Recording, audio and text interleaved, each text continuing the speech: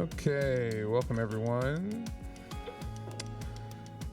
Good afternoon. We will be calling the board meeting to order in a moment, and SPS TV will begin broadcasting. For those joining by phone, please remain muted until we reach the testimony period and your name is called.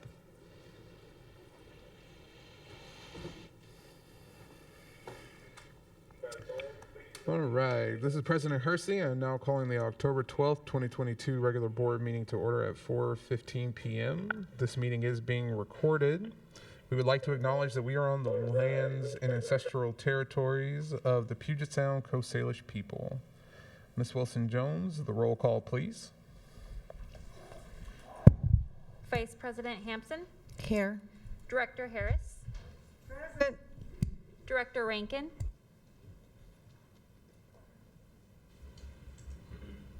I believe Director Rankin may be joining us remotely, but I do not yet see Director Rankin.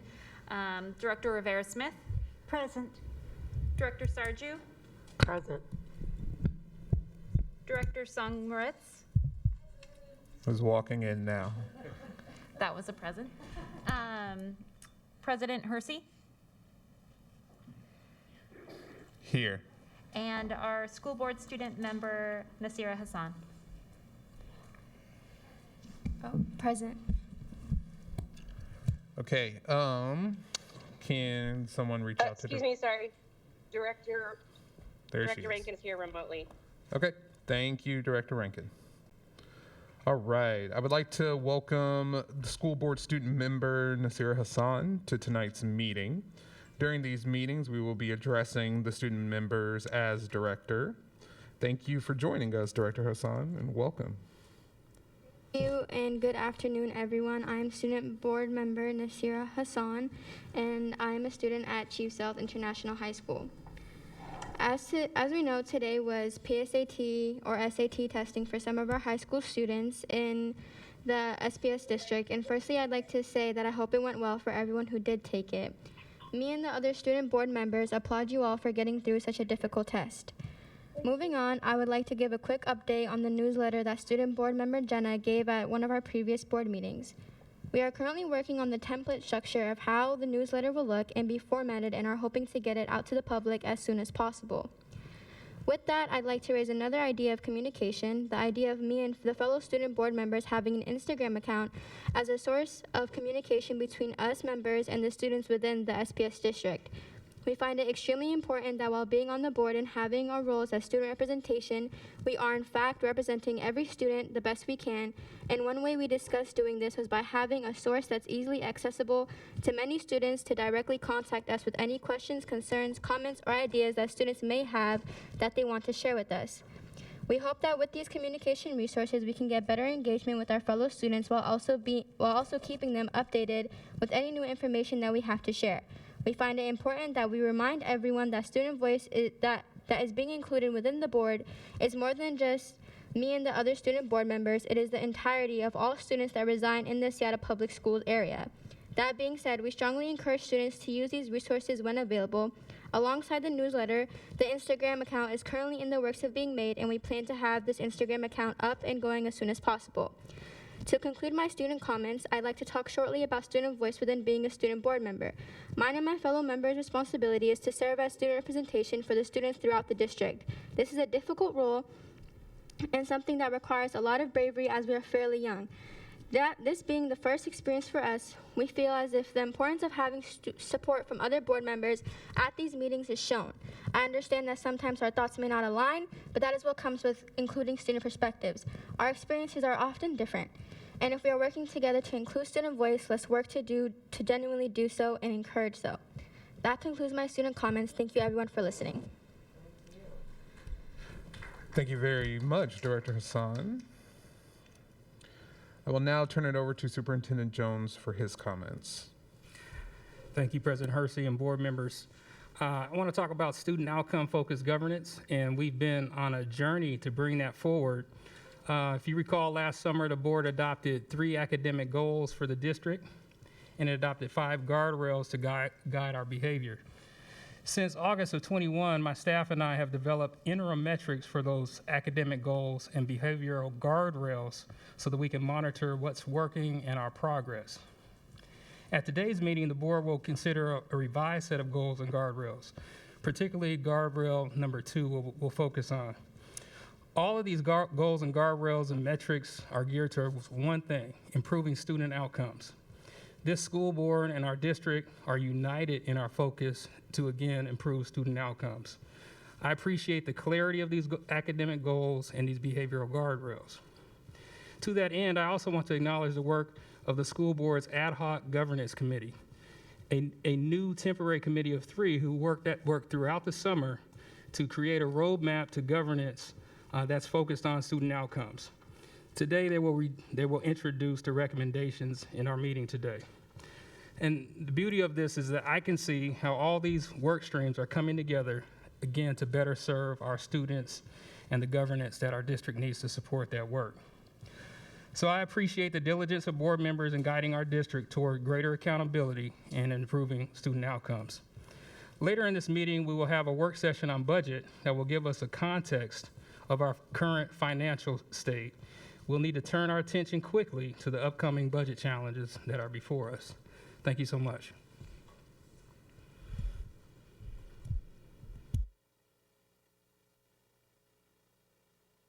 All right. Thank you, Superintendent Jones.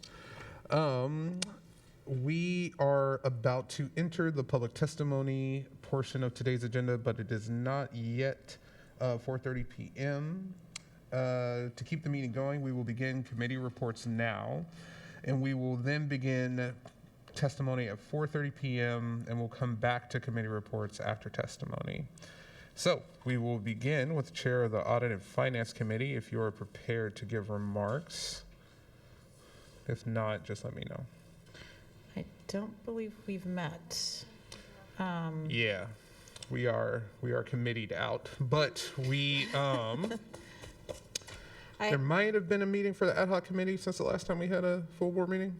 Am I thinking incorrectly? Yeah, we did meet. Yeah. We had met twice. We will talk about that extensively coming Okay. up. So Sounds great. I don't know that would be worth going into. We might be able to go to introduction items then. Yeah. Is that possible? All right. Let's see. I think we might have time to get through one introduction item. President Hersey, Yes. would it be all right if I gave a brief legislative update? Sure. That would be great. By all means. Okay.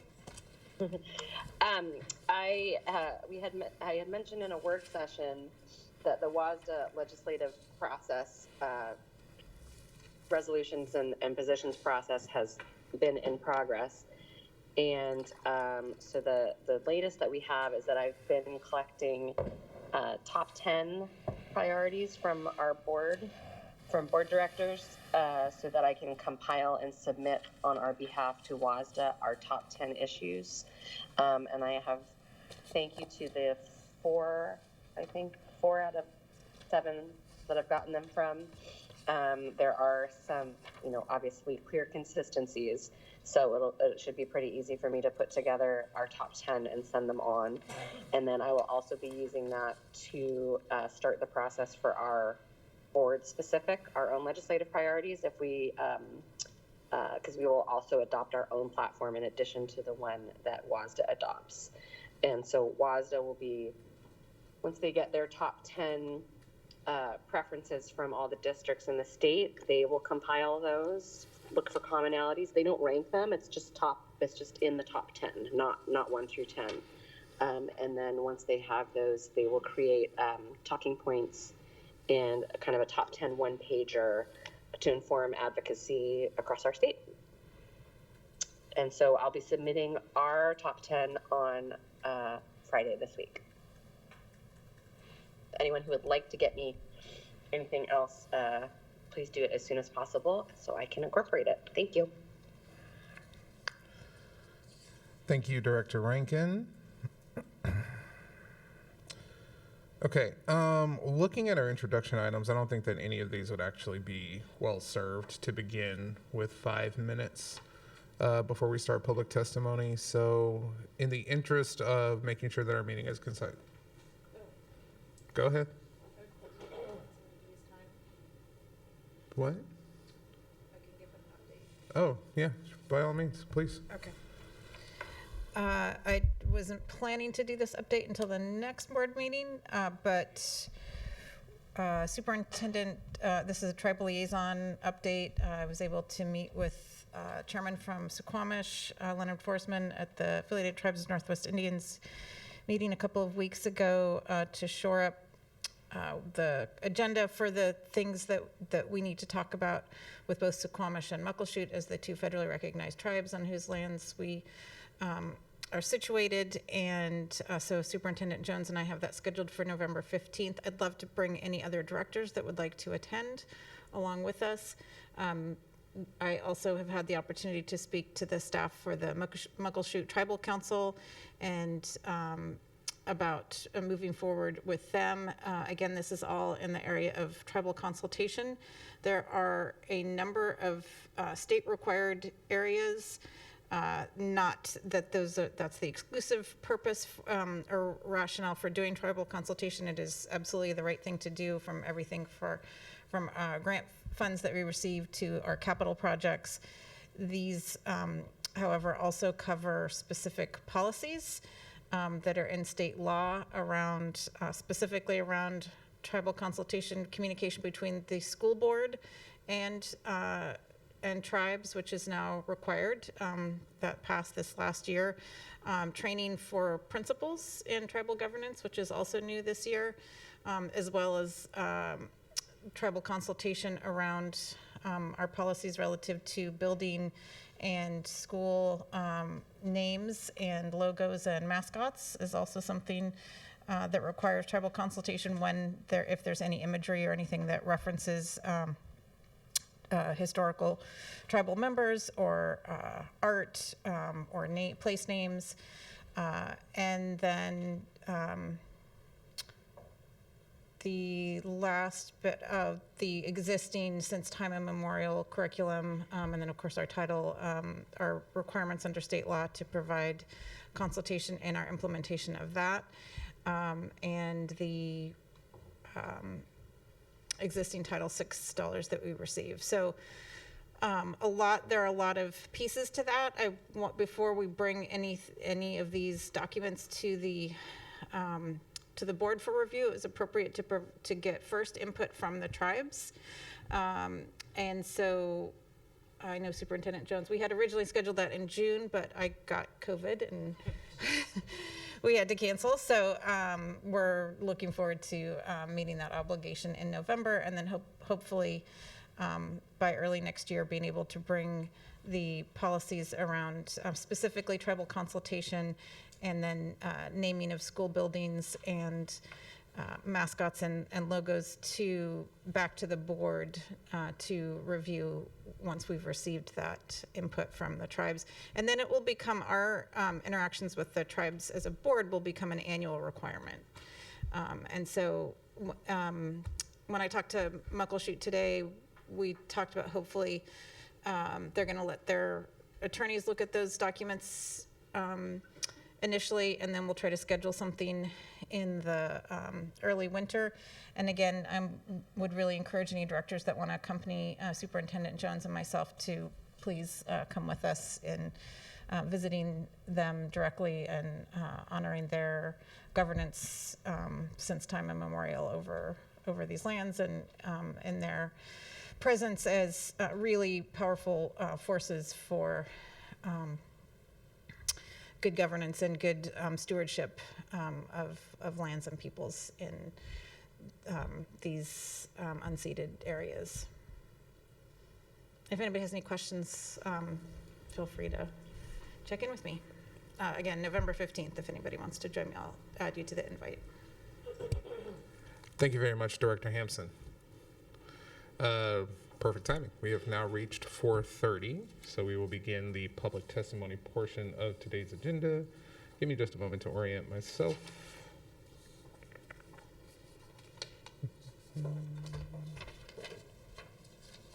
All right. We will be taking public testimony by phone and in person as stated on today's agenda. Board Procedure 1430 BP provides the rules for testimony, and I ask that speakers are respectful of these rules. I will summarize some important parts for this procedure.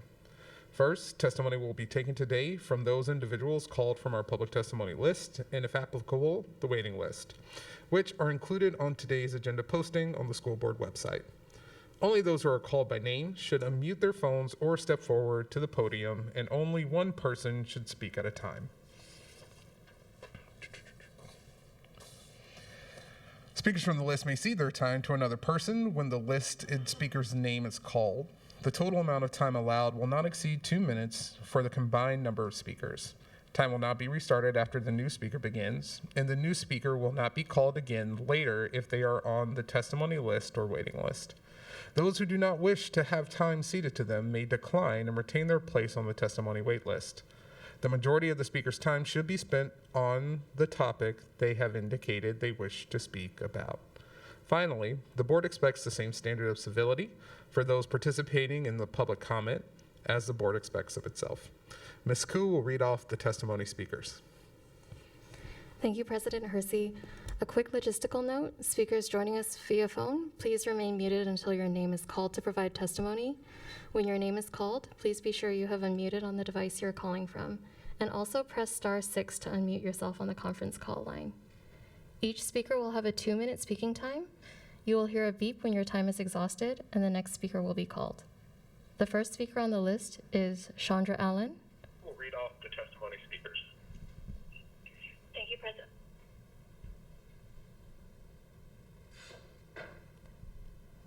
Chandra Allen, if you're on the line, please press *6 to unmute. The next speaker on the list is Chris Jackins.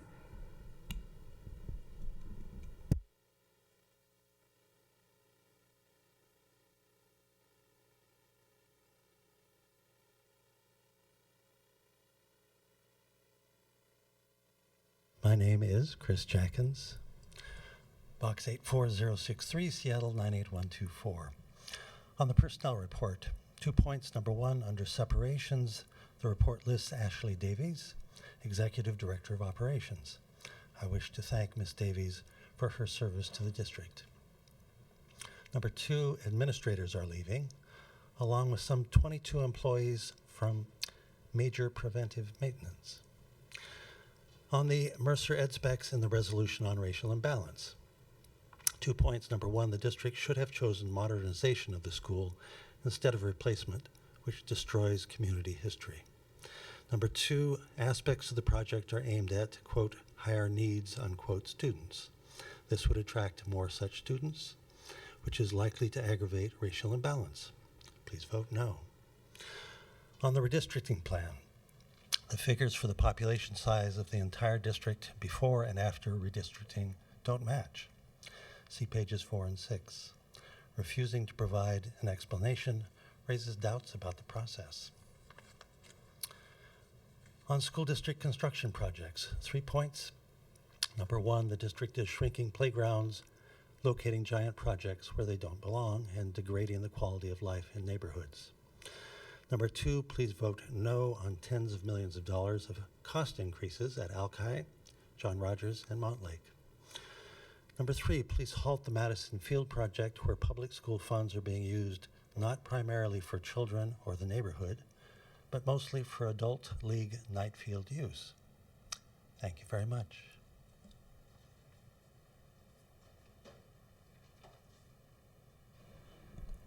The next speaker on the list is Mimi DeVoro. Mimi DeVoro.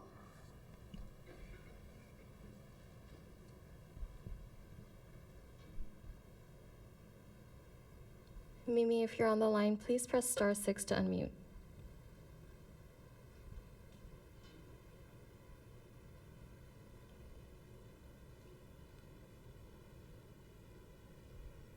The next speaker on the list is Jessica Whitsitt. Jessica Whitsitt?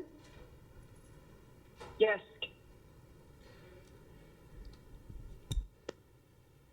Hello? Go ahead, Jessica. We can hear you. Okay, great. Good afternoon.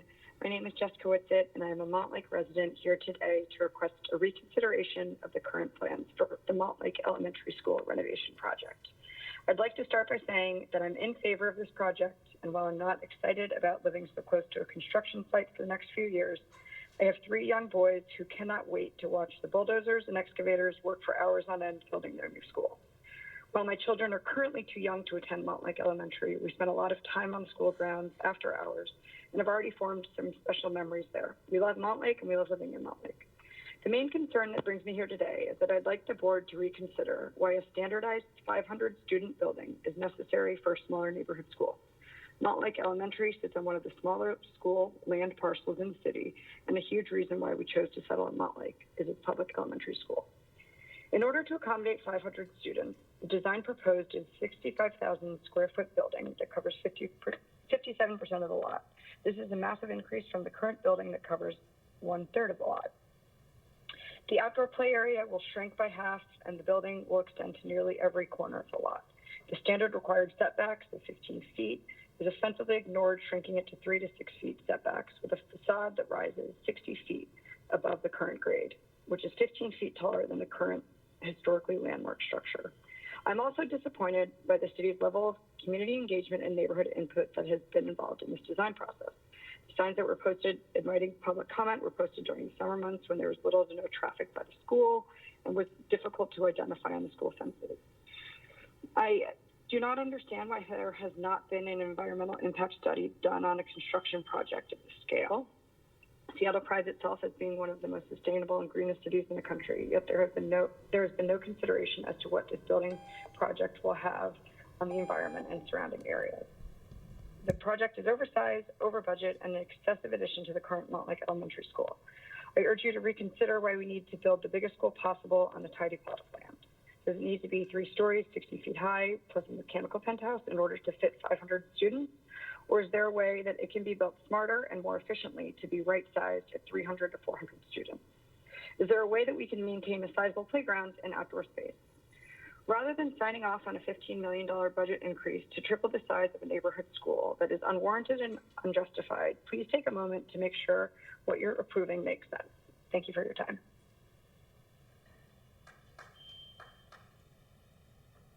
The next speaker on the list is Robin Reed. Robin Reed.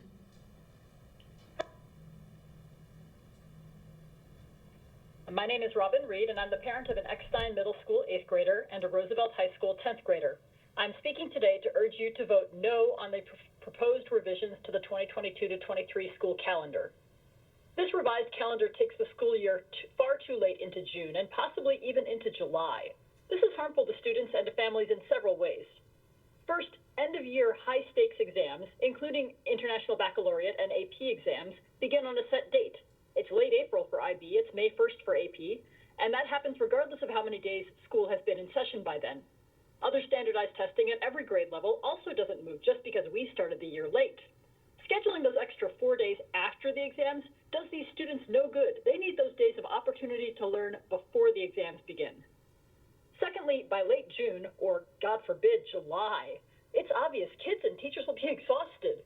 It's hard to imagine any meaningful work getting done that late in the year. It's also hard to imagine there won't be high levels of absenteeism for that final week. After all, July is when families finally relax and travel and reconnect with their loved ones. Some families have already made plans. Nobody should be in school then. I urge you to return to the drawing board and solve this problem another way. That could be deducting days from the February break or the April break. It could be finding them somewhere else, but changing the schedule this way means that though there may be 180 days on the calendar, Seattle Public Schools will not be providing kids with 180 days of excellence. Finally, I urge you and SEA to consider starting school a week earlier going forward. Even by September 7th, the scheduled first day of school, almost all my kids' peers, even locally, were already in school, and my kids were just antsy. They'll be miserable in late June when all their peers have been on vacation for weeks and they're still doing low-yield, end-of-year, run-out-the-clock activities in school. But for today, it would just be enough to vote no and get back to the drawing board. These extra days this year should be made up in the winter or spring and not in the summer. Thank you.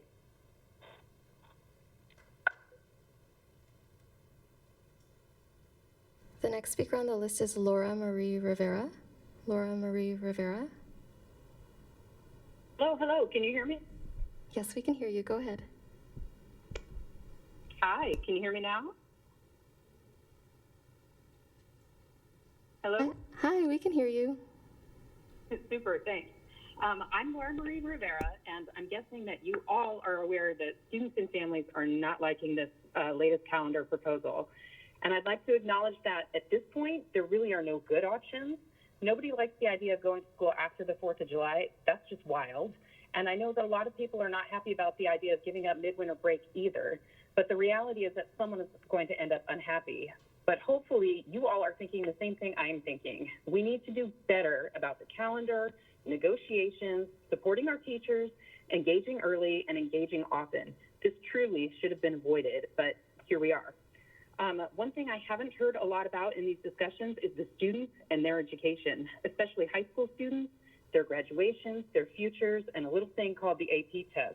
Like the speaker before me said, students all across the country who are in AP classes all take the AP test on the same day. I feel it's important to point out our old school district started school 4.5 weeks ahead of Seattle Public Schools. That's 22 more days of instruction that absolutely translate to better test preparation. These things do make a difference. And adding extra days a month after AP exams will not help our students at all. And further closing off employment and internship opportunities will also not help our students at all. And even though I've come here to express my disappointment in the current proposal, I'd also like to share something else. I would like to say thank you. I hope that our friends and the students and families that are disappointed will also listen. I'd like to remind everyone that our school board directors are volunteers. Volunteers. These women and one black man, thank you, Brandon Hersey, give hours of their time each week to support our Seattle Public Schools. And it's not an easy job or an insignificant job. And sometimes people are downright rude.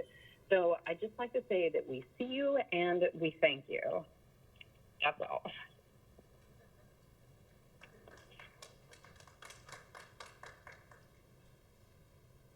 The next speaker on the list is Karen Murphy. Karen Murphy.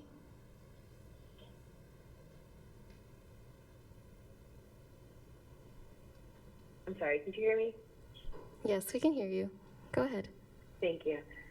I came here today with the intention of advocating for another teacher for Sacagawea Elementary School. When spring estimates were done, our school is estimated to start with 162 students, which is already under where we were at. In August, it was clear that that number would be closer to 200, an increase of 38 students, or 23%. Our principal reached out to get additional staffing and was denied. Our third grade class had 1 teacher and 40 students, but we were told we had to wait. We were assured multiple times, our principal was also assured that it would be rectified at October counts. It was not. We were told that we should instead do grade level splits to even out the students. And this would also not work as we are already at the WSS or above for all classes, including 34 kids in grade 5 and 1 teacher. Splits would impact all learners. This is not child-centered, nor is it a trauma-informed solution. Weighted staffing standards showed Sacagawea at 8.77, but we were still allocated 8 FTE classroom teachers. Parents have rallied. We've emailed, we've had conversations with school board members. You know who you are, and we appreciate and thank you. And we've also had conversations with SPS administrators. Today, we've been allocated another teacher. But what if we weren't so engaged and enraged and able to communicate and advocate? Would SPS have continued to overburden our school, students, and teachers? We have been provided no information into the process of denying our school's initial request and also not using the WSS. Nor do we have information about what changed and what led to the reallocation. We have no information on why these estimates were so far off or why, through 3 rounds of adjustments, we still were not provided another teacher absent our parent campaign. This allocation process should work, but it isn't. Families should be able to trust that SPS is truly committed to high-quality, world-class education, and that starts with having the correct number of teachers in the building. Thank you. The next speaker on the list is Roxanne Clavin. Roxanne Clavin,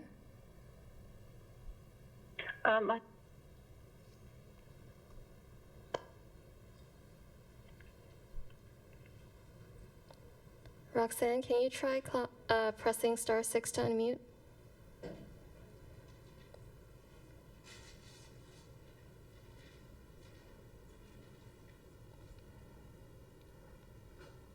Roxanne, can you press *6 to unmute?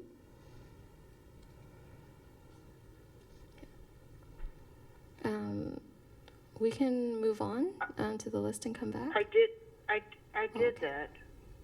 Okay, we can hear you now. Oh, okay. I live right by Madison Middle School, and I went to Madison Middle School in the 9th grade, and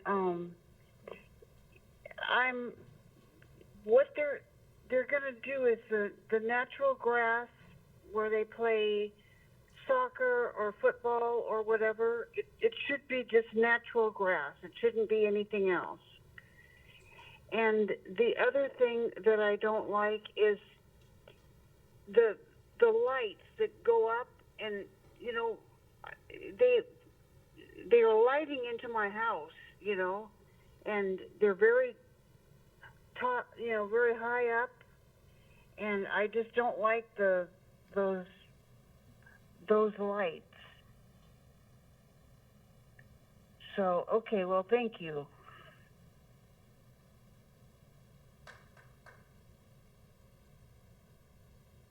The next speaker on the list is Alex Zimmerman. Alex Zimmerman. The next speaker on the list is Jason Juha. Jason Juha.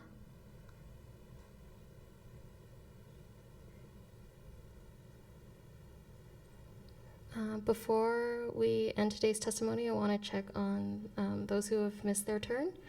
The first is Chandra Allen.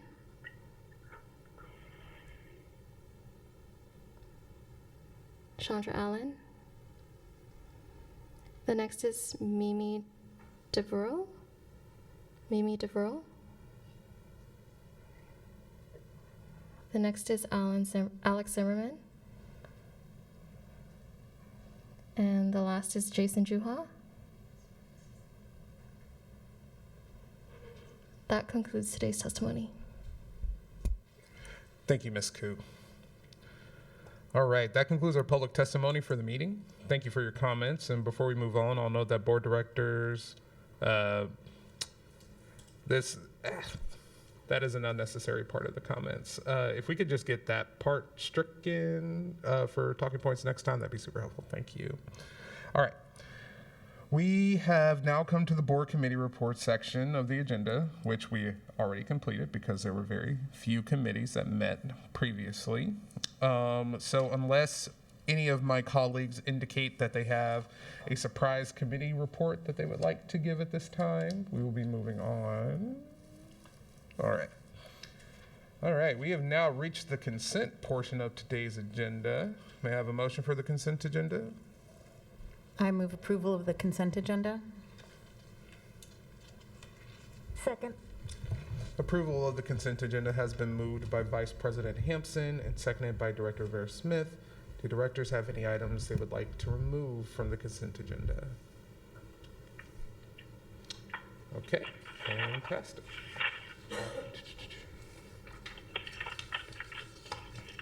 Okay, so all those in favor of the consent agenda, please signify by saying aye.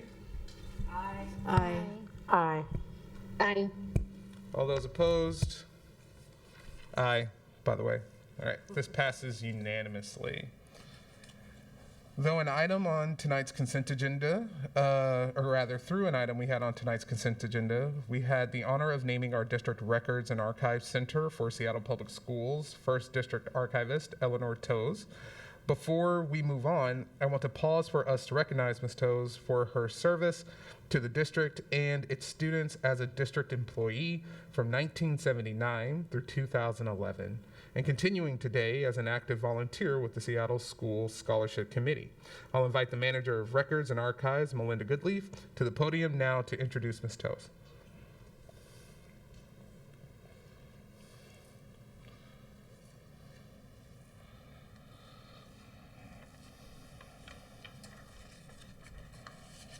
Am I too short? I think I might.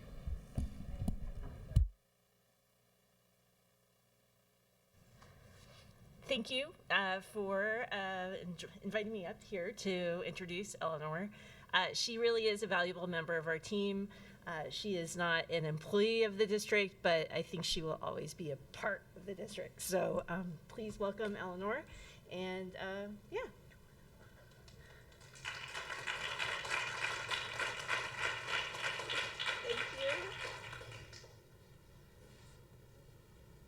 Thank you, Melinda, and the whole team for this incredible honor. It was my pleasure, with the help of many who supported me and encouraged me to do my job. That's what it was. It was a job, and it was a very good job, one I enjoyed doing. I had mentors all along the way, and now I can't quite stay away from the archives. They will tell me when I've been there too long. In the meantime, thank you again, all of you, for your support and for this incredible honor. And my name, Taves, rhymes with saves. Please forgive me for that. That's all right. I always told people my last name rhymes with saves because that's what I did and do. Thank you, everyone. Thank you for Thank you.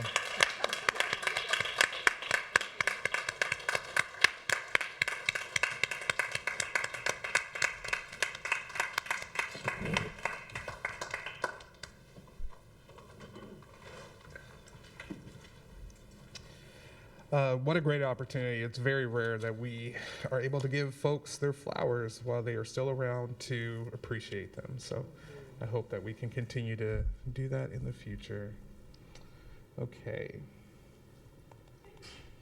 Before we move on to our business action items tonight, we have a budget work session. Directors will be moving over to the tables right over there for this portion. I will pass it on to Superintendent Jones to introduce tonight's presenting staff once we arrive at the tables, and then they will take it from there. So, directors, if you are so inclined, please join us at the other side of the room.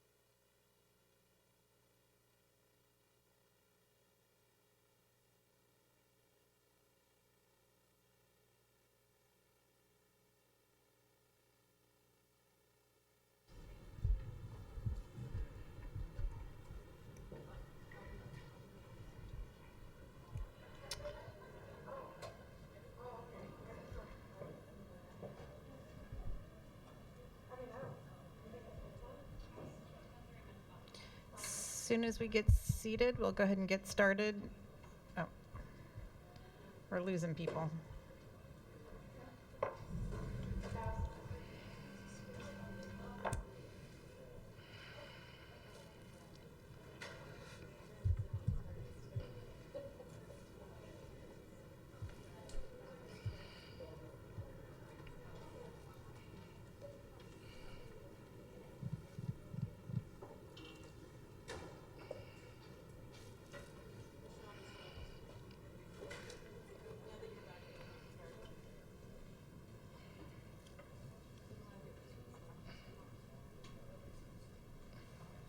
We're-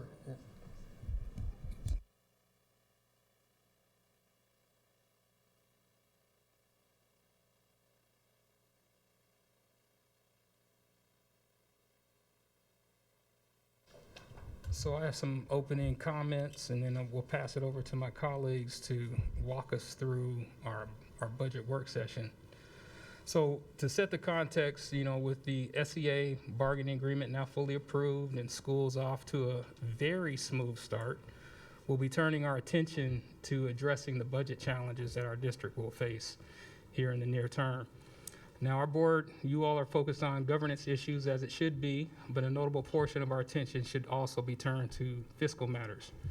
Our projected budget shortfalls are significant and cannot be corrected with easy actions or simple decisions.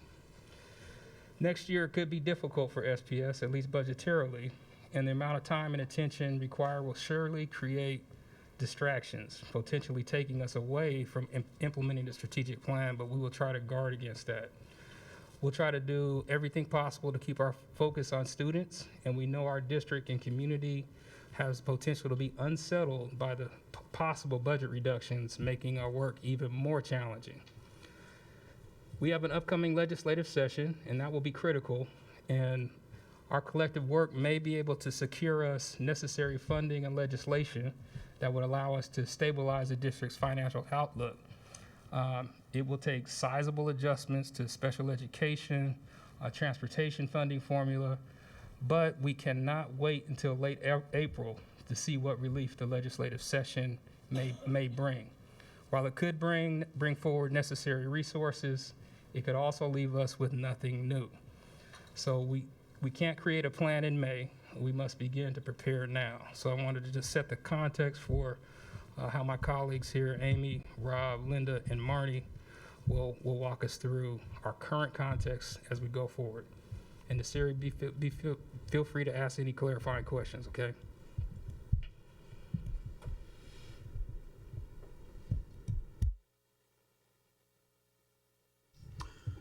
Good late afternoon, directors. Deputy Superintendent Rob Gannon, and I'm joined by several colleagues. I will give some introductory remarks about our presentation, and as we move through the agenda, each of my colleagues will jump in on different slides. So we'll try to move through briskly. And President Hersey, if you are in agreement, my suggestion is that we pause on each slide to entertain questions rather than holding them all to the end. I think the work session will be richer as a result, and it will also allow us to answer questions in a timely manner, but also record where we need to come back to directors with additional information. As you can see, we have 7 different items. What I'd like to say at the outset is our intention here this afternoon is to provide you with baseline information about our current status, how we understand the budget as it is today, some of the preparations we need to consider for the upcoming year. What we will not be doing today is suggesting solutions or means to address the different issues that we do face. This is really just level setting, so we all begin with the same information. And also some of this will reflect what I and others have verbally presented in prior meetings. So this is an attempt to bring some of that detail forward for all of your consideration. So we will talk briefly about the calendar. We'll hear from Dr. Campbell about an enrollment update. We'll lay some current and background information about the fiscal situation. We'll display our best and current understanding of our ESSER expenditures, our federal dollars that came during the pandemic. We'll look at some ending fund balance projections. We'll evaluate the impact of the agreement that Seattle Public Schools reached with the Seattle Education Association. And under potential solutions, we'll look at the categories that could bring some relief. But again, there will be no solutions presented this evening. So I'll move to the next slide if I could. So this is a high-level outline of the budget development calendar. This is the budget that we will be developing for the fiscal year 23-24. Obviously, we're in a current budget year and we're executing that budget. This calendar outline is roughly analogous to prior years. So what you'll see here is a layout of critical dates, some of which involve board activity or board action. Others are highlights of things that are necessary for us to understand as we move through the calendar year. I'd like to highlight a couple of points. So as we do each year, or at least during Dr. Jones' tenure, we try to begin with a budget work session. This is our first effort, so that we're here located at October 12th. We have 3 opportunities before the close of the year, and more importantly, before the legislative session begins, to come together in a work session format and continue to develop information that is necessary for the board to understand our current situation, as well as to begin to evaluate potential solutions. Those can then carry into the start of the new year when the legislature is in session. A lot of what you see between January 9th and April 23rd includes both opportunities to engage as well as some of the milestones that the organization needs to attend to as we prepare the technical requirements of the budget. We can forecast that the legislative session will end at the end of April, and then we have just a short period of time to move to final consideration of a budget, developing whatever adjustments that the district deems appropriate, as well as incorporate any legislative adjustments or changes that may come. By May 1st, we need to be in a state of near readiness to lock our budget into place so that we can produce the necessary documents, also communicate budgets out to our organization as we enter the year or prepare to enter the next fiscal year. And then finally, by July 5th, we will seek formal adoption by the school board of whatever it is that we are able to bring together as a proposed budget. So I will pause here. This is, again, just a high-level overview of the year that sits in front of us, or at least the 9 months or so that sits in front of us, but we will try to make as best use as possible of the work sessions that are scattered through that calendar so that we can engage the board in an interactive fashion to really understand where we are and how we proceed to address some of the challenges that we'll begin to talk about. So, President Hersey, I'll pause here and see if there are any questions.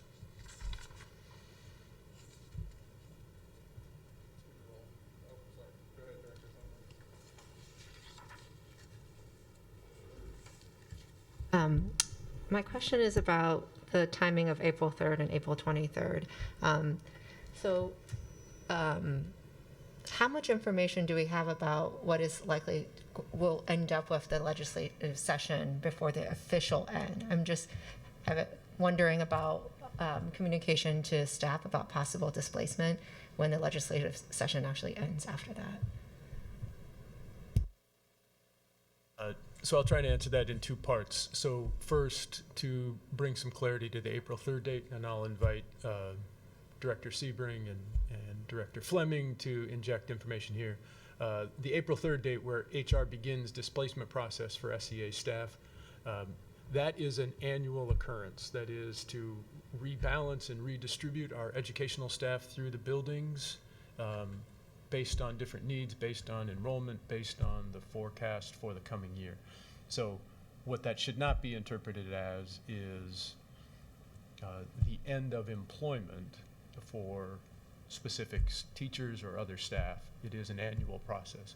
So that said, it does precede the end of the legislative session, and in any given year, we may have very clear information where the legislature is heading, but more likely than not, we don't find out where the legislature will end until the very near final day, and sometimes even after that when they extend the session. So, but that's not meant to be a harbinger of proactive layoffs or anything like that. That is our internal target date, and it's also driven a lot by what is embedded in the different collective bargaining agreements.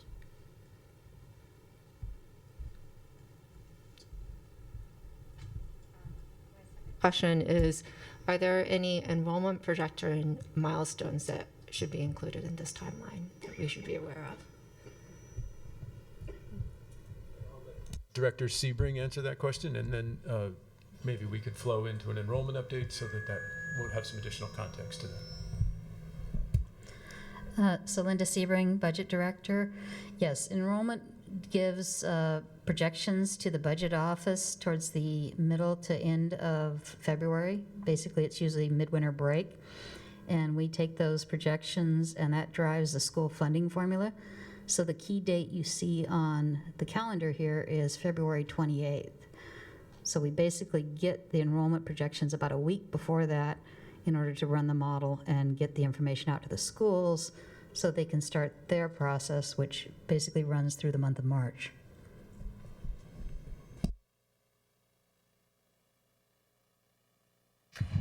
Thank you.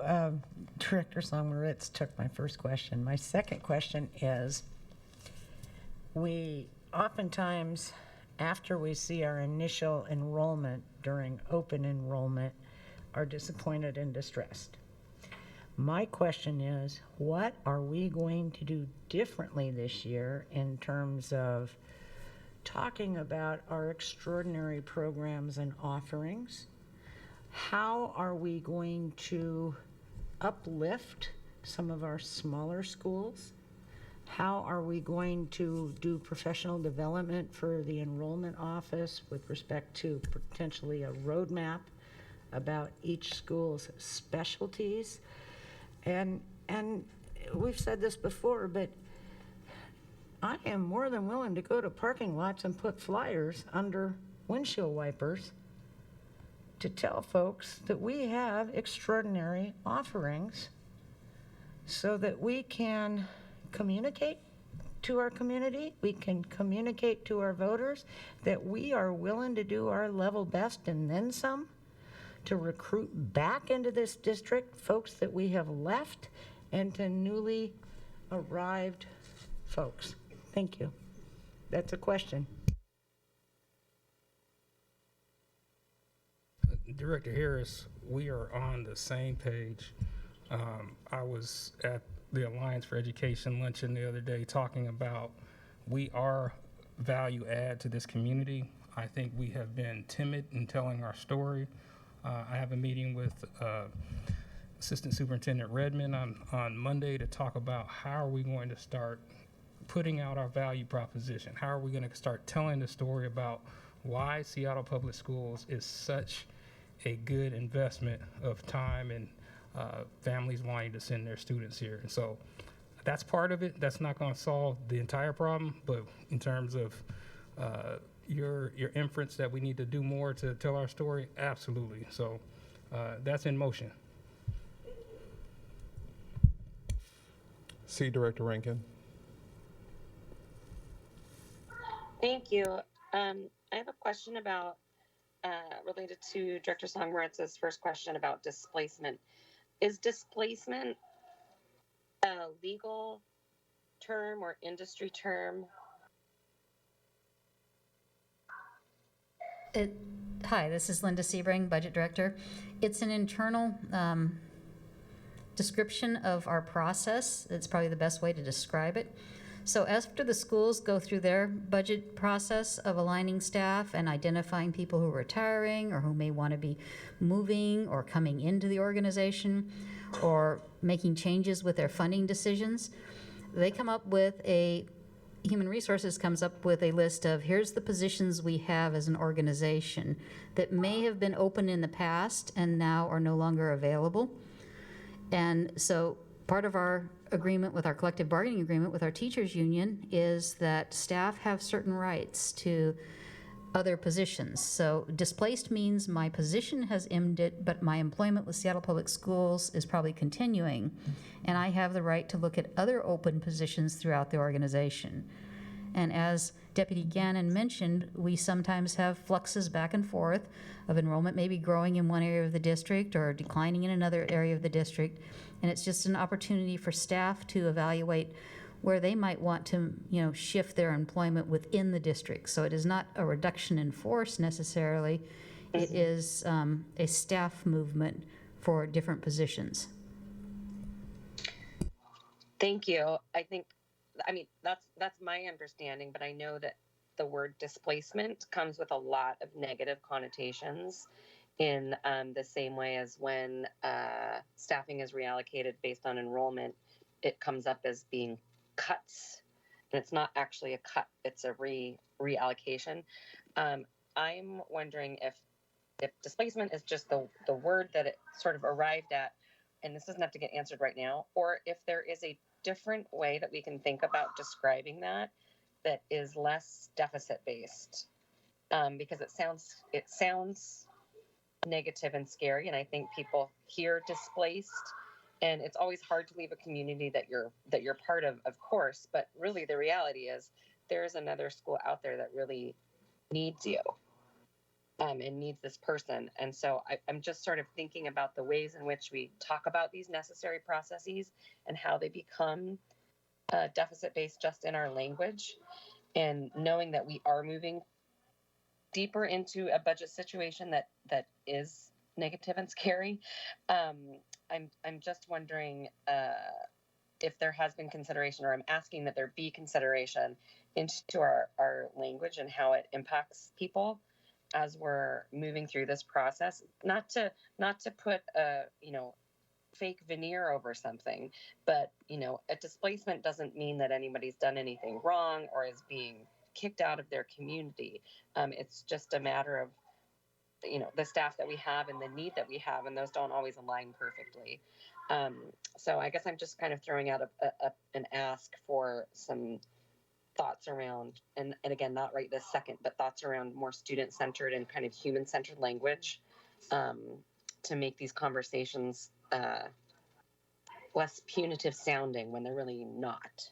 They're just sort of the facts of the situation that we are in, and are in, all the time, even when there's not deficit ahead of us. So I can take that offline, but I just wanted to throw that out for consideration. Thank you, Director Rankin. Director Hampson? I know we are now required to report actual expenditures on a building basis, correct? Per ESSA. Every Student Succeeds Act. When in this process might we be able to start? That's relatively new. I think we're 2 years into that. Is that correct? When might we be able to start looking at that to pair up the outcomes that we're seeing for students and how that matches up with the spending at the building level, so that also becomes part of our decision-making process?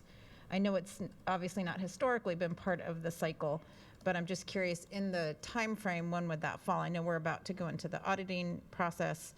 I was just trying to confirm when our data is due to the state for that reporting, but their site is down. So maybe you can help me. Well, and I will probably hand this off to Director Fleming, because what we're talking about here is the budget calendar, and what you're discussing is the actual expenditures, which is something that we definitely should evaluate, and is not something we've spent a lot of time with at a higher level. So once accounting closes the books, that would be adding a different process. So I'll hand it off to Amy to discuss how that might look. Hi, Amy Fleming, Director of Accounting.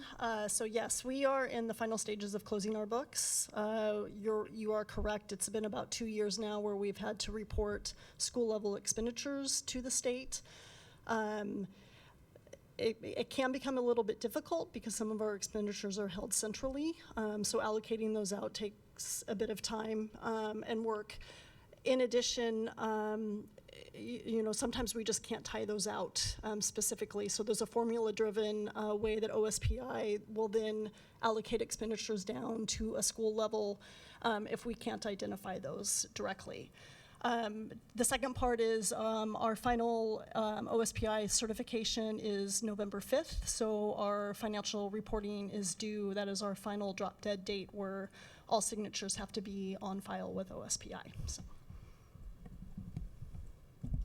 Okay, and that's very helpful, and I'm asking tentatively because I know it's a big ask to then start to move to, okay, how do we take that data, which we're square peg round holing for the purposes of giving the state data, which I think is also, there's really good intent behind all of this, right? Is so we can start to see a bigger picture, a better picture based on not just what we budget, but actual dollars that are spent. But especially as we head into this period of possibly needing to make some very hard decisions, to the extent that we can glean anything from that data to help us crystallize our knowledge base about where we can make cuts without negatively impacting student outcomes will be really helpful. So if, you know, maybe next time as you look into it, to let us know when we might be able to see some threads of that data starting to come through. And it sounds like it would be at, you know, early in the start of the calendar year. Thank you so much. Director Rivera-Smith. Hi, thank you. Thank you. Good to see you guys. I'm wondering what were our enrollment projections accuracy for this fall? Do we have those? Do we know what that is? Director Rivera-Smith, if we could use that as a segue and go to the next 3 slides, I think it'll give some information along the way. If we're happy to entertain questions you may have about the calendar, but I think the enrollment update will answer your question Gotcha. specifically. Okay. Yeah, and then I have a follow-up question to that. So should I ask that now or later? Not knowing what your follow-up question is, I suggest maybe you ask it after the next 3 slides. Yes. Later. Okay. Got it. Do you want me to go ahead? Board directors and colleagues, it's nice to be with you tonight. I'm Marnie Campbell, Interim Executive Director of Operations. So if you look at the next slide, you will see where those two, the red line and the blue line intersect, indicates that we actually, our predictions almost quite closely aligned with our actual head count at this point. So I've given a lot of, kudos to the team, the enrollment planning team, because they actually did a great job of predicting our potential enrollment. And that's good news for us and good news for the team, and they do really great work. So that's the response to that question.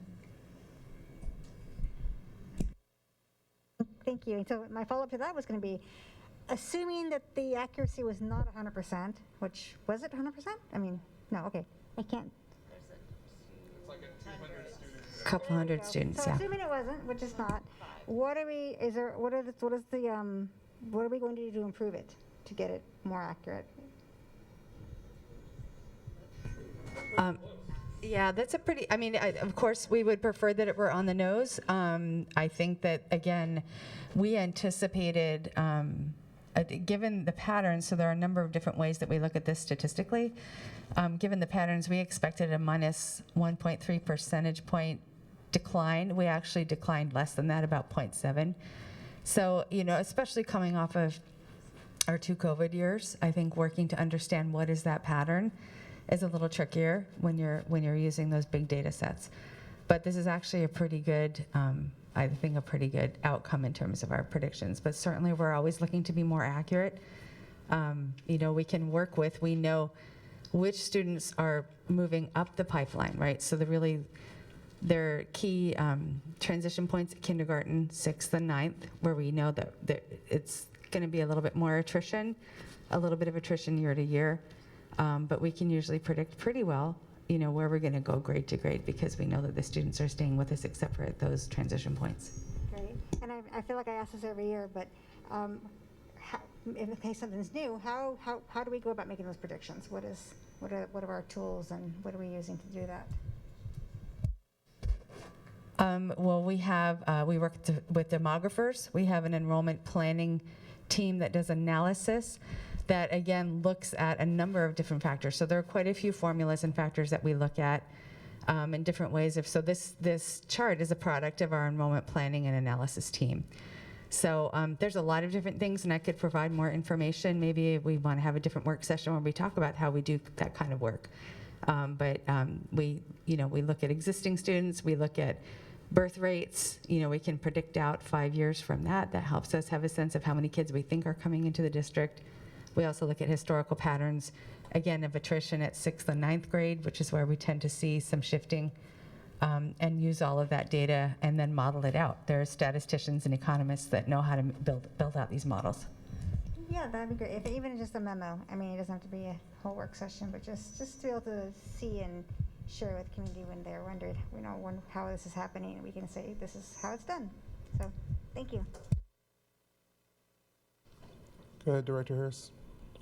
It was my recollection that we don't have an on-staff demographer. When did that change?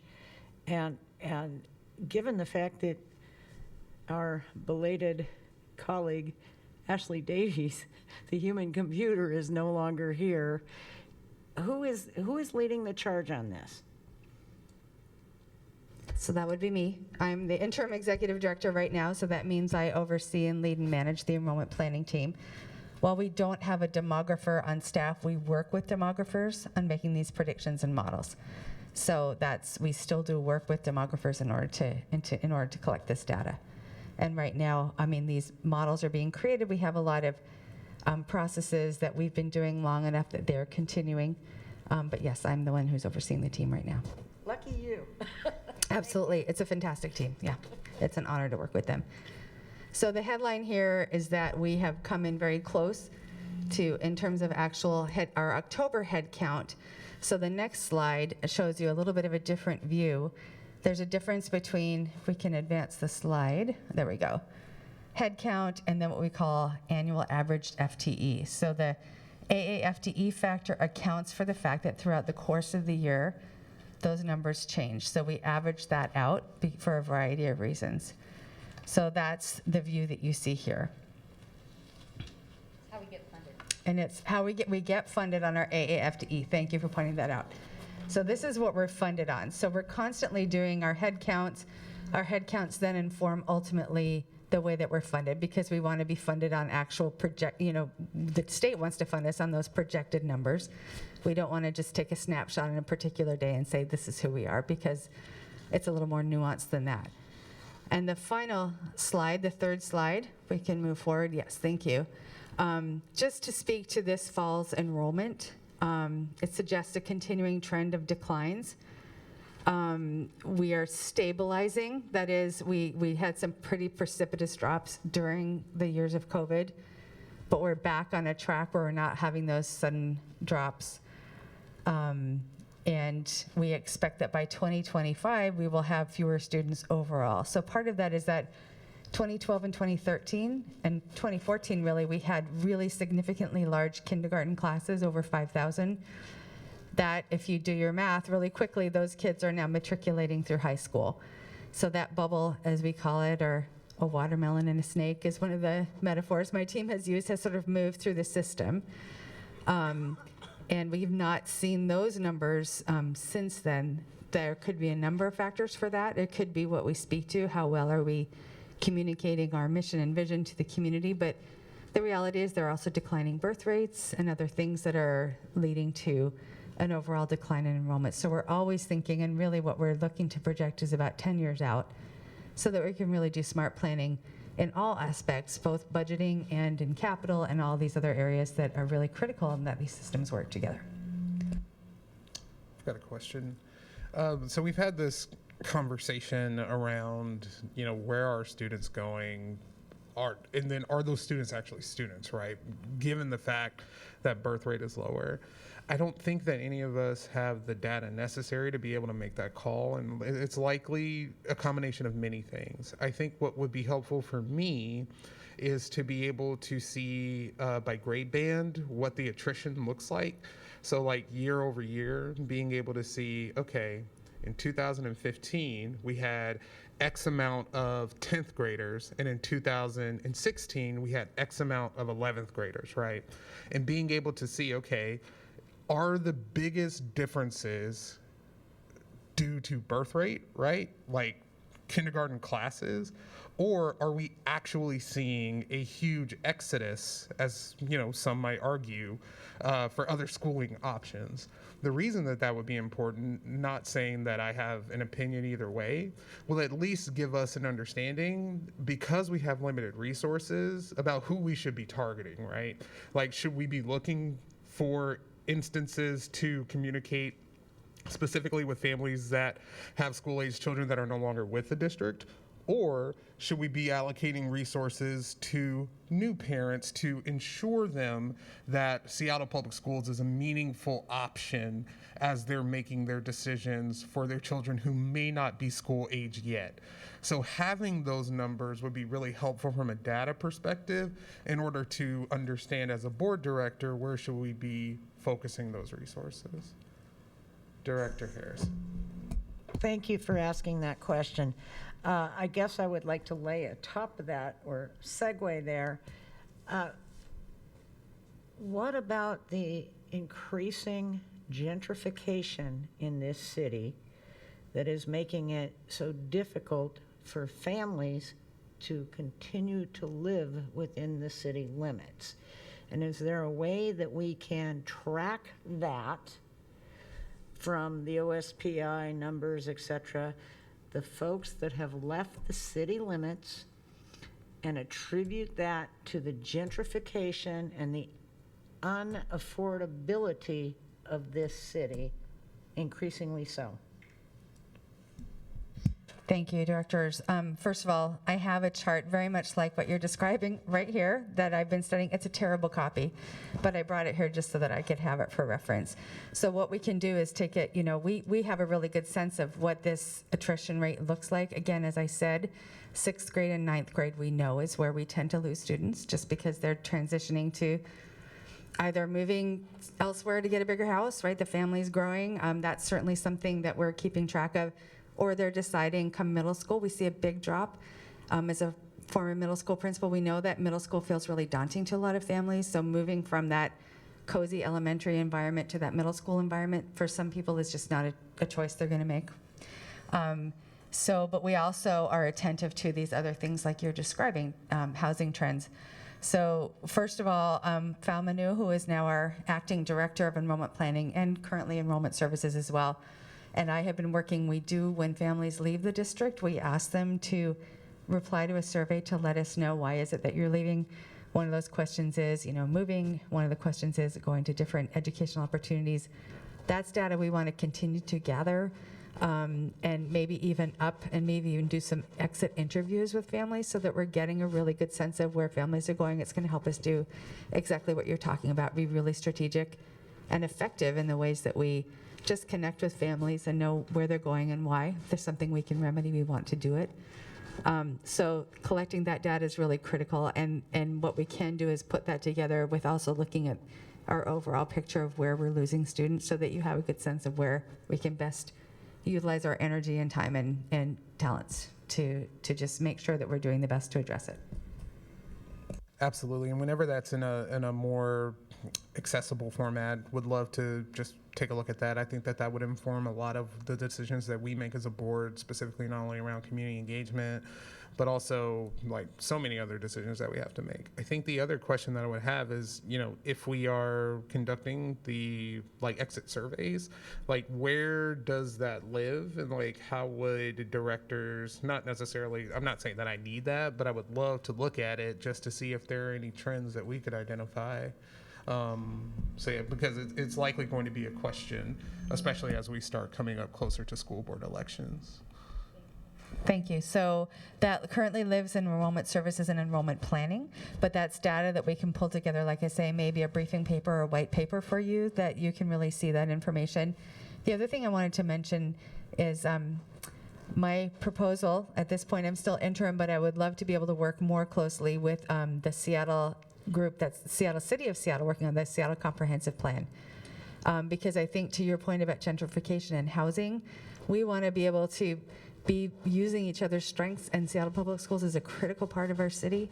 It is what makes our city a place where folks want to be, and we owe it to the city and to our students to work together. So to take a look at some of those housing patterns so that we're not operating distinct from the city of Seattle. Director Salma-Ritz. I have two questions. The first question is, what is the process for coming up with enrollment projections on a per school basis? Do we do the overall enrollment projections first with the schools and then roll it up, or do we come up with a total number and then roll it back down? That's a great question, and the answer is it's fairly complex. So each school, we have historical data that shows us both based on current students and based on what we know of kindergartners coming in where we think they're going to be. But we also have data that shows year over year between day 7 of school, when we tend to do our head counts, and the end of October, what's the historical decline. For some schools, that's a bigger factor, so we actually create a factor that we apply when we look at that projected enrollment. Sometimes that's not correct, and one of the X factor wildcards in there is that we're not always enrolling people in schools where people actually live, if you know what I'm saying. There are some high demand schools where folks will find ways to get into those schools, and so that becomes a little harder for us to anticipate, where pockets of folks going to be coming. But we have a lot, so school by school, we have individual data with historical patterns of enrollment. Again, we can look at where do we think those incoming kinders, or looking at a middle school, what are the feeder schools, so what do the 5th grade groups look like, and same with high schools. But we also look at patterns for schools in terms of the attrition that tends to happen. So that's how we come up with those projections. Follow-up comment to that is that those projections on a per school basis have really significant consequences for school budgets, and I would be curious to know how accurate we are in terms of projecting individual school enrollments over time. My second question is, the slide mentions we're above projections for grades 1 through 5 and 6 through 8. Do we have a sense for how kindergarten came out relative to our expectations? Yeah, thank you. It's up and down a little bit, but it's looking like just slightly above what we predicted. So that's good news insofar as those kinders are the ones that are going to roll up through our system. And yes, I mean, having lived the principal role of budgeting a school, I'm aware of how much those projections matter. There have been times when I have argued with the enrollment planning office, and more often than not, they've been correct. So I will say I now am in the position of saying, oh yeah, I was that principal, but it's a partnership really, so it's really critical that we work together on those things. Do you also incorporate or weave through these projections wait lists historically for each individual school? Yeah, that's all part of the calculations that we look at. Mm-hmm. There's a school by school, seat by seat analysis. Thank you.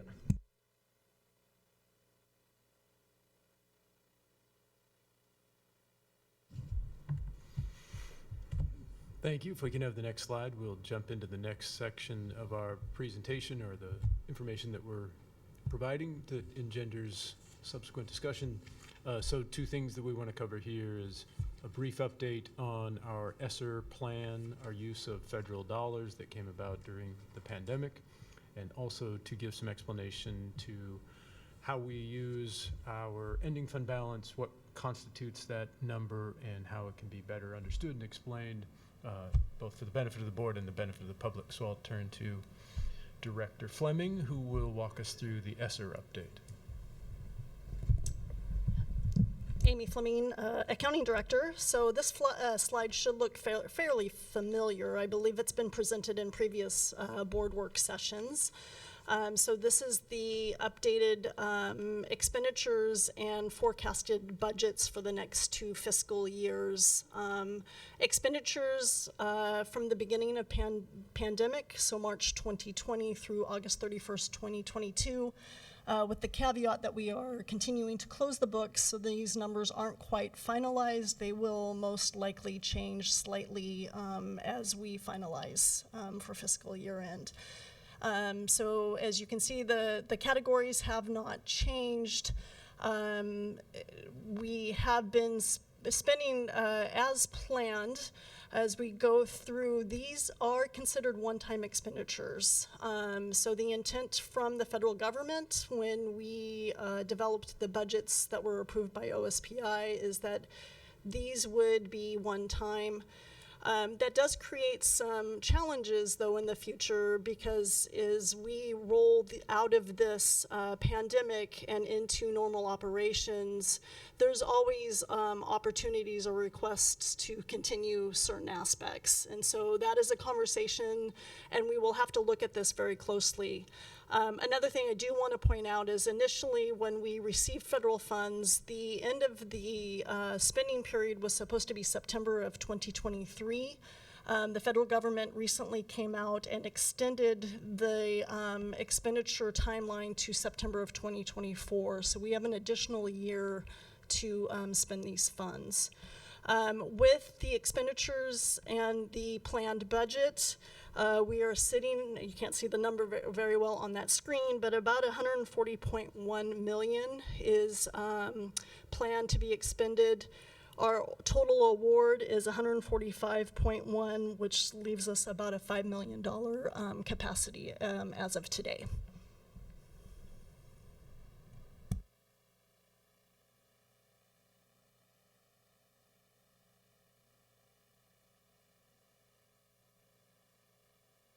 I didn't get this question to you in advance, so if you don't have it, you can send it to the full board later. I was just curious, I know as you mentioned that some of these expenditures, I'm looking specifically at the social worker counseling, the way that we're paying for some of these items with one-time dollars, but that are either our continuation or prospectively continuation based on our contract, right? So some items we may have done one-time expenditures, and then the state's ultimately gonna, that funding's gonna come from the state, right? Like that's one bucket. But what percent of the total dollars is one-time, or is actually not one-time funds, but where we expect to have to continue those particular operations or staffing of the total amount? And I know that we tried very hard not to do that, and that was the specific. There's a lot of requests for that, but strongly advised otherwise from all the feds and all best practice advisors. So I'm just curious where we are on that relative to other districts or just our expectations for ourselves. So I'll look into that and respond to the entire board and get you that percentage. Thank you. Linda Sebring, Budget Director. I can probably give you a little bit more specifics on some of this stuff. And these are decisions the district has not yet fully evaluated. The social workers, yes, that was part of our contract, and we were looking for opportunities to help us fund the items we wanted to in advance of the state's funding of the prototypical model increase there. One of the costs I think you're talking about is the first line, which is student and staff PPE enhanced cleaning HVAC.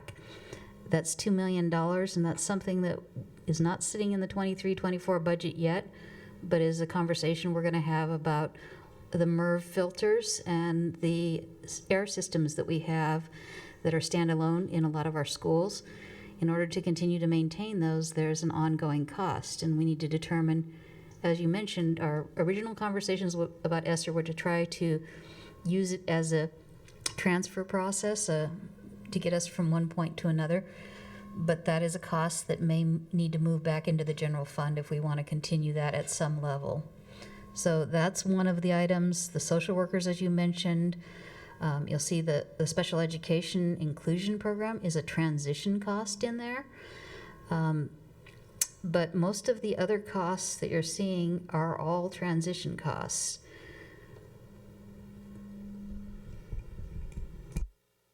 Thank you. That's very helpful.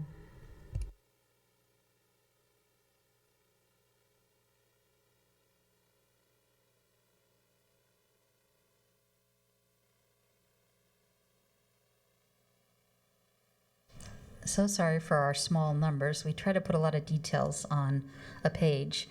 So what you're seeing now is during our bargaining conversations and sometimes with our community, we've had a lot of conversations about the district has a lot of money. And at the same time, we're having these conversations that we have some difficult financial times coming ahead of us. One of the pieces of conversation is what's on the board here, which is our anticipated ending fund balance. So think of that as when you finish with all of our revenues and all of our expenses and accounting is done, when the music stops, how much money do we have left and what categories is it placed into? So what you'll see here is it's 160 million, almost 161 million. This was what we budgeted to have as an ending fund balance for the school year that just ended. We have made some adjustments to these numbers, mostly what we think we'll have of unspent funds that we'll talk about in a couple of slides, but I just wanted to bring to people's attention, and we had this conversation with our labor partners as well. The items highlighted in yellow are funds that we pushed through the fund balance. So this is money, most of these are monies that were saved not last school year, but the school year before, when we were basically shut down for COVID. So you'll see $55 million ending fund balance for 2021. That was a creation of a lot of things that did not happen in 2021. We did not run a transportation program, so we did not have a major deficit for transportation. We did not run a nutrition services program with a deficit either. The federal government was paying us a significant amount of revenue there. So we had several programs that typically are high deficits that did not have deficits. So we saved money. We saw this working with the previous assistant superintendent, and we said we need to save that money because we know we have some challenges ahead. So we put it into the ending fund balance, that $55 million.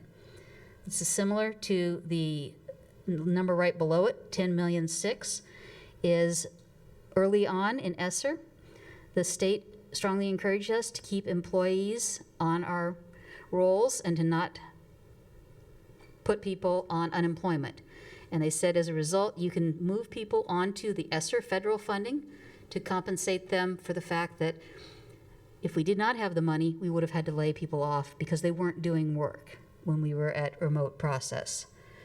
So that again took people that we had budgeted and planned to fund in the general fund and moved them onto the ESSER fund, freeing up money. Similar thing with the other yellow right underneath it is capital funds. We transferred capital funds in 21-22 that we said we're going to be funding 22-23. So just to summarize, everything in yellow is money that we used to balance 22-23. That is $82 million of money going through a fund balance, a savings account that is funding our basic operations. This is the heart of our structural deficit.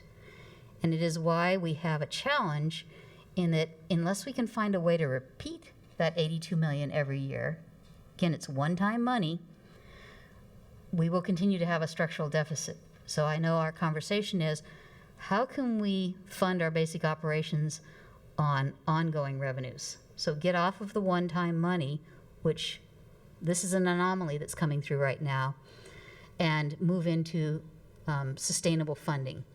So that's a large portion of the 161 million is that 82 million of one-time money. The items in green are restricted funds. So those are required to maintain. The first one, I'm sorry, cut off as we tried to make it a little bit bigger, but it says grant revenue and other restricted funds. Think of that as like the learning assistant program from the state. They give us revenues and we need to identify eligible expenditures in order to earn those revenues. If we haven't given them eligible expenses, then we have to put those funds in a reserve until we've identified expenditures to go against those revenues. So those are typically grants where they pay us in advance.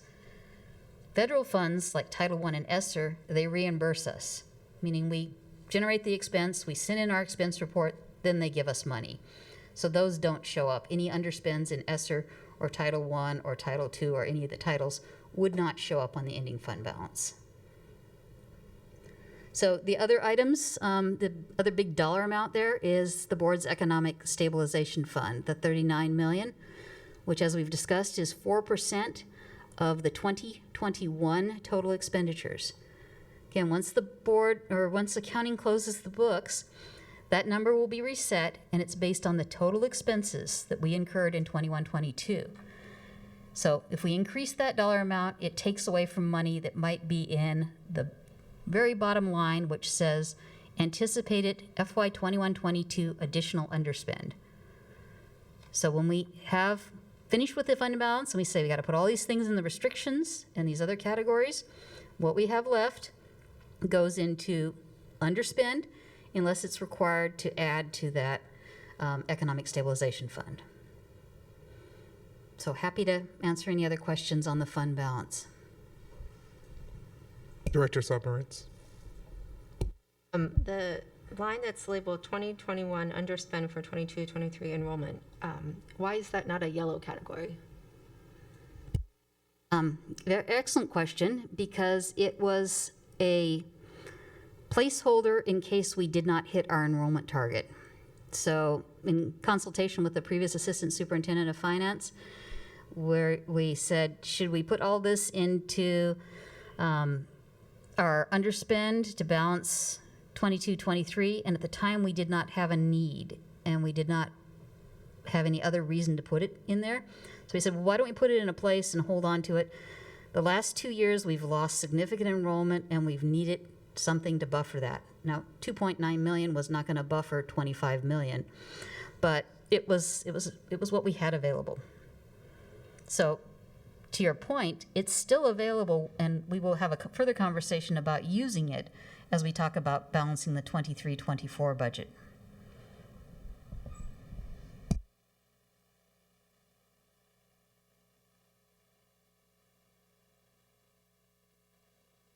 And directors, just for the record, when Director Sebring refers to the former assistant superintendent, it is the beloved and desperately missed Jolynn Berge. So if she's out there, we wish she would come back. Saying that, we also know she's not listening to this meeting tonight.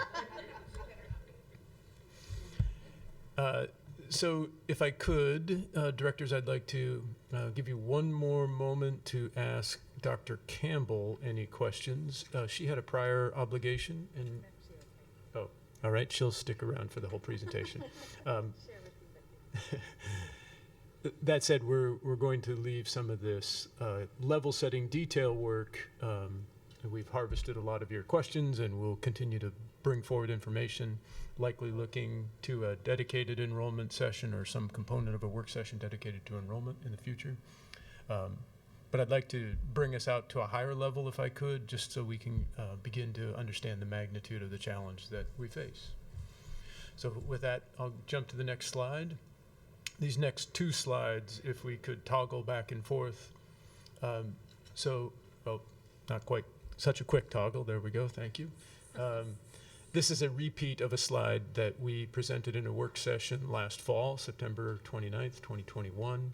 And we've included it here both for ease of reference, but also to showcase that what we're beginning to discuss now for the upcoming budget year, projected shortfalls, is not a new piece of information.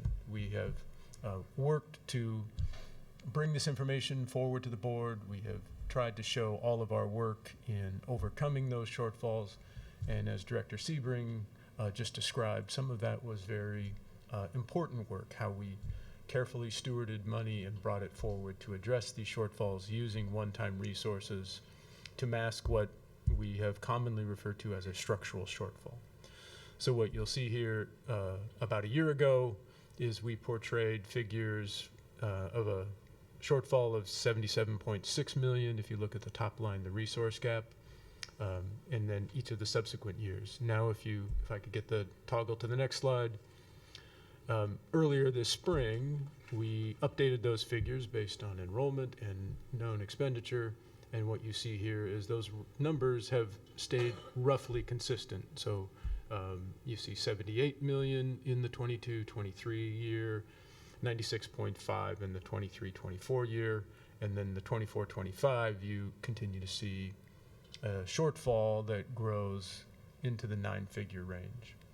So again, these are just brought forward for ease of reference and to remind us all that we have had the great benefit of a number of one-time dollars, especially the federal funds that have helped us mask the shortfall. And now we need to turn attention to how we address those shortfalls, or how we find ongoing resource or one-time dollars to continue to operate the district at the high level. So I'll pause here, just in the event that there are any questions about how those numbers are derived, but we have an updated slide that will bring us current to our present challenge. All right. If we can then jump to the next slide.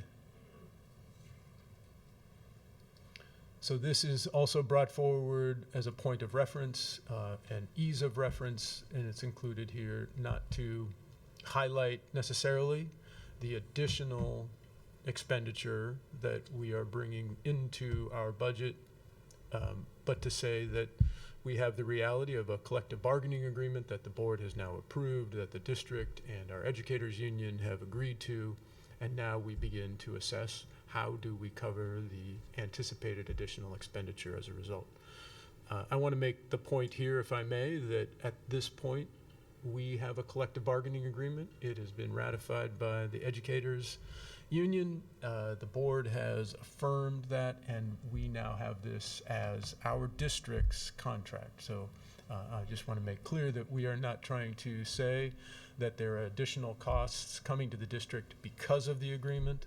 We are saying that we as a district collectively have made these choices, and now we incorporate them into our budgeting process and determine how we can resource them as we go into each of these years.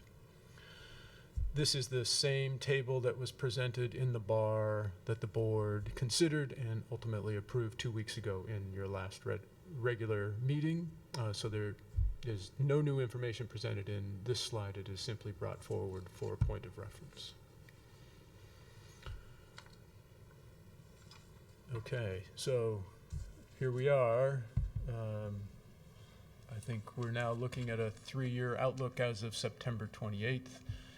This was a slide that I had in hand that our budget team had developed, and we used it to begin to understand the updated figures for the current fiscal year and the 2 out years that we're looking at. So again, you see the updated figures in the resource gap line, which shifts slightly, and we can answer questions about that. But what you also begin to see is how we are anticipating being able to move through the 22-23 fiscal year with a 0 resource, or a 0 as the total remaining gap. So we can explain that.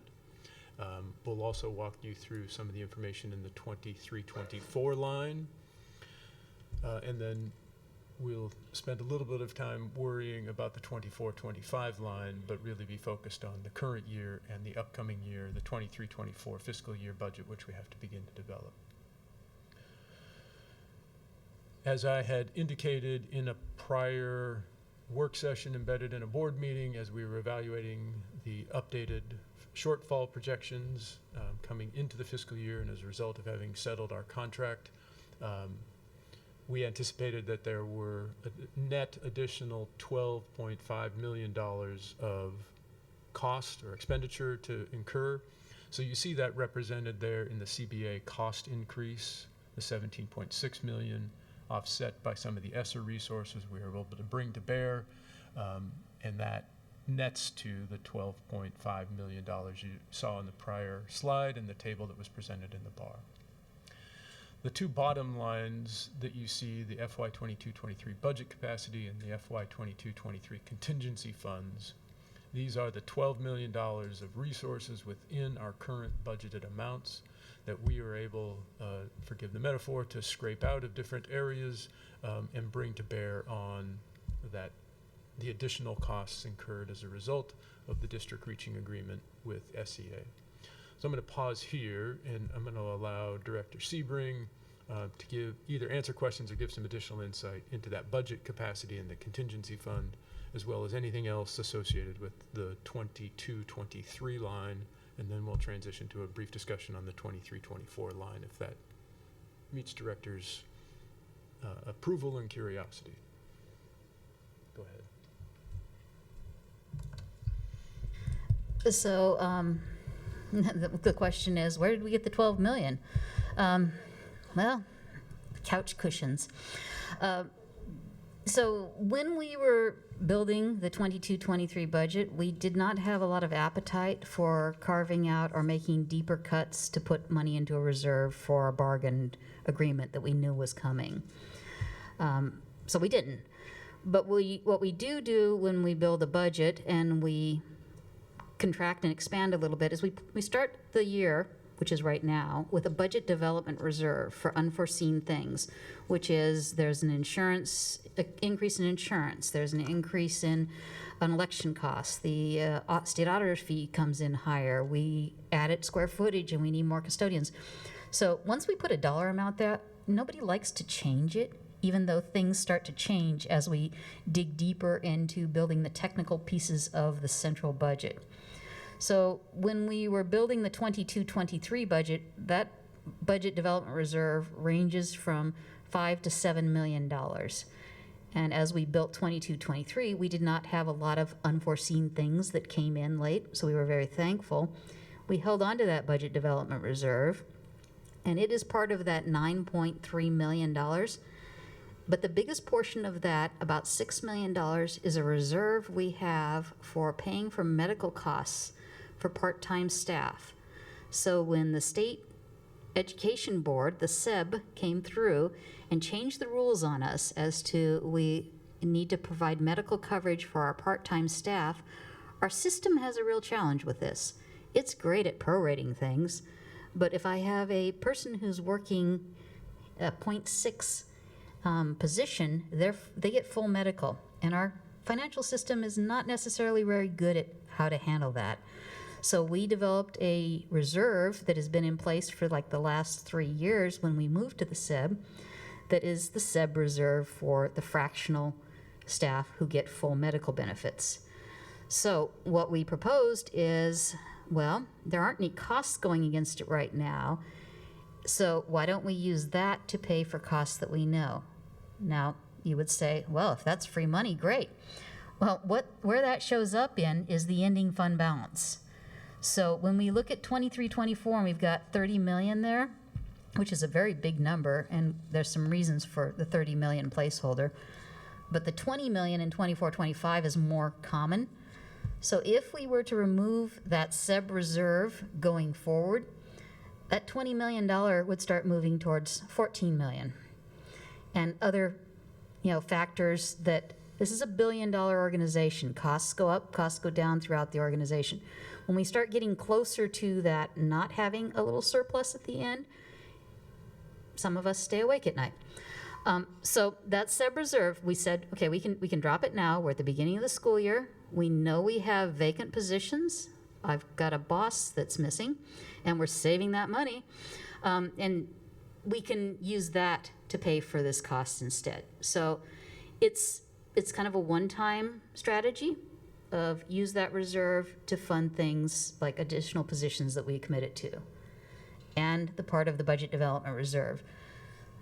We can have further conversations about how close we want to, or how aggressive we want to get to budgeting as we move forward. Well, we will have conversations about that. I'm not sure how close we want to go. I'm willing to get close, but don't want to fall off the cliff. The other item there, the FY 22-23 contingency fund, the 3.234 million. So when the district is, when we build our operating budget, we put in a contingency for things that come up during the year that we did not anticipate. Typically, this is somebody calls me and says, oh, this contract's coming in a lot more than we thought. Oh, these particular student service costs are coming in and there's no funding for it. Or, oh, we've got this many more kids who need fill in the blank. This is not school adjustment funds. This is central operation costs. And what we discussed was if we empty the piggy bank and give the contingency fund towards this as well, then if somebody comes between now and when we can run what we call salary equalization in November 1, I don't have any budget to give them. It's not a good place to be, but we thought, well, we can be here for a little bit of time. So although both of these strategies work to cover the 12 million, they're what I would call aggressive budget strategies. So I hope I haven't made them too complicated. They won't be repeating in 23-24 because we will want to start a school year with some contingency funds because things happen.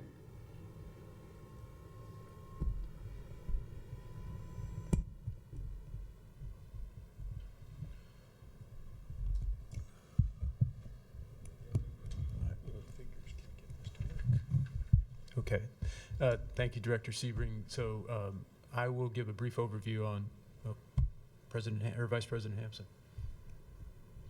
Sorry, just thought of so the contingency fund is kind of like a massive petty cash, right?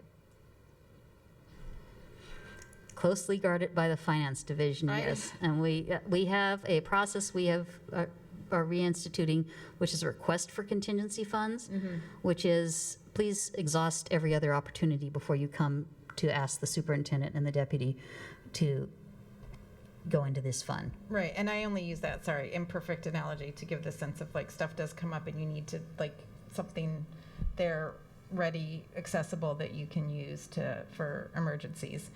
So I don't mean to under value that and the importance of it. I didn't do the percentage. Do we set it by percentage each year in general? Is there kind of a generalized? I know for like construction contingency is always like 10%. So is no. No. No. Okay.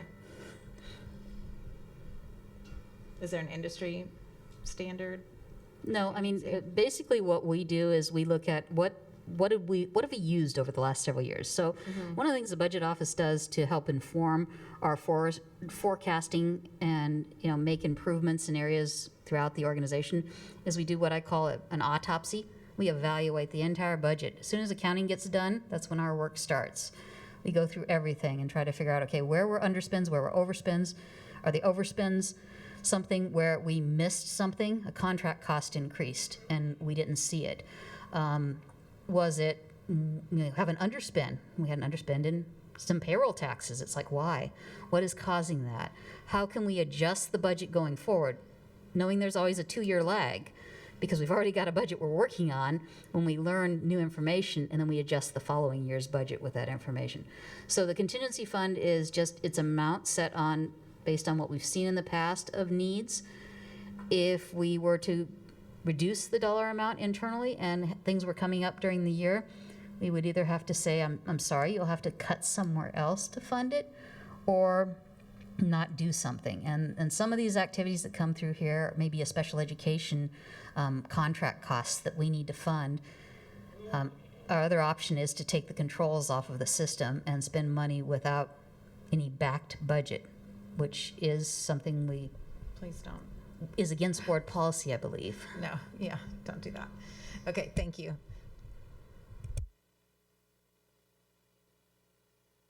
The $10 million of capital funds extended, I know that was a added language into the budget proviso, but is that only through the 23-24 school year? We will not be able to do that going forward? That is a $10 million question. So what that $10 million is our ability. Sorry, got to add some humor to this, guys. This is a very dry subject. So what the $10 million is right now in the state's biennium budget. Remember, they have a biennium budget which covers 2 years. And in the biennium budget language, they have an exception to the state law. So they have to write it into the budget in order to basically overwrite the law. The law right now says that operating costs for maintenance must be borne by the general fund. The exception that's in the budget language is that we can be reimbursed by the capital fund. We are going into a biennium budget. If the language is not in the biennium budget, that means going forward, we would not have that opportunity. So what you're seeing here is the proposal for 23-24 would be to take advantage of that rule in 22-23, because we know we have the language now, we know we can do it in the current year. if we have the capacity in our capital program and if that's a direction that the superintendent and the board want to go. We don't know what might happen in 23-24.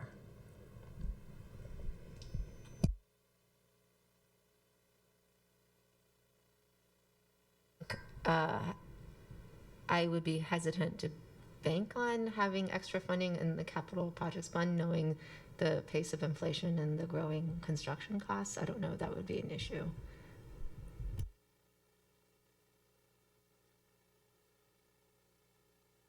It is just some preliminary information that's on the board that, I mean, that whole 23-24 column is, we're just starting that conversation now.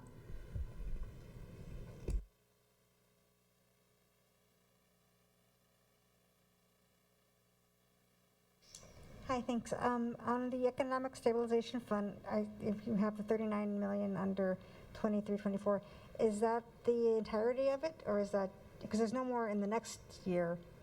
Is it, so if we use the 39 that year, that's the entirety? Yeah, Director Rivera-Smith, I'll try and give a quick overview of 23-24, but the answer to that question is yes. So what we have presented here, at the outset I said we're not suggesting solutions at this point, but what we are attempting to estimate here is what is the total amount of resource that we need to pursue in order to bring 23-24 into full balance. So first, the three highlighted areas are not yet finalized figures as of October 12th.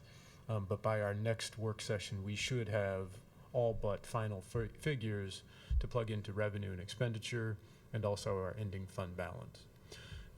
What I will say is, based on conversations with staff, that these numbers may shift a modest amount, but it won't be a material amount. So we're not going to see revenue and expenditure shift to change from $93.7 million all of a sudden down to 80 million or 100 million. That's a pretty stable figure. As well, the ending fund balance should carry forward to about $30 million. So we know that that is available as a likely offset to the resource gap.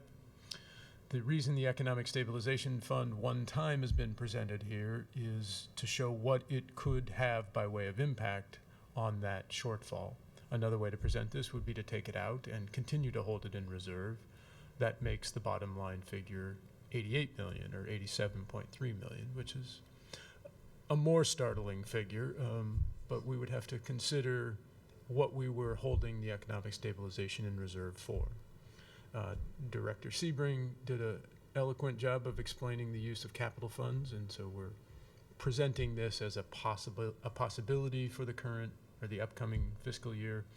And then we see the additional costs that we take on as a result of our agreement in the collective bargaining process with the Educators Union, as well as the dwindling ESSER resources that can be brought to bear against those additional costs.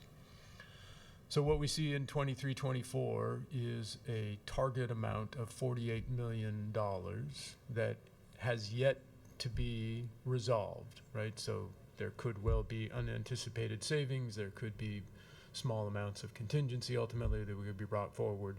But there, as Dr. Jones alluded to in his opening remarks, there are no simple solutions to resolving a $48 million shortfall.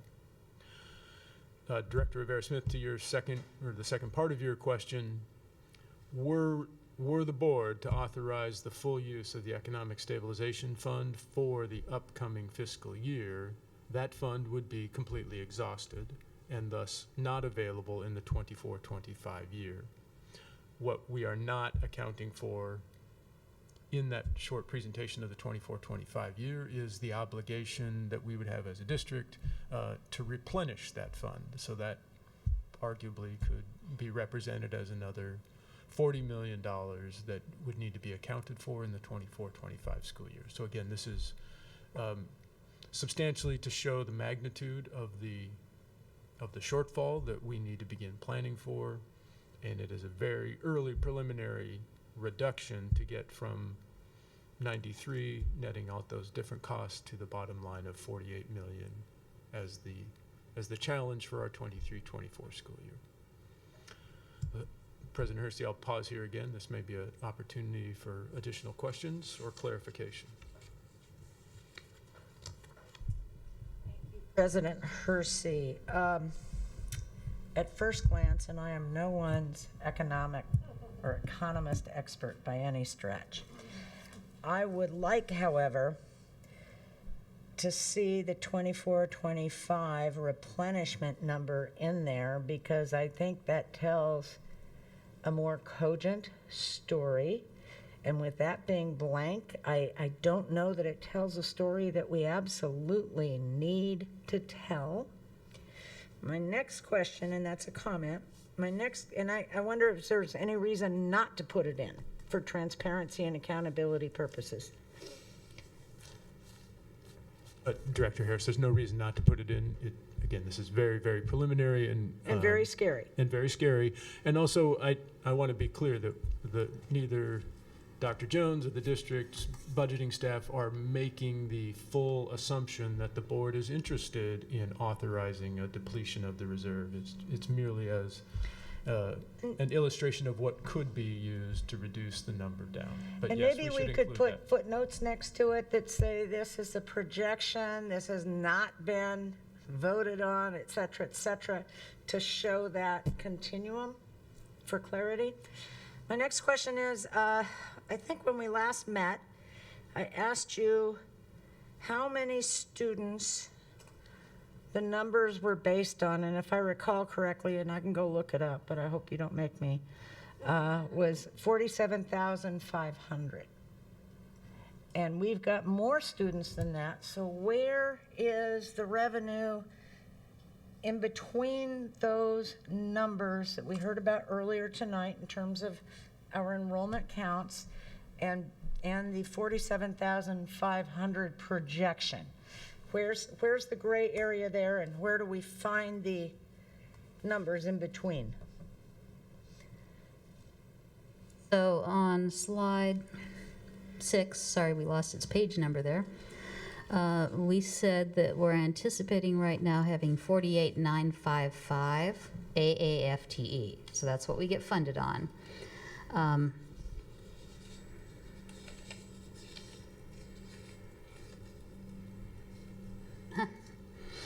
That's what the number's projected on, 48,955. So we adjust our projection numbers. But back to the slide 14, please.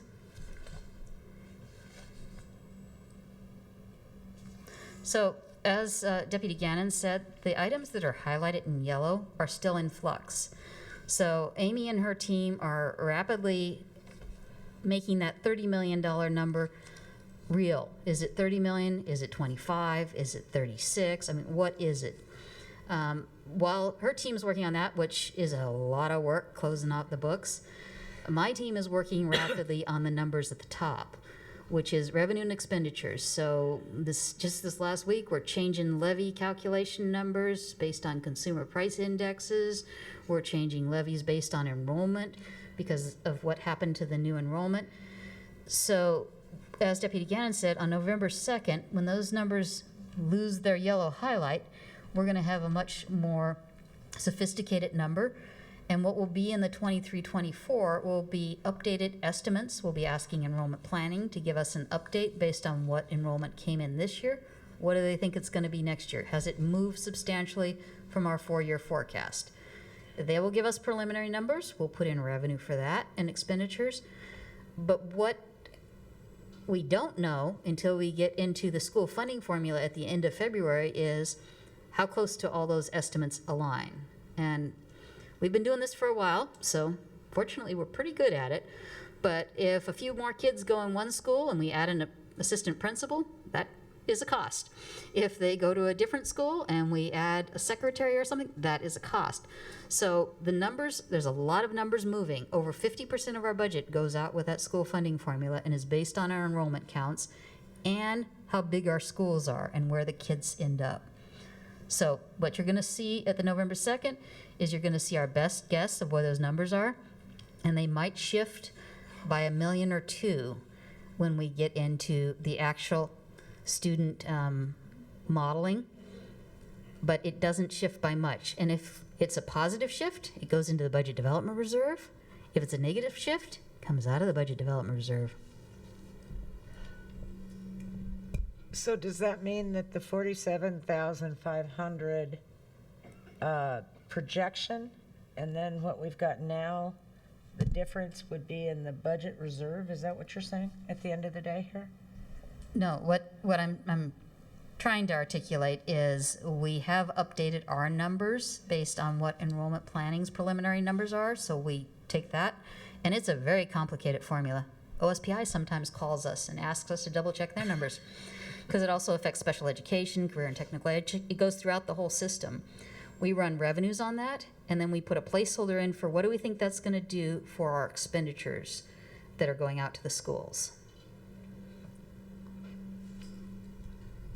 Dr. Harris, if I may, when I provided that figure of 47,500, that was from memory, and I was simply incorrect. So I'm pleased that Director Sebring has been able to give an updated and correct figure to that. Thank you.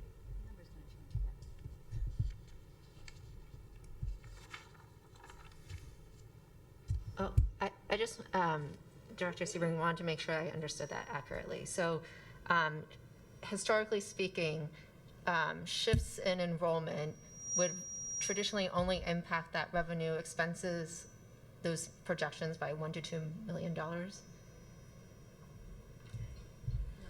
No, I'm sorry, that is not what I meant. What I mean is we take that enrollment and the types of students. It is a very complicated formula that the state has generated. So our kindergarten through third grade students generate more revenue, and they expect us to meet a standard of class size that is richer at kindergarten through third grade than at fourth and fifth or other grades. So we roll in an estimate. We get this from enrollment planning. We call enrollment planning, which we'll be sending the email out shortly, and we say, hey, we have a pretty good idea where we're at this year. What do you think that's going to do to next year? We take that enrollment, which is number of students by grade level, and we run it through our formula. And our formula sits there and says, okay, the state is going to give us this much revenue if those kids show up in those grade speds. And then we look at, okay, what do we think that's going to do with the school funding formula? The difference I was mentioning of the 1 to 2 million is that variability of where the kids go. So when we're starting this early planning, we're looking at a district-wide numbers because that's how we get revenue. We don't get revenue for one particular school or another particular school. We give staffing to individual schools, but the revenue comes into the district in a lump sum, if you will, based on the enrollment. Does that? Curious if you've done analysis on how much that can swing the revenues and expenses depending on how far off the projections for enrollment. I understand that it's tricky because now you've got to get into this math of like which mix of students, but I'm just trying to get like how much risk is implicit in those revenue and expense projections? Probably to give an order of magnitude, we were looking at, after open enrollment, at where we thought we were going to land on enrollment this fall, and we thought we were going to be down about 742 kids. And we thought it was looking like it was going to be in the low grades, so the ones that come with a higher formula. And we've already put teachers out and staffed on this. We were a little concerned. If that number had held down 742, again, based on the characteristics that we were getting from open enrollment, it would have cost us almost $10 million of loss of revenue. Last year, when we were down almost 2,000, it cost us about $25 million. So it, as you said, it's very complicated. The formula is based on the student characteristics. It rolls through everything in the prototypical school model, so it also goes to how we get funded classified staff. Our custodians, our nursing, everything that comes through the state is based on our students. And that's how we get our funding. So is there a risk involved? Of course there is. But as Dr. Campbell mentioned, we have an excellent team in enrollment planning. They did an amazing job. I mean, this is probably the closest we've been on enrollment at a district level in the last 5 or 6 years, if you look at those charts. The challenge, of course, is at the school level. We've got a lot of mobility still happening at the school level, which causes the disruptions. And when we try to staff and build master schedules, whether it's in elementary schools or at secondary schools, and the kids are at a different school, that's where we have some challenges, and we don't have the funds necessarily to put teachers at the schools where the kids are and where the kids aren't. And the challenge of disrupting master schedules this late.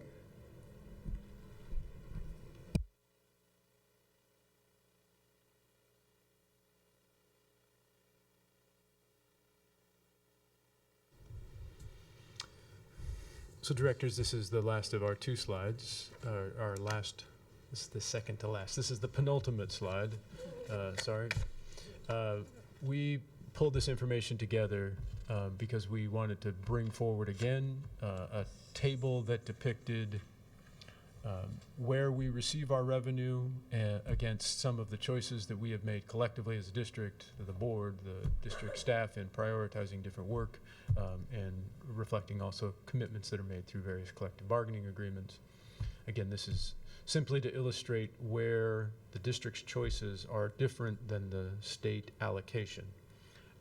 So there's nothing implicit here. There's nothing to say that we should go after this or that, but it is a preliminary tool that we're presenting to the board for their consideration, and we're happy to, in subsequent work sessions, bring forward additional detail on this. By way of brief explanation, you see 5 major categories here where there are notable discrepancies between the district's choices and how we expend our funds versus the revenue that we collect. I will note that one area that we did not include but can for a subsequent presentation is a line that shows classified staff and how we have chosen to hire and deploy our staff compared to the revenue or the allocation that we receive from the state. I'll point out that that is different than the line you see that says admin staff at schools. That is a specific state line that refers to principals and assistant principals. So there are no custodians, nurses, and other classified staff embedded in that line. So we'll bring that forward in an updated slide for our next presentation. But what you do see is that the district has historically made choices that we have put into our programs and put into our bargaining agreements and put into our practice that leave us distinctly out of line with how we receive revenue from the state. So again, this is for illustration and to give you all some grounds to think about where you'd like to see some additional detail. And if we can transition to the final slide here, I hope it will help prompt some thinking collectively, not just with the superintendent staff, but with the board and as well with other groups that we may choose to engage with on how we bring forward potential solutions. Director Harris, I'm going to head off a potential question that I think you've asked me in the past. And I want to say that right now we do not have any plans or solutions to address the shortfall that we see. So what we're laying out here is the categories of options. We can seek enhancements to revenue or increases in the allocation that we receive from the state. That obviously could occur during the legislative session. That could come by way of direct funding. It could come by changes in law and legislation that allow us to do things and not do other things. So this session, I hope, is adequately timed for us all to begin thinking about what our legislative agenda is. The second category is one-time resources, and we've described how we have been cobbling together year over year different approaches that took advantage of one-time resources. We could choose to use some modest amount of the capital fund. As I mentioned earlier, we could look to using some or all of the economic stabilization fund, recognizing that we have to then replenish that fund. ESSER funds are included here because we'll continue to find ways to use them to the maximum extent possible while those federal dollars are available and viable for use.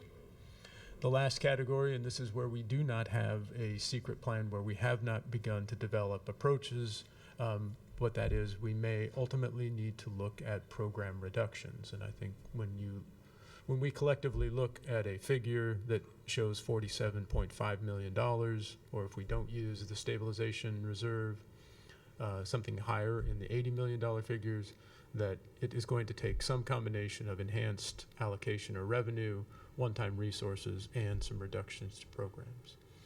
There are some places where we can turn to again. As you may recall, we made some reductions in central office for the current fiscal year. We could continue to look at program reductions there. We start with a presumption under Dr. Jones' guidance and leadership that we want to preserve the learning environments that are in the schools. So we are not yet thinking about anything that would directly impact our ability to fund and support schools. That's not to say, however, that we may face that reality either in the coming year or some subsequent year. So again, we have no solutions yet planned. Dr. Jones has given guidance for us all to begin thinking about how to approach that. And in the weeks ahead, internal staff will begin to outline potential solutions, which we hope to bring forward in upcoming work sessions for the board to consider, or at least to give us feedback and guidance on how those could be implemented, the timing, the engagement, and the impact it could have on our overall services. So with that, I think Dr. Jones has a couple of closing remarks he may want to add, but we could either entertain questions now or hear from Dr. Jones and then take any follow-up questions from the board. I've got a question that I am almost certain Dr. Jones is going to want to follow with something more upbeat than this question is about to be. So I've got a few strings of questions just so that everybody in the room can understand a lot of things. What happens if we don't figure this out?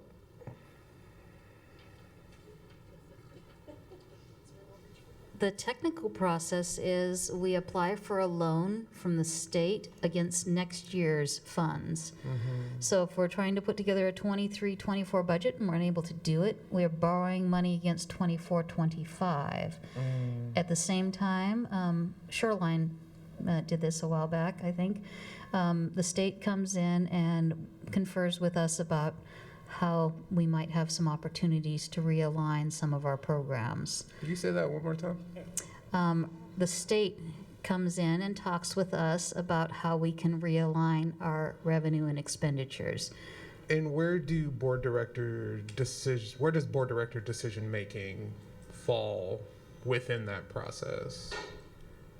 I have not gone through this process and would rather not. But I'm not sure exactly how much it's going to depend on how much we're able to generate ourselves of ideas. I'm sure the state would love for us to solve our challenges without their input. Yeah.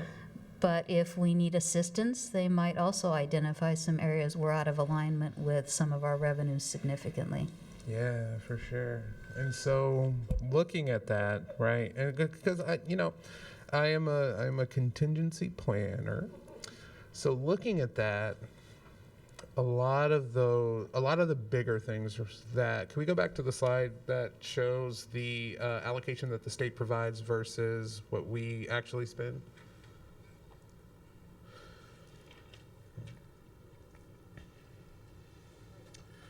So I'm trying to piece together the calculus and the chess that comes along with the state coming in and seeing what we're actually overspending for, which would be special education, transportation. Looks like, admin and staff in schools and whatnot. But the big ones, 100 million, 30 million, and just basic education in general. Here's my thing, and what I think a lot about is that, we can sit here and have these conversations around like, state need money now, they're not watching this. So my question is, state comes in and they say that we're overspending on special education. What they're going to tell us to do? Overspending on transportation. What they're going to tell us to do? Not serve kids, not get kids to school. I have some serious questions around, and I use this as an aside. I'm from Hattiesburg, Mississippi, which has had a lot of money problems lately. Thanks, Brett Favre. But also, like if you look at the Jackson water crisis, they have been crying and pleading for years, and the governor didn't do anything about it. Tater tot for years, all the way back to Haley Barbour. You know what I'm saying? And so my question is like, I don't know what, from our perspective, in understanding the wide scope of the very serious problem, there is no amount of reduction that we are going to be able to make that is going to be palatable to folks, that is going to assist us in solving this issue. And the only person that I've heard that's actually doing anything about it is Representative Paulette this year with his special education bill, which I've yet to read, so I don't know.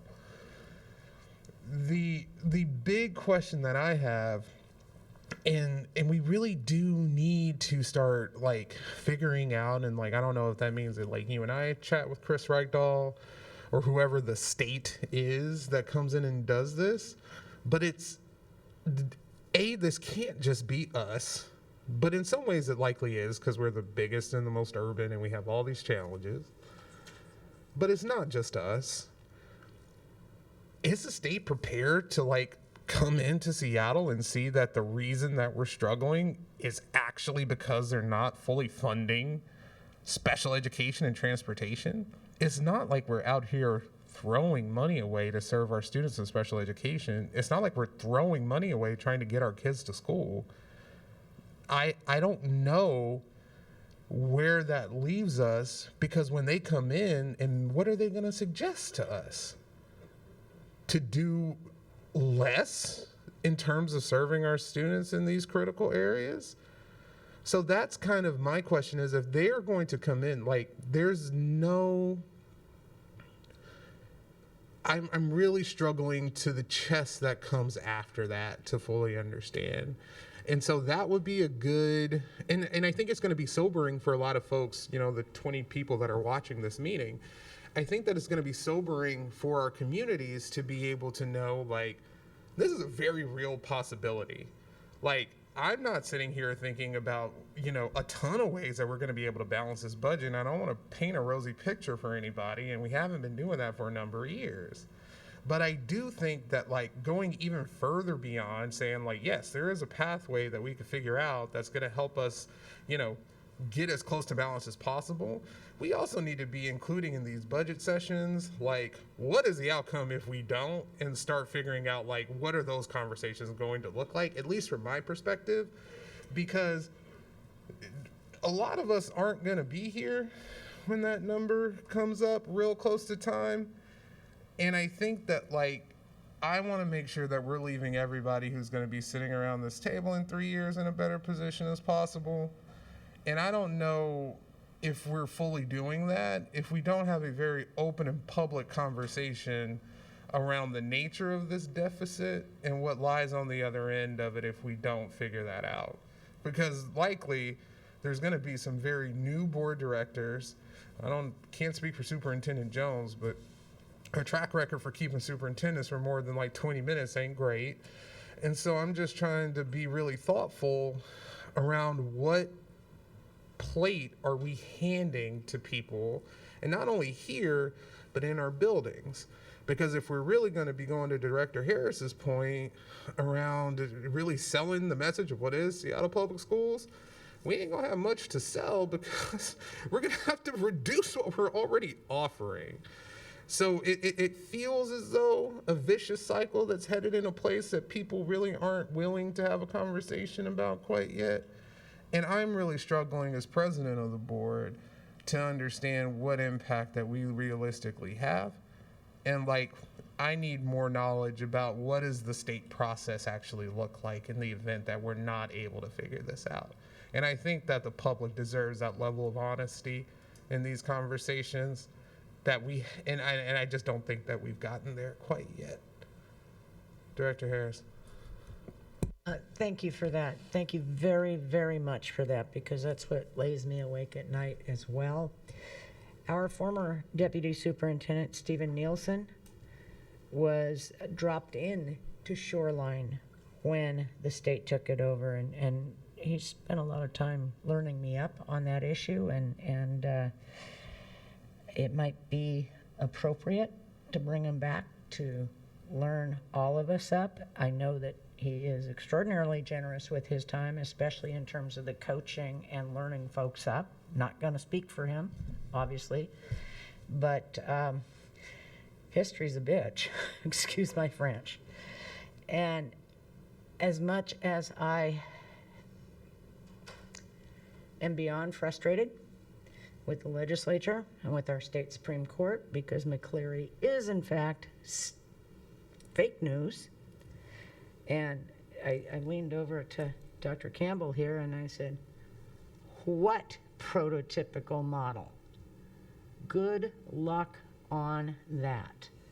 I agree with you. We owe honesty, we owe learning up to those of us that are at this table and those that we pass the baton to. And Brent Jones better be here 3 years from now, because we have got to have you succeed. And especially in this fright, I'm terrified. I admit it. I am terrified, and I'm nobody's weenie. This is not acceptable. It is systemic. It's been coming for 20, 25 years. And I hope that we can do things like pie charts for these kinds of numbers, and that we can make them almost, what's the word I want to say, interactive. You know, I remember 15, 20 years ago, the Seattle Times had a program where you said, okay, here's the budget. What are you going to cut? Where does it come from? Comes from here, goes here. Tell us what you want. To bind people. And again, I would like us to be talking to some of the other 295 school districts and our partners in labor about filing McCleary 2, because we're not getting out of this without really substantial change. And I'll stop there. Thank you.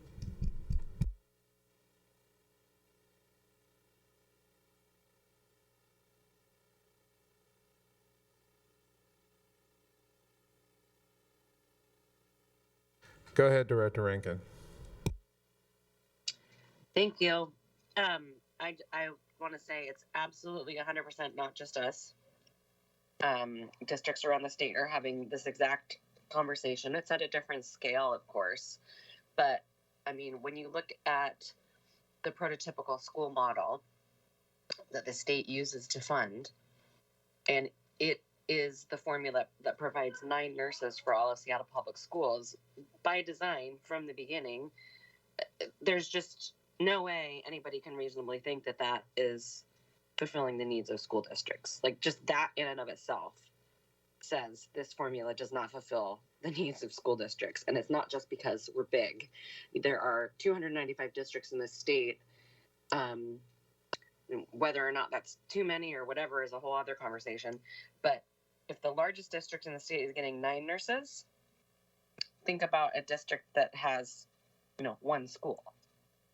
They don't have enough students to have, to generate any kind of support like that. There are districts in Eastern Washington that have a nurse that somehow, travels miles and miles and miles and miles between multiple districts, less than 1 day a week.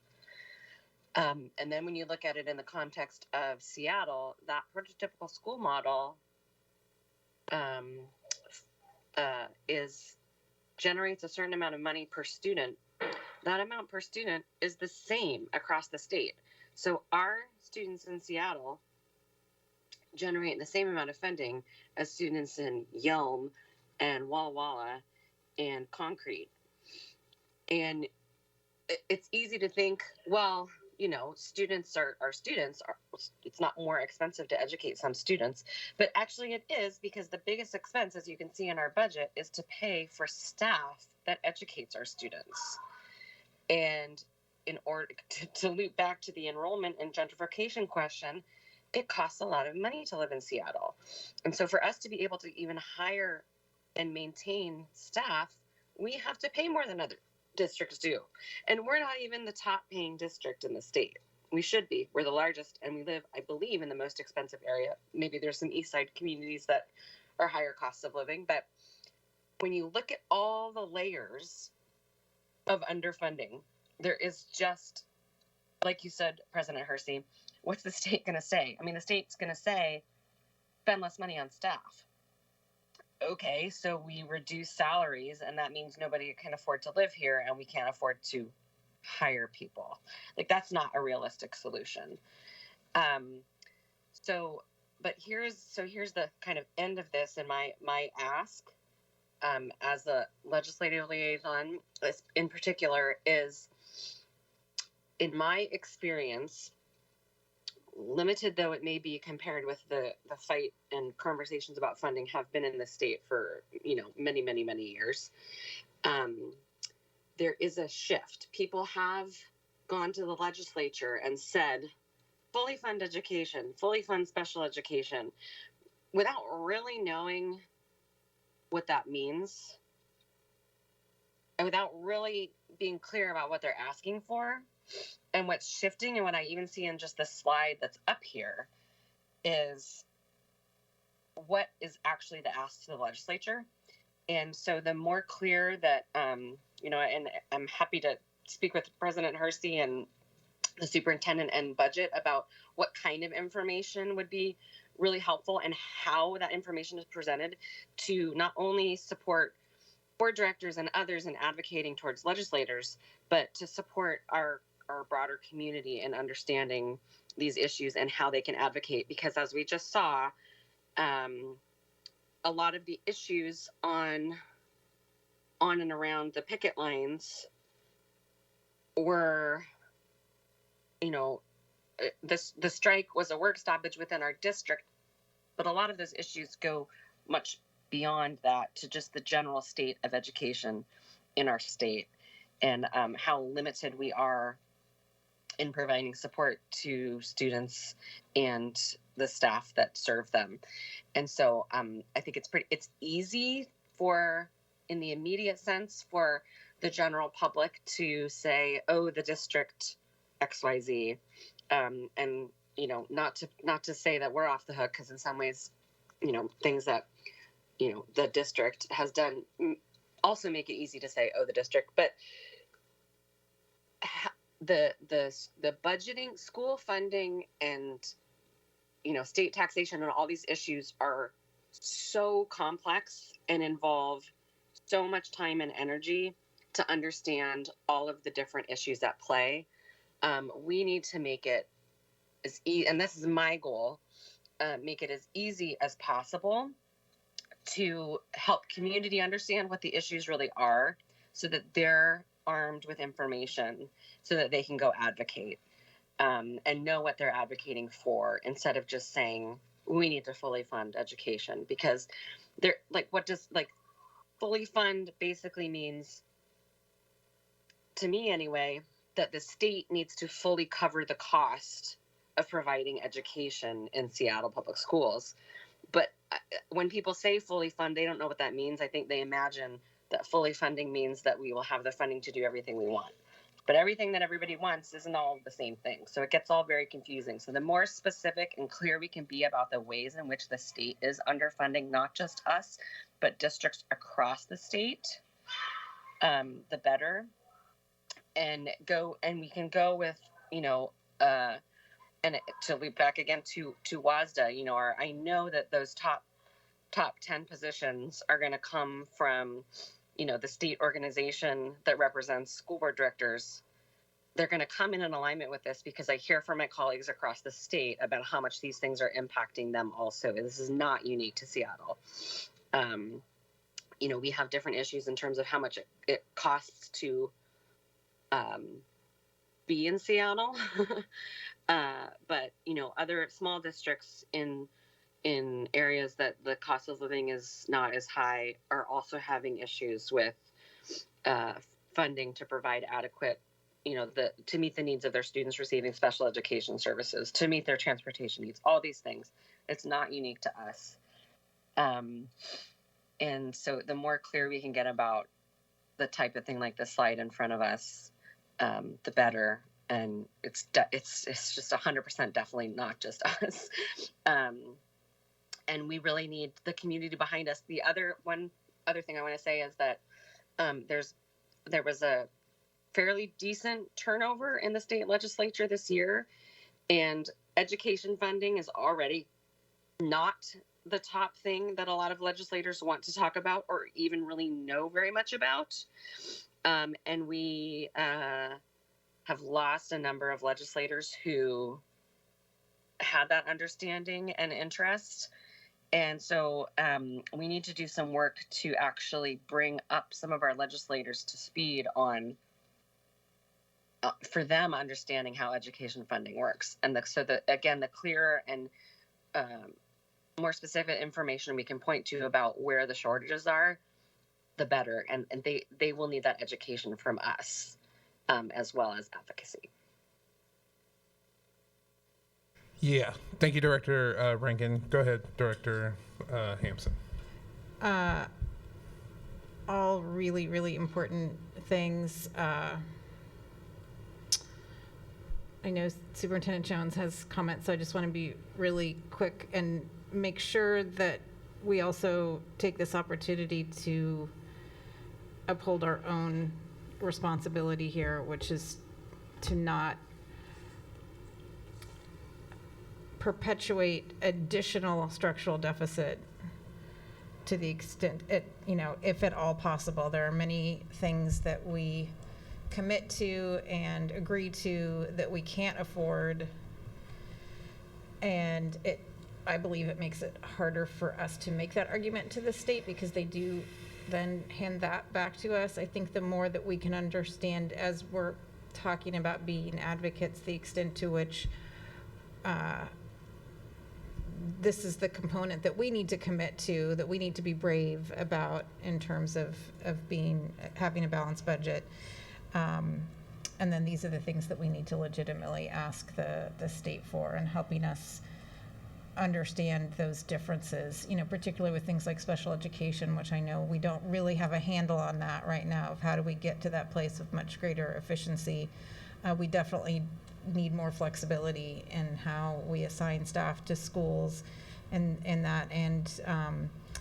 other categories in order to, and connect that to where are the actual expenditures demonstrating outcomes in kids. Are we spending our outcomes for kids? Are we spending our money in the wisest ways possible? So just to bring it back to the fact that we still have our own responsibility in spite of the obvious obligations that the state has.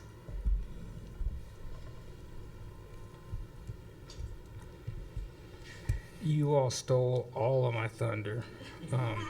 And frankly, I'm pleased that there's clarity around what our challenge is in front of us. It's obvious that they did some great teaching and you all did some great learning and listening, and I think we have shared understanding of where we need to go. The structural deficit, we own it. It's ours. How we approach it is where we have to spend our time. How intentional are we going to be? Are we going to look at program reductions, or are we going to look at how we're going to approach the legislature to fund us correctly so that we can move forward? But it's really up to us. And my team, we're looking for guidance for what are the parameters? Where do we want to go? How do we want to approach this?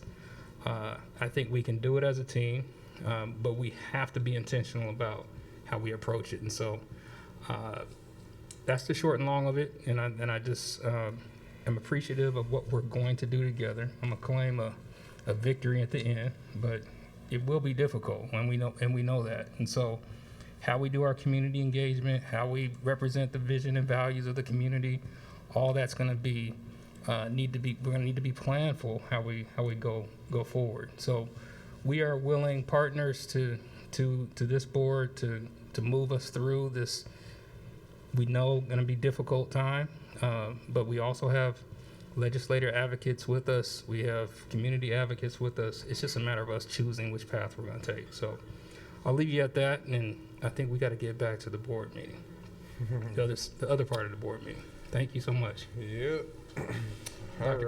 Dr. Campbell, thank you. Linda, thank you. Rob, thank you. Amy, appreciate it. Thank you.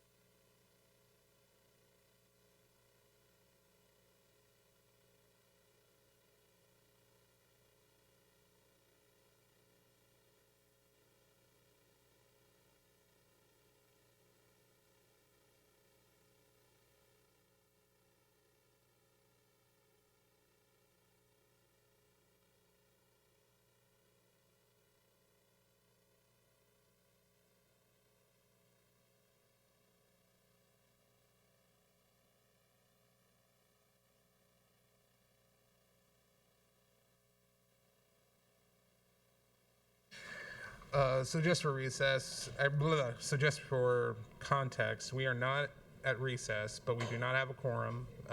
So if folks could return as soon as they take care of themselves, that would be much appreciated.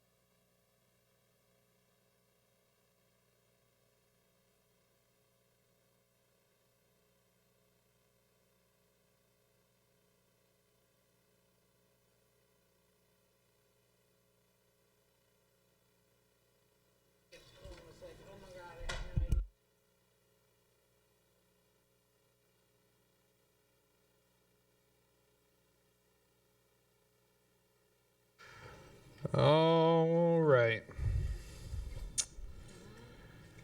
Moving on to section C, our action items for tonight's agenda. Thank you for a very robust budget work session, one of many to come. We will now move to the action items on today's agenda.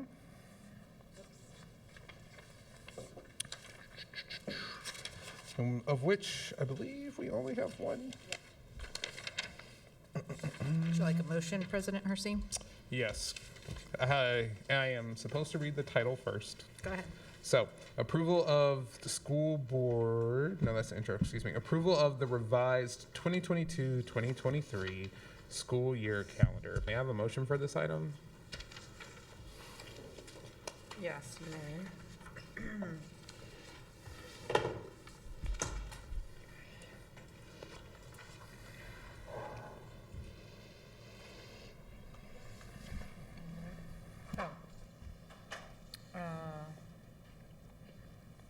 I move that the school board approve the revised 2022-2023 school year calendar as attached to the board action report with any minor non-substantive additions, deletions, and modification deemed necessary by the superintendent. Immediate action is in the best interest of the district. Second. This has been moved and properly seconded. I believe it is coming to us via Dr. Pedroza. So please take it away. Everybody. I'm here as a stand-in for Interim Assistant Superintendent of Human Resources, Dr. Sarah Pritchett, who could not be available tonight. So I'm here to present to you the bar for the approval of the revised 2022-23 school year calendar. I just want to remind the community at large and the board that the calendar negotiations that the parties agree to negotiate all calendars during the negotiation process, and that the parties agree that on or about October 1, but before December 1 of the final year of the agreement, they will commence negotiations regarding the school calendar for the subsequent school year. And the parties also agree that the tentatively agreed upon calendars resulting from these negotiations are to be ready for presentation and recommended adoption to the board and SC membership by no later than January 31. Reminder that that process happened, and so this is the amendment, sort of revised amendment to that process based on the bargaining process that happened over the summer. And we are here to just present to you the bar for the shifts, which actually adjusted the end of the school year dates as noted and the calendars attached. And I'm here for questions, as is Executive Director Misa Garmo, also available for questions from the board. Fantastic. Thank you, Dr. Pedroza. Board directors, Director Rivera-Smith. Good evening. Thank you for being here, Dr. Pedroza, standing in for Dr. Pritchett, who I'm sorry is not here. Yeah, I'm so sorry Dr. Pritchett isn't here. I wanted to thank her because we had a good conversation regarding this item. And I guess I'll start with the million-dollar question, and why didn't we use midwinter break? Yes, I was expecting that yes, question. There you go. Let's start with that. That's well, and so just... The question, I didn't. Why did we what? She asked the question, why we didn't use the adjustment for midwinter break? Why didn't we use midwinter break as the fill-in date to make up the 180 days? So that was the question that Director Rivera-Smith asked, correct? So when talking about negotiations, we did talk with SCA.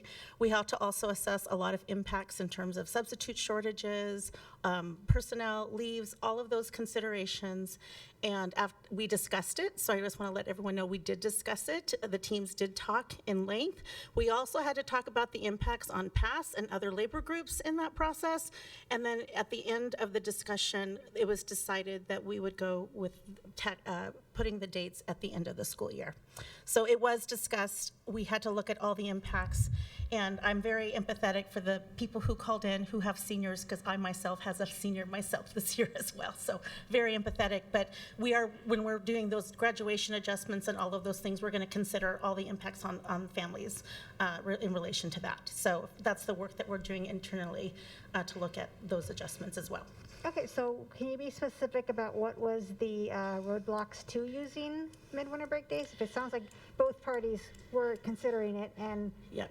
Um, There was some disagreement on the usage of personal leave and vacation days, it was just with the two parties. I don't want to go into specifics because I wasn't there, but my understanding that there was some discussion about that, the usage of substitutes, all of those components. And so that was one of the reasons why we could not come to agreement on some of those components for that time frame.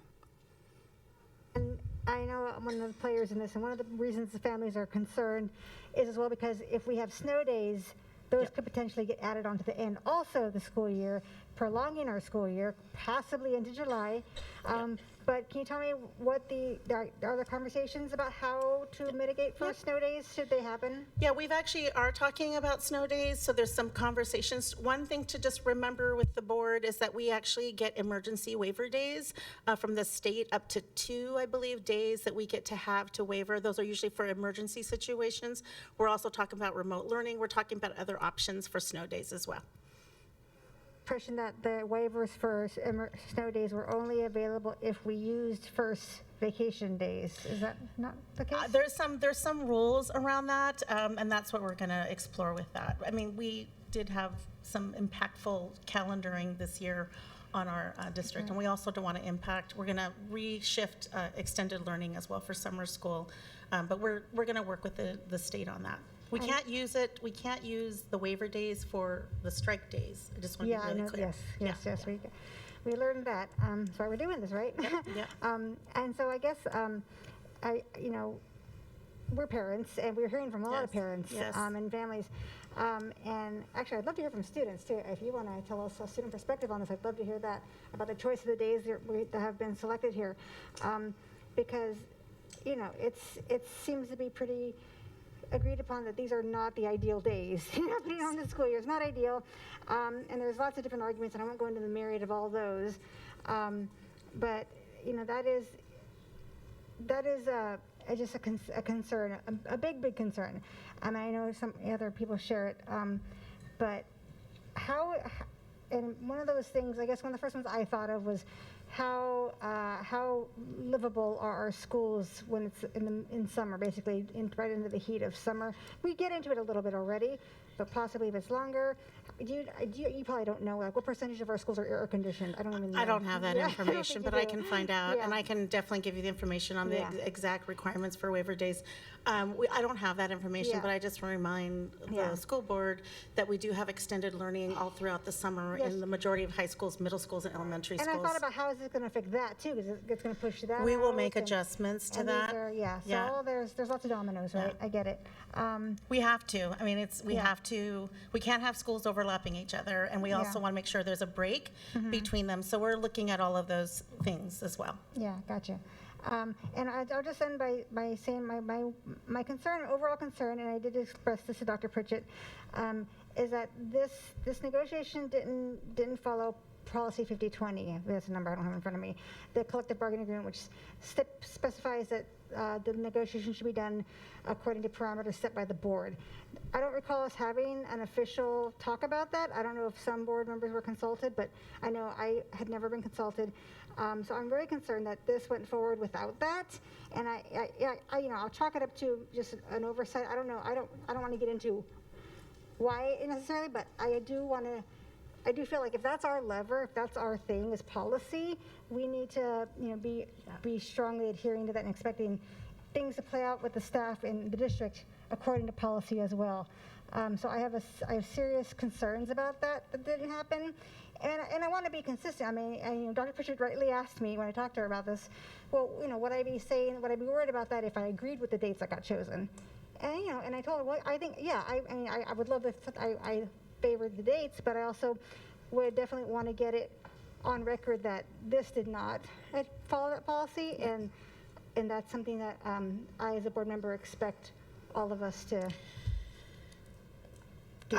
I was going to say that my understanding that this was an amendment to the agreed upon time frame, but if that's incorrect, I don't want to speak out of turn, so I just want to make sure, thank you for Yeah. noting that information, and I'll make sure and carry that back Okay, to yeah, our team. she didn't tell me that when we spoke, so I don't know. I mean, but I was reading the policy, my interpretation of it was that this fell into that, so maybe Okay. that's a legal question, but either. Let's find out. Yeah. I think that's, no, I think that's an important piece we should find out. Yeah, thank you. Mhm. Director Hampson, did you have something?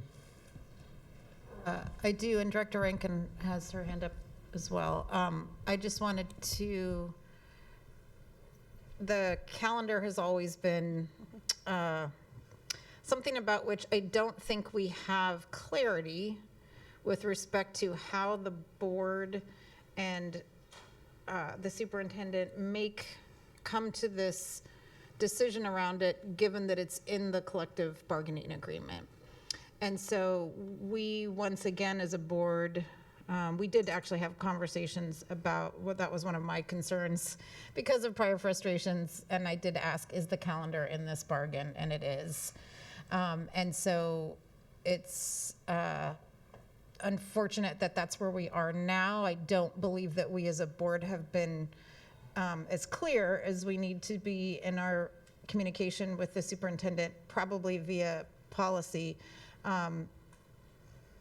that would clearly state the things that are not, that we don't have the expectation, that we want to reserve the right, because that is the state, that's how the state law works, is what we reserve for ourselves. Otherwise, if we don't explicitly reserve that, then, and in this case, because there is, the choice would be to then reject the bargain, but we've already accepted the collective bargaining agreement, and by virtue of that, we've accepted this process of the calendar. So I just want to acknowledge the frustration, and that it sets with where it is, I mean, how that works. I don't believe that there's a good answer in this situation in terms of what days that we use.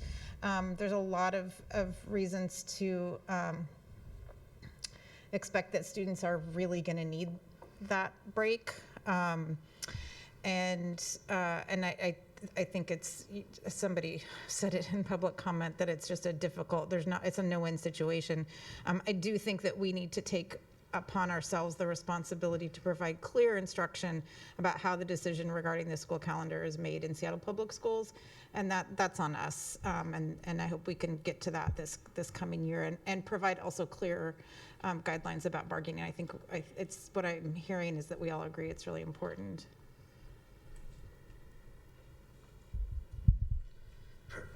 Director Rankin. Thank you. Sorry if I might have missed it. I had a child interruption. Does this impact graduation dates? We actually are working on that right now. It may. A few of the dates it may, because there is a requirement with OSPI for seniors. It's a little different in terms of the 180 days where we can actually have students miss a few days, or in terms of the graduation dates. That's why some of the seniors, after they graduate, they're done. So it's kind of, but it's allowable through the state. So there is a gray area about the number of days. So we're reviewing all of the graduation dates currently to just see where we're in alignment with that. I will say this last year, the state was generous with us, and because of, it was more of a COVID year, and they did not, we didn't adjust any dates last year. So we're hoping we're gonna have some flexibility this year as well. Okay, thank you. And in line with what Director Hampson was mentioning, and also Director Rara-Smith, and the bargaining, I understand, and it says in the bar that this is a mandatory item in negotiation, which I totally understand, because the negotiation with our labor partners, Seattle Education Association, should obviously be around anything that impacts their members, and the calendar, of course, is going to impact their members. Where I think we and, again, the district broader have gotten into a trap, and this actually leads us into our next item on the agenda.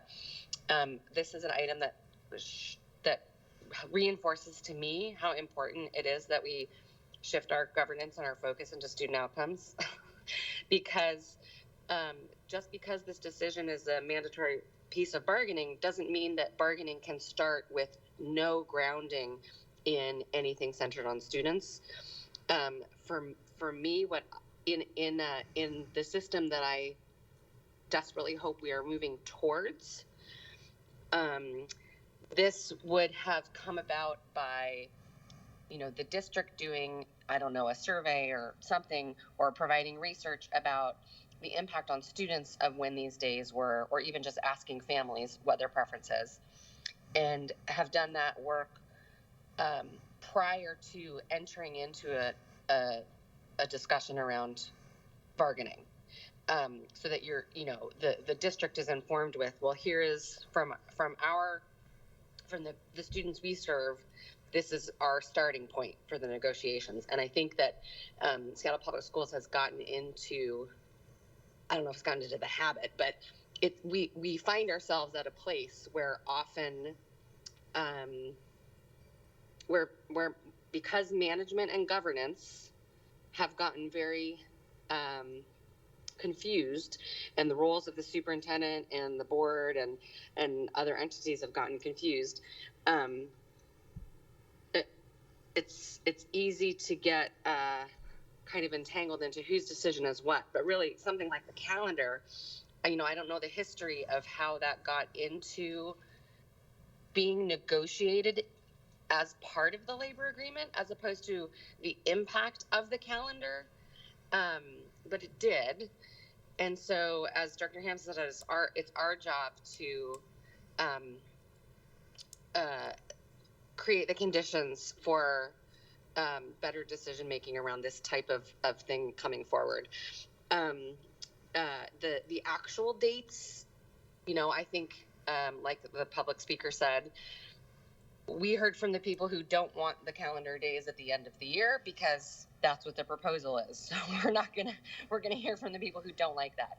If the item had gone out with the proposal for that to be over midwinter break, we would have heard from all the people that didn't want them to be during midwinter break. So there's not really a win. The broader win is in making sure that we have centered students and put their needs as the focus on the forefront before entering into any conversation with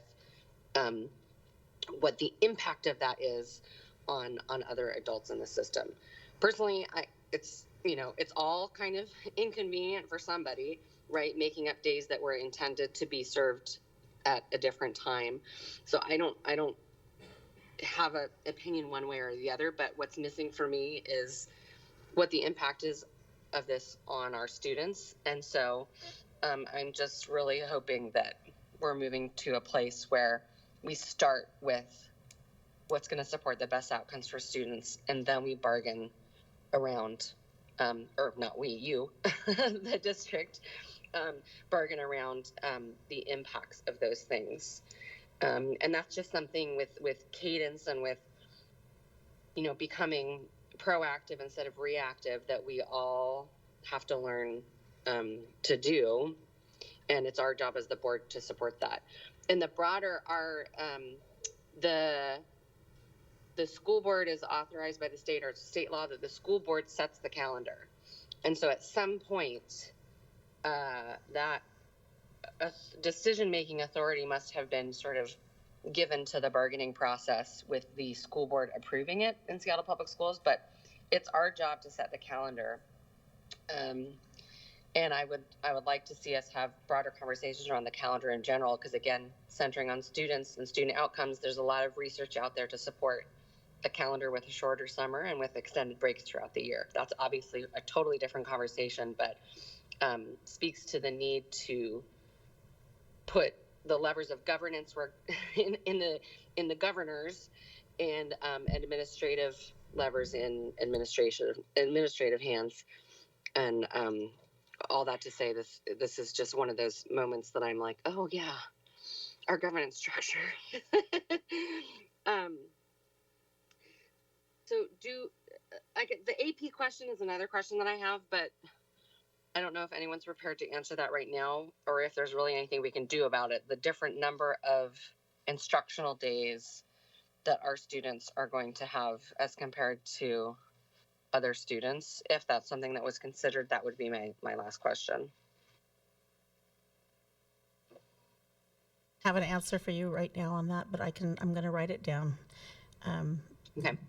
But I will. And so I don't know if there's anything that we can do to mitigate that. Yeah, but I just will note, and this is just something to note for community, is our first day of school, if it was originally intended, was still behind a lot of other districts in our region. So I just want to state that for the record, that we were still going to be behind.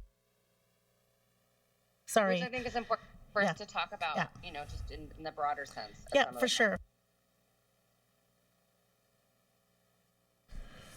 Any other questions on this item? No, thank you.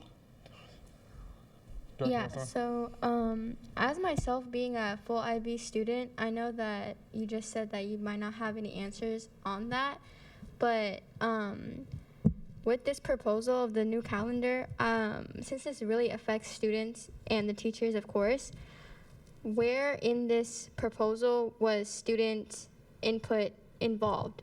That's a curious question that I have, because I feel like we are directly involved in this, and am very curious, and I'm sure that many other students are as well, as to where any student input, family input was included in this proposal, and if there was, what was that?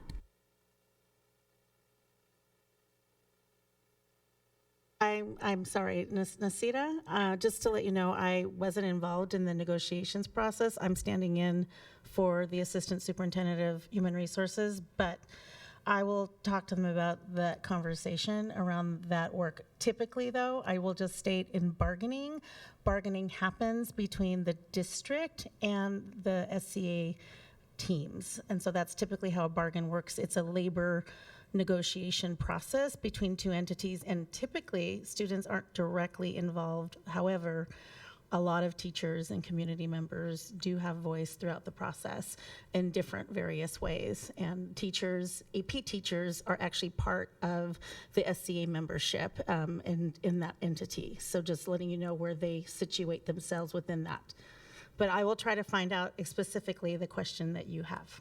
All right? Can I also include that how, we are aware that the school year was already supposed to start later than other districts, putting some of the AP and IB kids at more of a disadvantage.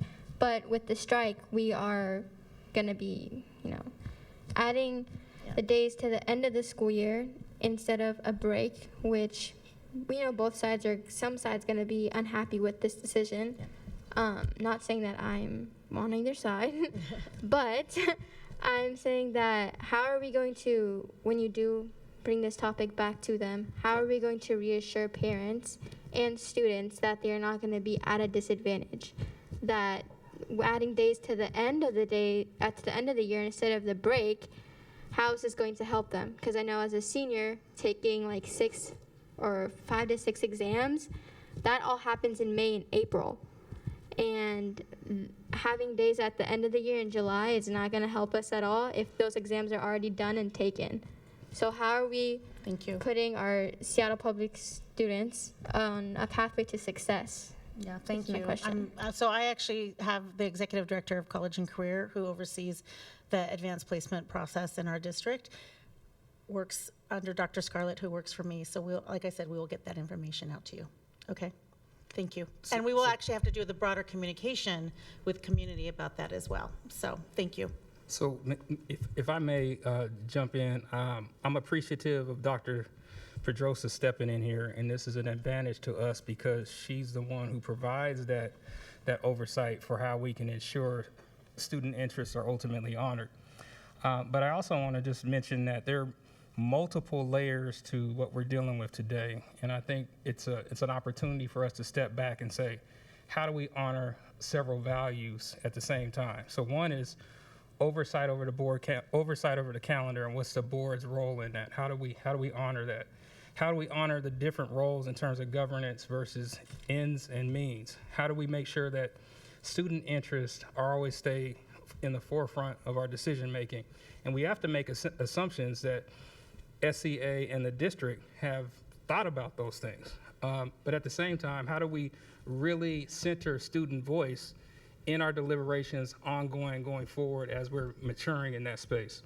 How do we also ensure the impact on families has been honored as we walk through this as well.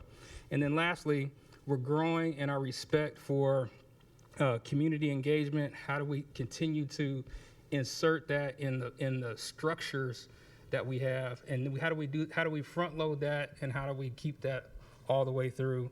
And lastly, how do we honor and respect the bargaining process? And so all of those things are coming to are what we're dealing with right now. And I think we have a situation where we don't have great choices on either end, but I do think we are tasked and we are obligated to make the best out of a difficult situation. And so, Director Nasira, we will make sure that we make sure students' interests are ultimately met at the end, and we'll make the best of this situation. So, I just want to thank you, Dr. Pedrosa, for stepping in. We had a little emergency crisis, and she stepped in beautifully, like she always does. But we're one team. We'll get to the end of this, and I know our families. It's difficult for families to not have that clarity, but what we honored was trying to get information to them as soon as possible. Try to make some decisions as soon as possible.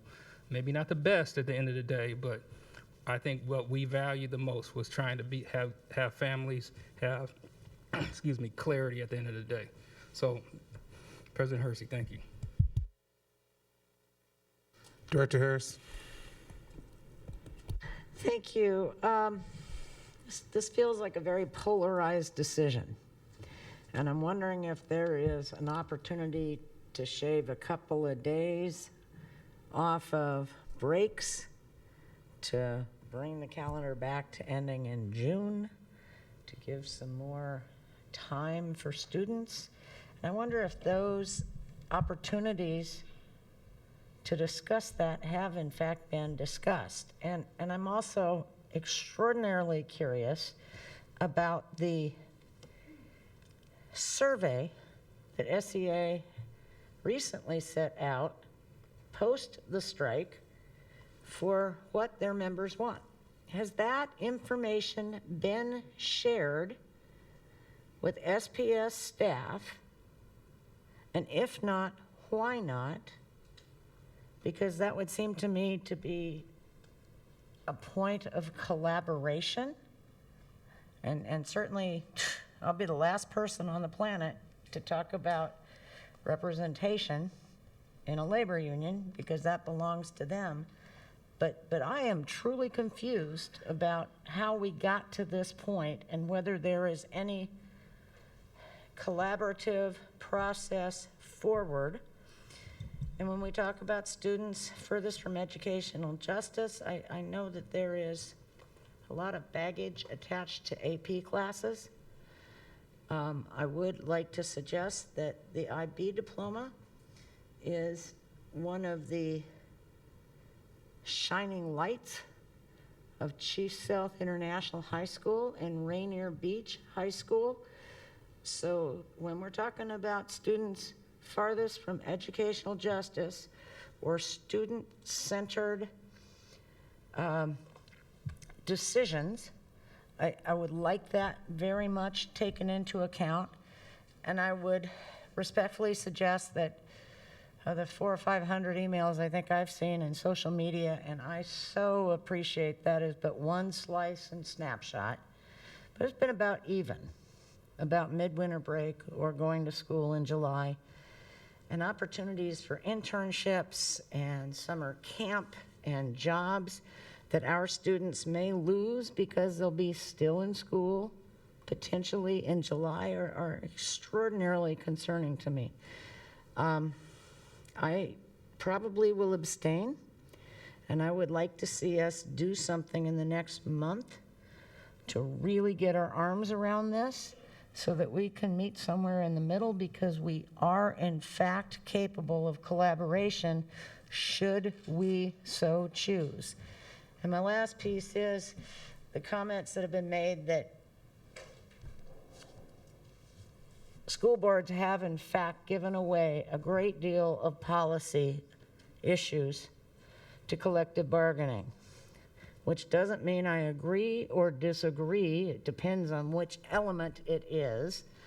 But at some point, and that would be year 3 from now, we need to untangle all of this, take a look at our history, put students first, put clarity first, and put accountability first. And we are truly capable of it, but we have to start in year 2, early and often. And I'm just gutted by we're sitting here with this Hobson's choice. Thank you.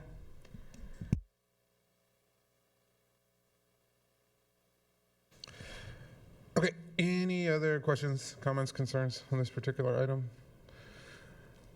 Thank you, Dr. Pedroza. Ms. Wilson-Jones, the roll call, please. Director Rivera-Smith. No. Director Sarju.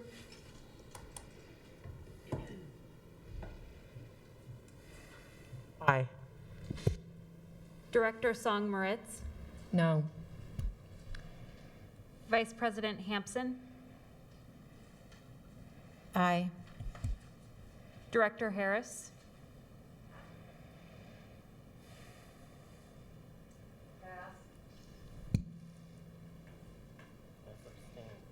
Can I get a clarification on that? Do I have the opportunity to pass and come back to my vote? I would look to the board president to speak on that. I don't know. Can you explain to me your desired outcome by passing? Are you trying to see how the other directors will vote before you cast yours? I'm trying to decide between a no and an abstain. Then we'll give you the time necessary to make that decision. So I think take as much time as you need to consider your vote, but I don't think that, I think you should vote when your name is called to vote. So take as much time as you need to consider the implications. I think one of the questions that wasn't answered is we've already called for the vote, sorry. So yeah, take the time that you need. And you do appreciate, President Hersey, that you've allowed people to pass in the votes, past. have I? Yes, you have, sir. Okay, then let it pass. I don't think that I've done that, but yeah, I don't believe in my tenure. I'm not trying to call you out on this. Certainly I'm not. I'm But go ahead very and much struggling with my vote. Okay, so allow Director Harris to pass. That's fine. Let's go ahead and continue to the next vote. Director Rankin. Aye. President Hersey. Aye. Director Harris. Abstain. This motion has passed with a vote of 4 yes to 2 no and 1 abstention. Thank you, Ms. Wilson-Jones. That was the only action item on tonight's agenda, so we will now be moving to the introduction items. Give me a moment because we have some unique...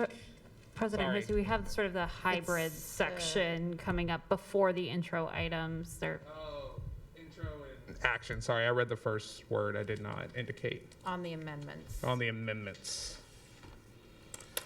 So to be clear, the section that we are about to tackle is introduction and action on amendments to the school board director proposed district redistricting plan introduced in September 28th, 2022.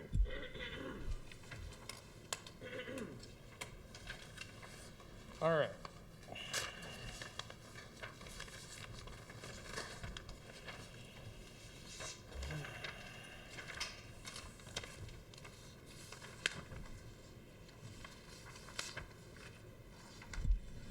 Okay. We will now move on to discussion and voting on amendments to the proposed school board director district redistricting plan introduced on September the 28th. I will begin first with some background on this process, and for those who have not been following the redistricting process, we are required by law to redraw the boundaries of existing school board directors to have nearly even population every 10 years after the census. This process will not affect where students go to school. Director districts relate solely to where the 7 directors who run for the positions on the board must live and who participates in the primary election. Voters vote within their director districts in the primary election, but voters across the school district vote for all director positions in the general election.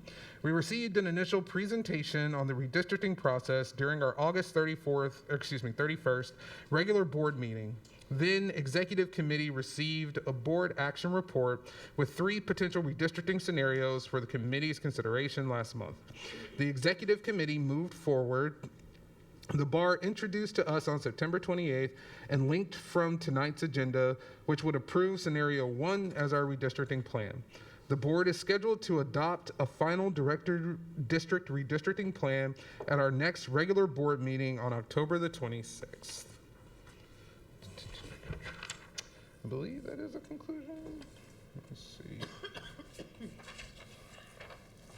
Oh, nope. I think I'm missing a page, maybe page 10?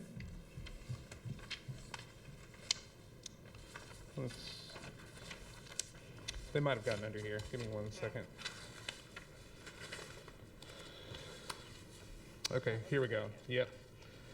Because of the statutory requirements for posting and accepting comment on redistricting plan within the prescribed timeliness prior to action, it is important that we review and take action tonight on any amendments to the proposed redistricting plan. Should one of the amendments before us tonight carry, the redistricting plan submitted through that amendment will become our new proposed redistricting plan and will be published on the redistricting webpage for further comment and for us to then take up for final approval following a public hearing on October the 26th. For members of the public who may wish to learn more about our redistricting process, please go to the school board homepage and click the link to the school board district redistricting for more information about the statutory requirements, links to meeting materials, and opportunities to provide comment. We are going to move now into the proposed director amendments. There are 4 amendments posted to tonight's agenda, and all operate the same way in that they would substitute an alternative scenario in for the one that is currently before the board from the executive committee. The item that the executive committee advanced was for the approval of scenario 1 as our redistricting plan, and the amendments we will be reviewing would substitute in either scenario 4, 5, 6, or 7 as our proposed redistricting plan. For each amendment, I will ask the sponsoring director or directors to speak to their amendment, speaking to their intent and how their proposed plan will relate to what is currently before the board and the feedback that we have received. Flow Analytics, our redistricting consultant, is with us remotely if there are technical questions related to the scenarios or if directors need support in reviewing the scenarios on screen. Outside legal counsel Noel Treat is also available if we come to a question on the statutory requirements for redistricting or parliamentary process tonight. After all amendments are presented by their sponsors and discussed, I will ask for motions on any amendments, as some directors are sponsoring more than one amendment and may wish to offer just one of their amendments based on our discussion. We will then vote on any amendments that are moved. If more than one amendment is moved, voted on, and approved by a majority of these voting yes or no, then it will be a final amendment that carries that will be substituted in as our proposed redistricting plan. Beginning now with Amendment 1, sponsored by Director Sam Moritz and myself, it is built off of scenario 1 with Chinatown International District and Little Saigon incorporated into District 7 to keep these communities of interest together. Okay, so Director Sam Moritz, I have just spent like the last 10 years speaking, so would you like to take it away and giving some background on this amendment? Yes, we received community feedback from the Asian American AAPI community leaders that the scenario that we previously put forward was going to split the Chinatown International District and Little Saigon into 3 different director districts. So the first amendment would consolidate these into one single director district, which would be District 7. We also received additional feedback that a lot of the families that attend school in District 7 use community services in the Chinatown International District area. And so there was a request to consolidate those communities into District 7 as well. And if you have opportunity to use the online map tool, one of the layers that you can add is COIs, that means communities of interest. And Chinatown International District is the community of interest in purple. The Little Saigon community of interest is the one in green. Thank you, Director Someritz. We will now move to Amendment 2. This amendment, again, is sponsored by Director Someritz and myself. It is built off of the scenario that we discussed in Amendment 1 and would additionally make adjustments to keep the Central District community of interest together and retain additional schools in District 5. I believe that pretty clearly sums up the purpose of Amendment 2, but if you have anything to add, please do. To clarify, the lines used for the Central District were drawn from a document that is used by the Design Review Board that makes decisions on development in the Central District, and that was based on community input.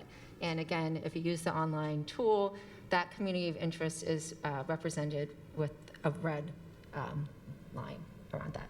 And in particular, we got feedback from a director that in previous iterations of the map, District 5 did not have any of the standalone middle schools represented, and so this was an effort to balance the schools that are in each director district. Thank you. We will now move to Amendment 3, sponsored by Vice President Hampson. It is built off of the proposed City Council map developed by the Redistricting Justice Seattle with adjustments to account for our boundaries, incorporate the CID and Little Saigon into District 7 and the Central District in District 5, with further adjustments to then bring down the overall deviation. Director Hampson, would you like to speak to this particular amendment? Sure. This is something that came up in our last meeting, and so after our last discussion about the overarching social justice approach that it was clear that the 5 of us were in the executive committee meeting, it definitely left out at least 2 of our directors, not to mention all of our students. And so I wanted to take a look at the way in which a very well-researched, very well-engaged, continuing to be engaged at the city level, and that we're the city council districts. I realize that our maps are different, and yet we're both dividing the city 7 ways. And so I thought it was really important to look at somebody who had specifically taken a social justice approach to the redistricting, and they've been very much lauded for their approach, for the level of engagement, and their ongoing, the City of Seattle redistricting map is based off of their map, and took the time to attend some of their the sessions where those things were discussed. It does include the changes that are in the prior amendments around the international district, as well as one of the things that, thanks to Director Song-Ritz, we now are able to look at the COIs relative to schools and how those are maintained in each of these different scenarios. And one thing that I noticed just today is that it does actually maintain, and COIs are communities of interest. And so if you look at page, and by the way, this is scenario, there's a difference between it's Amendment 3, but it's scenario 6. Is that correct? Yes. So if you look at page, I don't know, 10 of that, it shows the communities of interest that are not preserved, the percent of sorry, I can't talk when other people are talking. Do you guys need to find something? No, go. She'll help me. Go ahead. Communities of interest not preserved in the minimum number of districts includes any geographic entity that is divided even minimally by a district boundary. So this is the community of interest is not preserved in the minimum number of districts help me out, Director Songmeritz. This is the, Yes, I actually may need some clarification from Flo as well. It's using the student attendance boundaries for elementary, middle, and high school, And high and school, looking yeah. at how many of them cross over into more than one director district. Now, what I'm not sure about is the number that is it the number that is between two director districts or more? Or is it a relative change from what we have currently? That I'm not sure about. my understanding is that it is the percent that are preserved, but you're right, when you look at the definition, it's then confusing.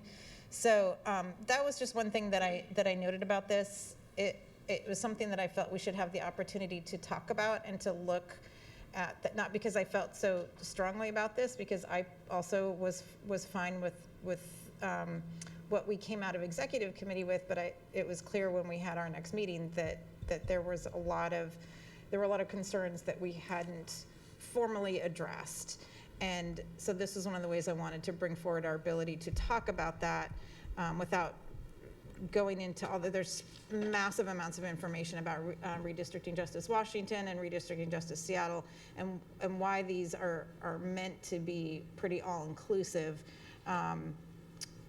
They are originally designed for the city, but again, we're still dividing in 7 parts. So is Flo on? Is the redistricting preservation of geographic integrity criteria, is that the percent that is not divided up into different districts in these scenarios, or is that the percent that is disrupted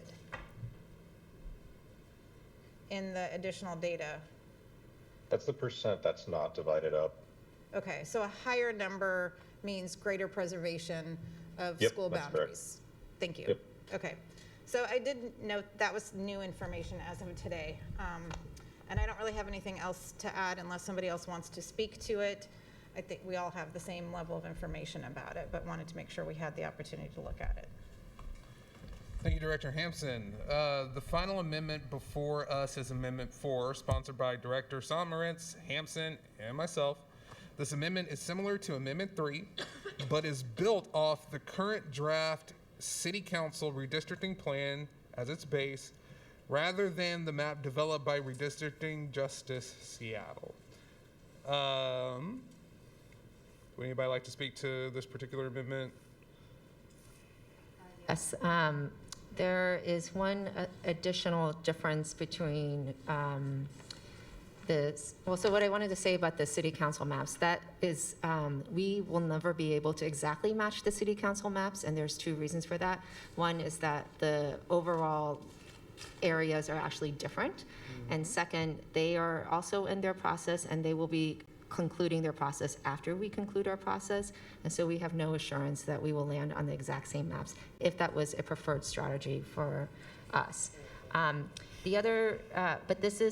this amendment is based on the current version that the commissioners are deliberating on, with one crucial difference is that I asked Flo to change some of the lines slightly so that it would shift Lincoln High School into District 4. Otherwise, District 4 would not have a comprehensive high school in it. Would you like to add anything to that explanation? Yeah, I mean, I think that overall, I would just really just say thank you to all of the community folks that have reached out.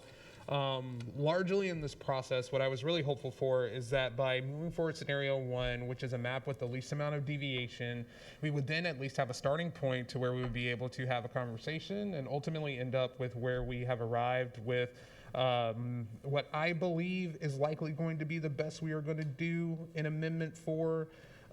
So again, just a huge thank you to everybody who took the time, looked at the maps, provided feedback, went to CVS and got a pair of reading glasses so you could actually see the darn thing. And just, I think that as we build these districts out, that they're going to not only tell a story of how folks are moving throughout our city, but also making sure that we're honoring all of the various histories that have created Seattle as it stands today. So with that being said, we are now going to move into director discussion, and then I will call for motions on amendments, and then we will move to voting. So, do we have any discussion that we would like to hear on any of these scenarios? By all means, Director Harris. Thank you, President Hersey. Appreciate that. Do any of these 4 amendments displace a current sitting board member? I believe Amendment 4 did, but no, that's, sorry. Amendment 3 does, sorry, I'm getting the scenarios and the amendments missed. But I think that was resolved in Amendment 4. So to answer your question, yes, Amendment 3 does. But what is the displacement? The displacement, I believe, would move Director Rivera-Smith out of her district. And that's District 4? District 2. Would it be appropriate at this time, President Hersey, to ask outside counsel, Noel Treat, to give us advice? I asked about this specifically to outside counsel, Noel Treat. I forwarded that to you, sir. Yeah. Is Mr. Treat available, and can he read his legal opinion? By all means. Yes, good evening, everyone. Noel Treat, Legal Counsel. It's a pleasure to be here tonight to help support this important work. I think the question here is in deciding upon a proposed plan and a final plan, could the board consider something like the impact on a sitting director or other factors that are outside the statutory criteria? And I think that you do have the latitude to do that. Ultimately, of course, the plan that you adopt needs to be consistent with the 5 statutory criteria that I think you're all familiar with now, but the statute doesn't preclude you from considering other factors. And when courts have looked at challenges to redistricting plans, they're really only looking at, does the plan adopted, is it consistent with the statute? And the court will give you a lot of discretion in that. And I think you can look at other factors such as effects on current districts and their communities, and that's a valid factor to consider should you so choose. Appreciate the feedback and the opinion and the direction. Thank you, sir. Additionally, for clarity, we do not need to move more than one of these amendments forward, right? So if there is a reconciliation amendment that most folks think would do the job, we do not have to entertain more than one. So just because the amendments have been submitted does not necessarily mean that the director who submitted it or another director has to bring them forward. Okay. Any other discussion needed? By all means, Director Rivera-Smith, take it away. Sorry, it might be a kind of a weird question, but I'm wondering what. So I get that. So 4 replaces kind of 3 in a way. Is that kind of what I'm hearing? Yes. Okay, so we can I'm going to ignore 3 now, for that reason. Then I'm looking still at 1 and 2, and I get why 2 became the replacement sort of for 1, I guess, because we wanted to get Washington Middle School into District 5. Is that what happened with 2? You mean, you're referencing by amendment and not scenario? Amendment 2, yeah. I'm not going to use scenario names. Yeah, I'm using amendment names. So there was Amendment 1. Right. Amendment 2, the adjustment was to bring Washington Middle School into 5. That's correct, I So believe. I'm going to ignore 1 now then.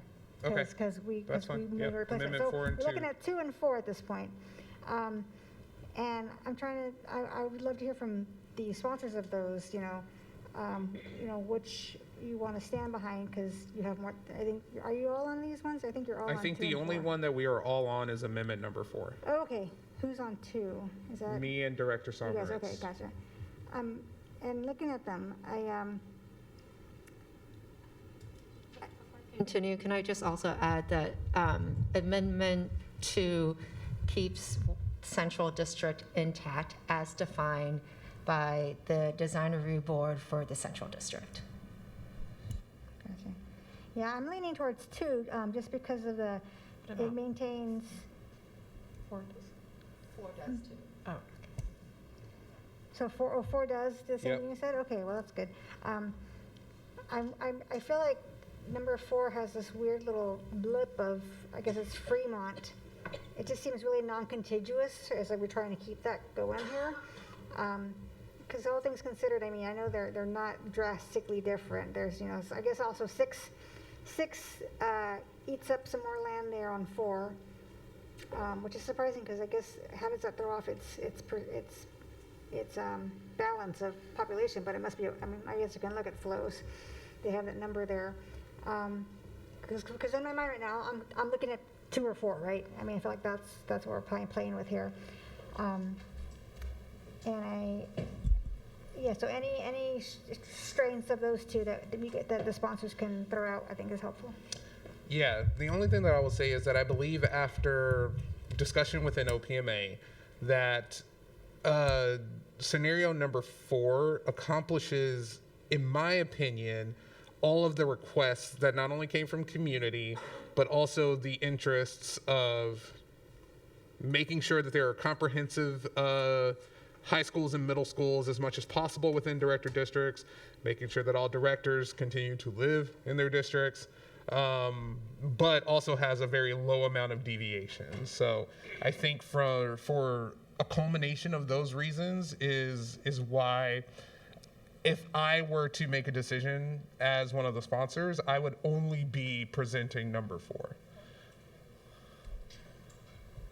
The way I would characterize Amendment 2 versus Amendment 4 is Amendment 4, the primary difference is that Amendment 4 more parallel and captures a lot of the feedback we've gotten. Right. It is also more similar to the city council proposed maps.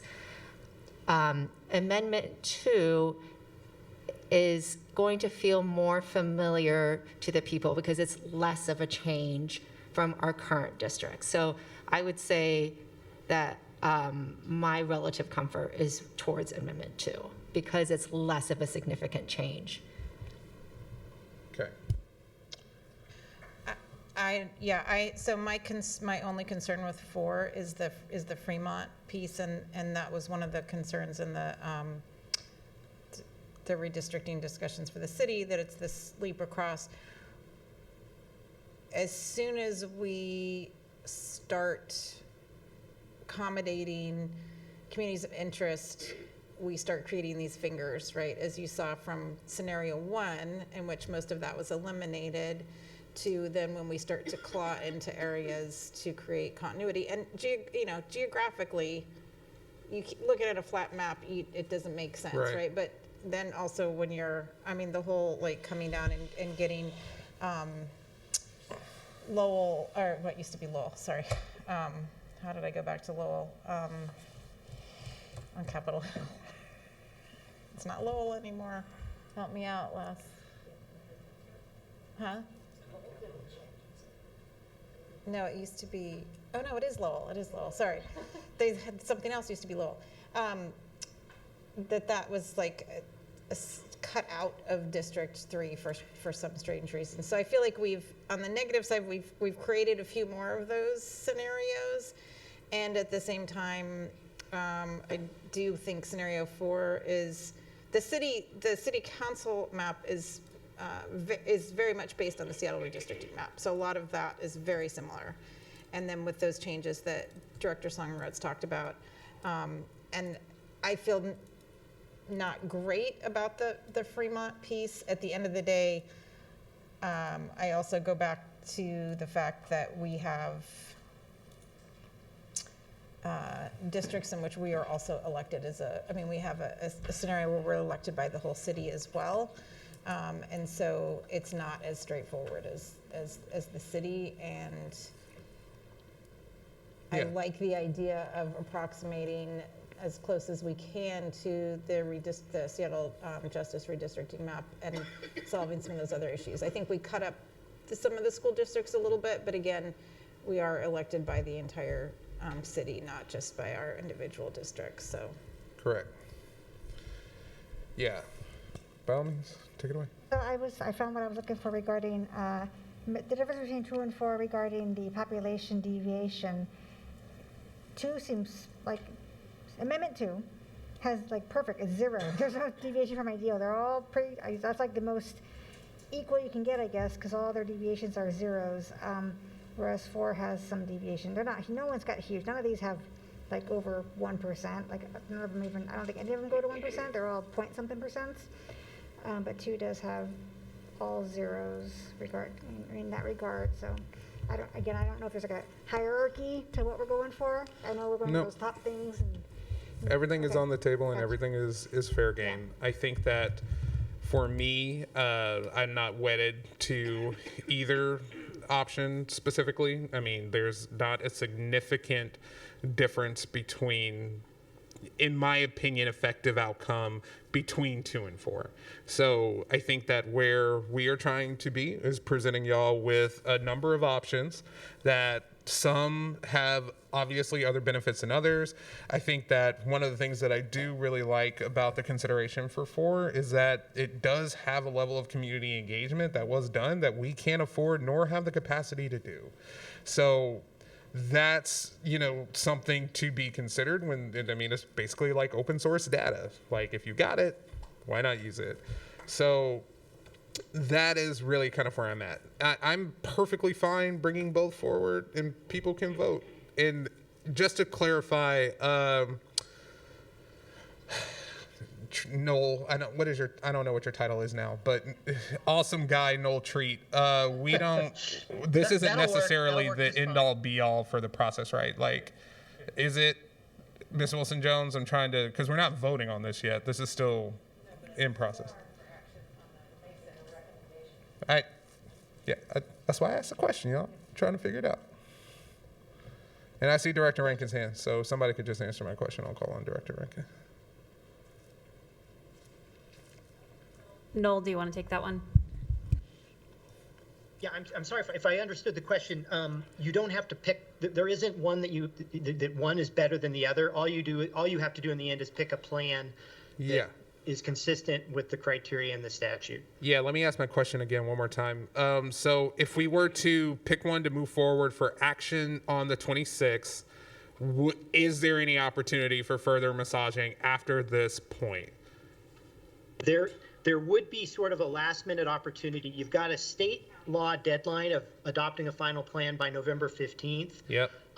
You would, because of the state requirement to post and accept public comment on the proposed plan, if you made further amendments after tonight, you'd have to resubmit that for public comment, and then you'd need to schedule an additional board meeting after the 26th, probably, to make sure you met your deadlines. No, that makes a ton of sense. I appreciate that. So if there was a catastrophic situation in being, identified something that we missed, there is still an opportunity to do what we need to do as elected officials in this process. Okay. So with that being said, I believe we are now at a point. Do you have something you want to add, please?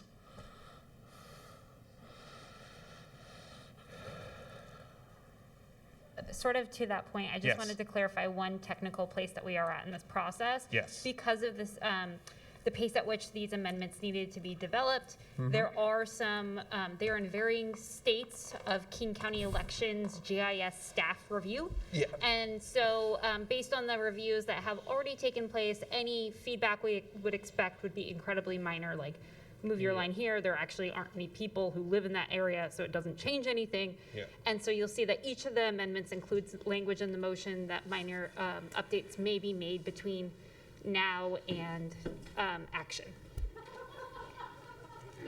Thank you, Ms. Wilson-Jones. I think that is a sign that we need to pick up the pace. So with that being said, I believe now we are at a place.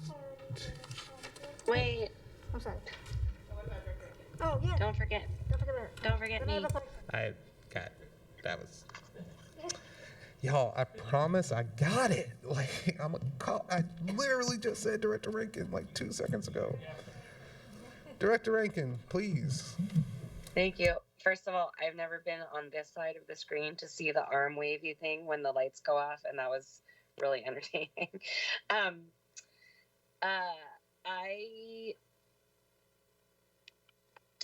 I guess, question about the various amendments. where these borders go have nothing to do with where schools are or where school attendance areas are. So I don't know if I just keep that to myself or sit with that or whatever, or if any directors that put forth amendments want to help me understand why that's an important consideration. Because this, again, does not have anything to do with where students go to school, and the schools as distributed throughout the districts are not part of the rules that we have to follow, and have no bearing really on where these are. This is about ensuring representation for voters across the city in the primary, and about ensuring that the board is made up of 7 individuals that come from communities across the city in a relatively representative way. Yeah. So where the schools are, I understand that people feel certain ways about it, and that people, especially the public, feel certain ways about it. But I guess it's just like that doesn't matter.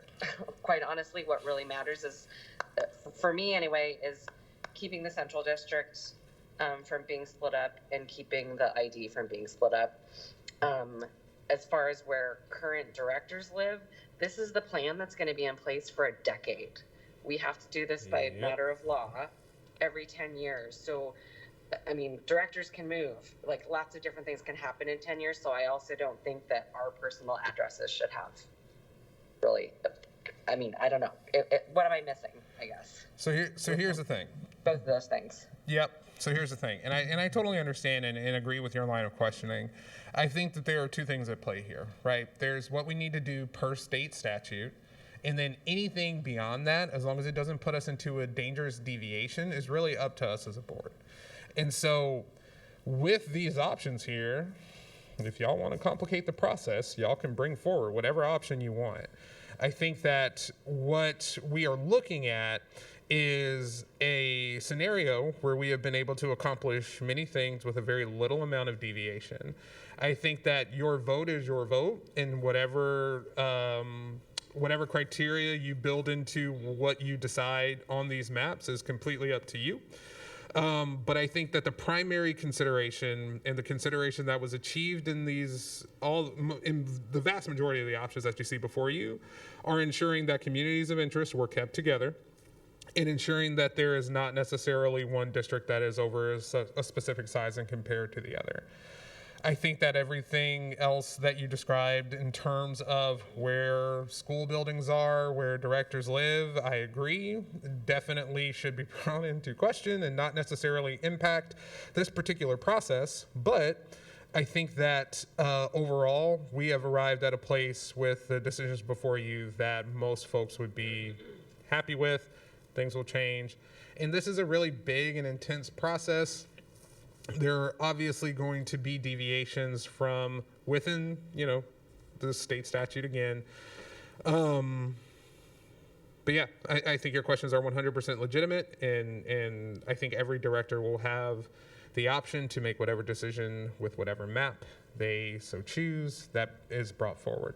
So with that being said, are there any other questions before I move on? Y'all sure? Cool. Okay, for those sponsoring the amendments, could you please move any amendments that you wish to put forward based on tonight's discussion? Once we have all the motions before us, we will vote on amendments sequentially by number. For each amendment, we will also need a second. So, would any directors like to move amendments forward for consideration? Yes, I'd like to move that the school board approve Amendment 2 to the board action report titled Approval of School Board Director Districting Plan, which substitutes scenario 5 as attached to this amendment, with any minor technical additions, deletions, and modifications deemed necessary prior to final action October 26th for the proposed redistricting plan, scenario 1, attached to this underlying board action report. To the extent this amendment conflicts with the information presented in the underlying board action report and attachments, this amendment shall control when engrossed. Immediate action on this amendment is in the best interest of the district. I move that, I'm sorry, I second. And just for clarity, which amendment was that? Amendment number 2. Okay. I move that the school board approve Amendment 4 to the board action report titled Approval of School Board Director District Redistricting Plan, which sometimes substitutes Scenario 7 as attached to this amendment with any minor technical additions, deletions, and modifications deemed necessary prior to final action on October 26th for the proposed redistricting plan, Scenario 1, attached to this underlying board action report. To the extent this amendment conflicts with the information presented in the underlying board action report and attachments, this amendment shall control when engrossed. Immediate action on this amendment is in the best interest of the district. Second. You're good. Okay. If there's any further discussion before we move into voting. All right. Sorry, wait, there were 2 motions. Are we voting on both of them together or one and then the other? That is a really good question. One and the other. Yes, so Noel Treat here. You will vote on them sequentially, but I just want to be clear that if the last voted amendment will be the one that will be the plan, the proposed plan going forward. So if you vote yes on both of them, Amendment 4 would then be the ultimate plan that the board moves forward into the next phase. I don't really understand that. Okay, so here's the deal. Wait, what? Yep, I got you. It replaced that action, replaces the other action. I got you. Right. Yes, your last action is the final action. So if you have a preference of what you want to see versus Amendment 2 or Amendment 4, if you are looking at Amendment 2, but you really like Amendment 4, vote no on 2. Okay. Because if we then go back, if somebody says, oh, I like both of them, that is going to put us into a situation to where regardless of what you intended, you are going to move forward the last amendment that we vote on. Okay. That makes sense. Does that align with your explanation and understanding, Noel? Yes, exactly. Thank you. Yep, second grade teacher. All right, so with that being said, Ms. Wilson-Jones. I am calling the roll on Amendment 2, which I'm not going to say which scenario it is because I'll mix them up. But Amendment 2 is what I am calling the roll on right now. This will be followed by a vote on Amendment 4, and that is all the votes we have teed up. Yep. So Amendment 2, Vice President Hampson. No. Director Harris. No. Director Rankin. No. Director Rivera-Smith. Yes. Director Sarju. No. Director Song Moritz. Yes. President Hersey. No. This motion does not pass with a vote of 2 yes to 5 no. Moving to the vote on Amendment 4. Director Rankin. Yes. Director Rivera-Smith. No. Can you repeat that? I'm sorry. No. Did that come through? No. Yes, no. Okay. I mean, no. Director Sarju. Yes. Director Song Moritz.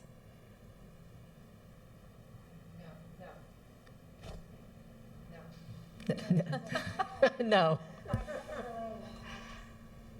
Vice President Hampson.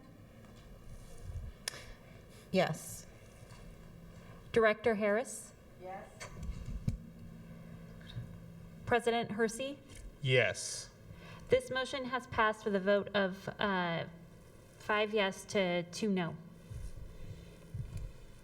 Go ahead. You gonna click it? What does Okay. it mean, though? Oh, no. Does it mean that that is the one that passes? Yeah. Yes, yes. We haven't voted Amendment on number it yet. 4. We haven't voted on it. Nothing is passed. Nothing is passed. So with the contingency that everything squares with the county, that will be the one that we have recommended to move forward. The final vote will take place on October 26th. barring any catastrophes. So, okay. Amendment number 4 has been approved and will be submitted as our proposal redistricting plan. We will vote on this proposed redistricting plan on October the 26th. Cool, I said everything that I needed to without even looking at my notes. Okay, now we will move into intro items. Let me get my agenda, sorry. Of which we have just a few. All right, so introduction item number 1, approval of the revised student outcomes focused governance goals and guardrails. Approval of this item would approve the revised goals and guardrails as attached to the board action report. I believe that we are going to be hearing from a combination of Director Someritz and Superintendent Jones. Which one of you would like to begin? Thank you, President Hersey. This board action report will revise the goals and guardrails that were previously adopted by the board. At our work session in June, we discussed what, if any, revisions were needed to the goals and guardrails after seeing our proposed interim metrics for progress monitoring from staff. And so with this bar, we've identified a number of language tweaks to clarify our intent and the community values. I'd like to highlight that we have had the addition of reference to policy 0030 in our language. We also identified the need to include an operations guardrail. So we discussed replacing guardrail 2 with an operations-focused guardrail, after determining that our previous guardrail 2 was already sufficiently reflected in our other guardrails, and that operations was a community value expressed in our Seattle Excellence strategic plan that was not present in our guardrails. So over the summer, I worked with Dr. Jones and our consultant, AJ Crayville, to create this new guardrail 2. And the proposed guardrail language is that the superintendent will not allow operational systems to deliver unreliable service. I think this reflects the board and community's values around reliable operations, such as transportation, and the staff are working on interim metrics and the guidance we will receive. That about sums it up. And I do want to just give a signal that as we look at the interim guardrails, once we get the finalized language approved, we're going to probably be talking about transportation technology and or human resources as the interim measures. And when we talk about transportation, we're talking about perhaps bus reliability and on-time performance. When we talk about technology, we're referencing systems availability and tech ticket response time and resolution time. And then for human resources, we'll probably be talking about vacancy fill rates and substitute availability. The other piece that we really want to emphasize, are there any other areas that have the largest impact on student outcomes? And so we won't have 4 interim measures, but we'll have 1 or 2 or 3 in those categories.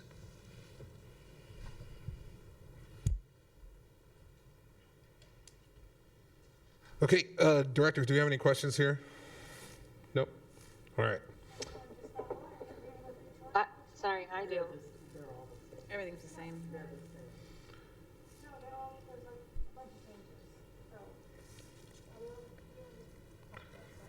just mostly clarification. I'm sorry, this is okay. There's not, at least that's the last one. I knew it was the last one. If you answer my questions for that one, thank you. I was gonna ask about what other things besides transportation, but that relate to, and you answered that, thank you. So I do have a question about number 5, but I don't know if we're there yet. So you have a question about the 5th guardrail? Okay. Yeah, Yes, okay, now? so, yes, Okay. now is the time I'm very, for questions. thank you. So it's changed to the superintendent will not allow any district department, school building, or classroom to not provide unwelcoming environments as defined in board policy 0030 that reflect and support the diversity of the district's student population, their families, and community to sense of belonging. I'm trying to follow this carefully can you explain what you did there and why? So can I just so this is actually our guardrail. So we wrote this. I know it was a long time ago. It was in June that we did all this work.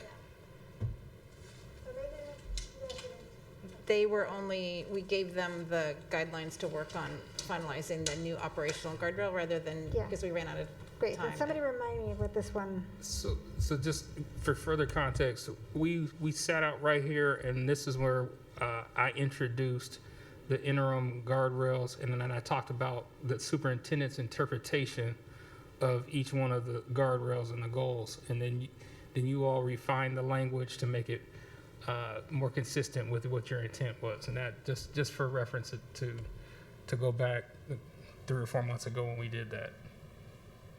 I think it was Dr. Pedrosa who mentioned that there was a definition and it was 0030. So I'm trying to bring it all back because just in reading it, I get a little lost. But are the metrics going to change for that one then? Metrics will not change, and 0030, which we should have a poster of in here. I'm not sure what happened. But nonetheless, there's a definition of welcoming environment that's embedded within that policy. And so that was the reference that Dr. Pedrosa had going back. Okay.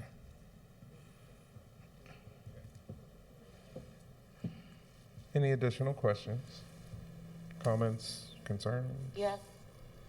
Director Rankin. Thanks. I am wondering on guardrail 2,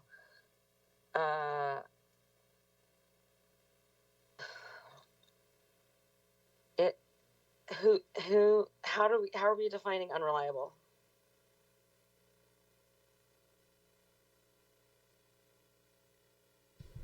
I mean, is that just what we'll see in?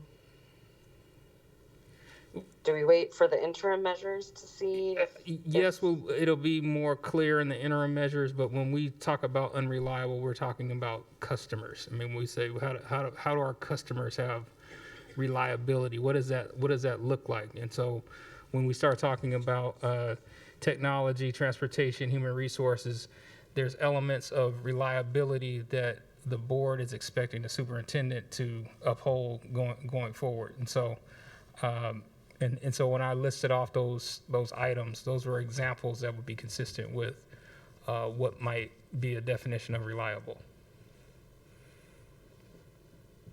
And if that's not sufficient, I'll endeavor to come up with a more complete definition of reliable. Or in this case, as the guardrail's written, unreliable. Yeah, are we, this is an introduction item, so are we gonna then vote on this official adoption at the next board meeting?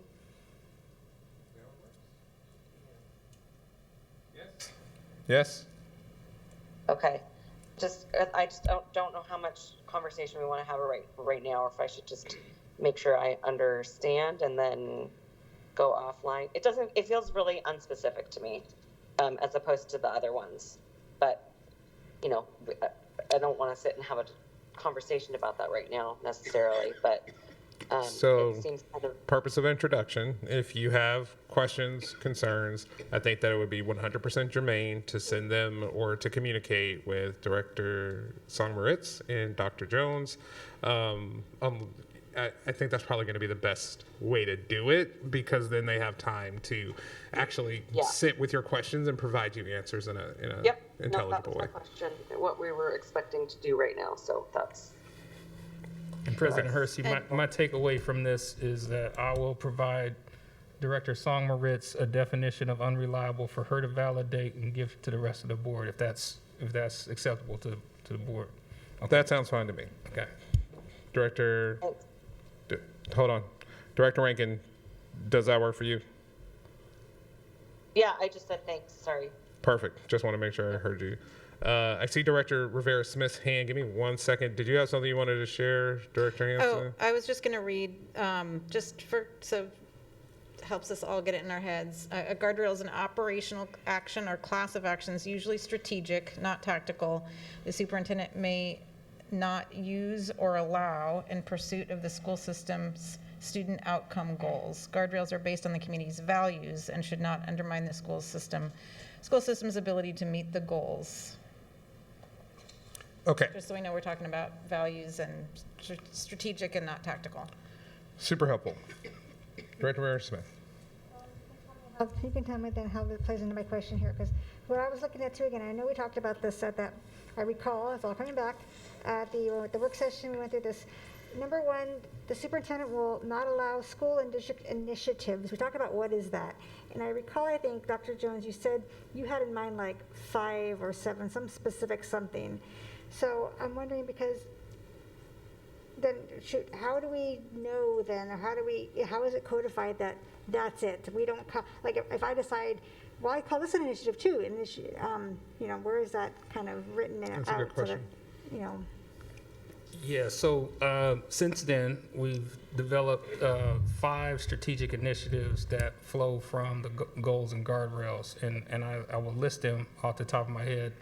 Culturally responsive diverse workforce, inclusion, 3rd grade reading, 7th grade math, and college and career readiness. And those are the strategic initiatives that are aligned with guardrail number 1.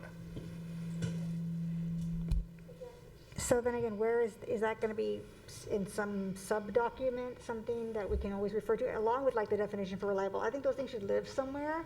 Yep. Just so there's no ambiguity later, because if it's not me, someone else could be like, well, I think this is an initiative, and we should hold you to that for this also, you know? So noted. I will provide that documentation. Okay, thanks. Any other questions on this item before we move on to the next introduction item? Okay, thank you very much. Introduction item number 2, acceptance of the board ad hoc governance committee recommendations for implementation of student outcomes focused governance. Approval of this item would accept the recommendations of the board ad hoc governance committee for implementation of student outcomes focused governance as summarized in the board action report, with attached supporting documentation during implementation. The board president and superintendent will adjust or modify the plan timeline as needed. So, I believe the committee members in some various capacity will be presenting this item. Yeah. The ad hoc governance committee was charged by President Hersey with creating recommendations for the board's implementation of student outcomes focused governance. This board action report includes the recommended plan and timeline for aligning the board's structures and work with student outcomes focused governance. The board has already completed a number of important steps reflected in the implementation timeline in the packet, including adopting goals and guardrails and training in student outcome progress monitoring. This board action creates the plan for the remaining steps in the board's transition. The recommendations of the committee are divided into 8 areas: implementation timeline, board committees, policy manual, board meeting agenda and meeting types, board superintendent relationship, board accountability, board action reports, and community engagement. Acceptance of the committee's recommendations will provide direction for the work in these areas to begin, including the creation of additional ad hoc committees and staff work necessary to support the board's transition. The board action accepts the committee's recommendations, the specific steps and approach provided in more detail in the bar attachments, and can be modified during implementation as needed. Feedback and questions between introduction today and action on 10/26 should be sent to me as chair of the committee, President Hersey, and Ms. Worth on staff, other than what we talk about today. So you'll have questions now, and then the questions in between need to be sent to the 3 of us to review. Again, this is about creating a culture of continuous improvement, and I want to be clear, the intent is in this process is not to obfuscate or diminish accountability, but rather to create that culture of a learning organization so that we too are lifelong learners and learn how to better be laser focused on accountability and support of outcomes for students. Any of the other committee members have anything they'd like to add before we move to director questions in general? Okay, fantastic. Liza does not have her hand up, so I'm assuming that's no. No, I'm good. All right. Okay, so directors, any questions on this item? That's genuinely surprising. I was about to say, go ahead, Director Harris. I thought you were going to fall off your chair.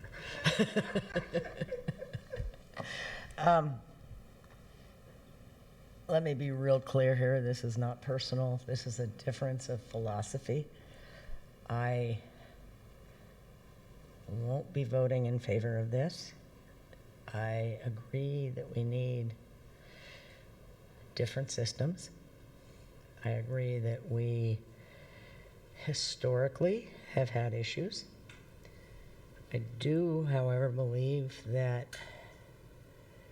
our voters did not vote us in to make these kinds of wholesale changes.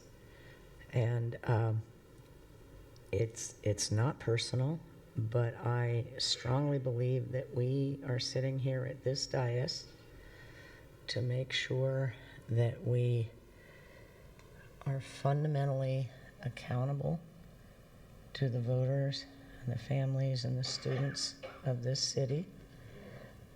I well appreciate that this will probably pass. I can count votes. I can read, but I won't be joining in on that. Thank you. Any other comments from directors? Yeah.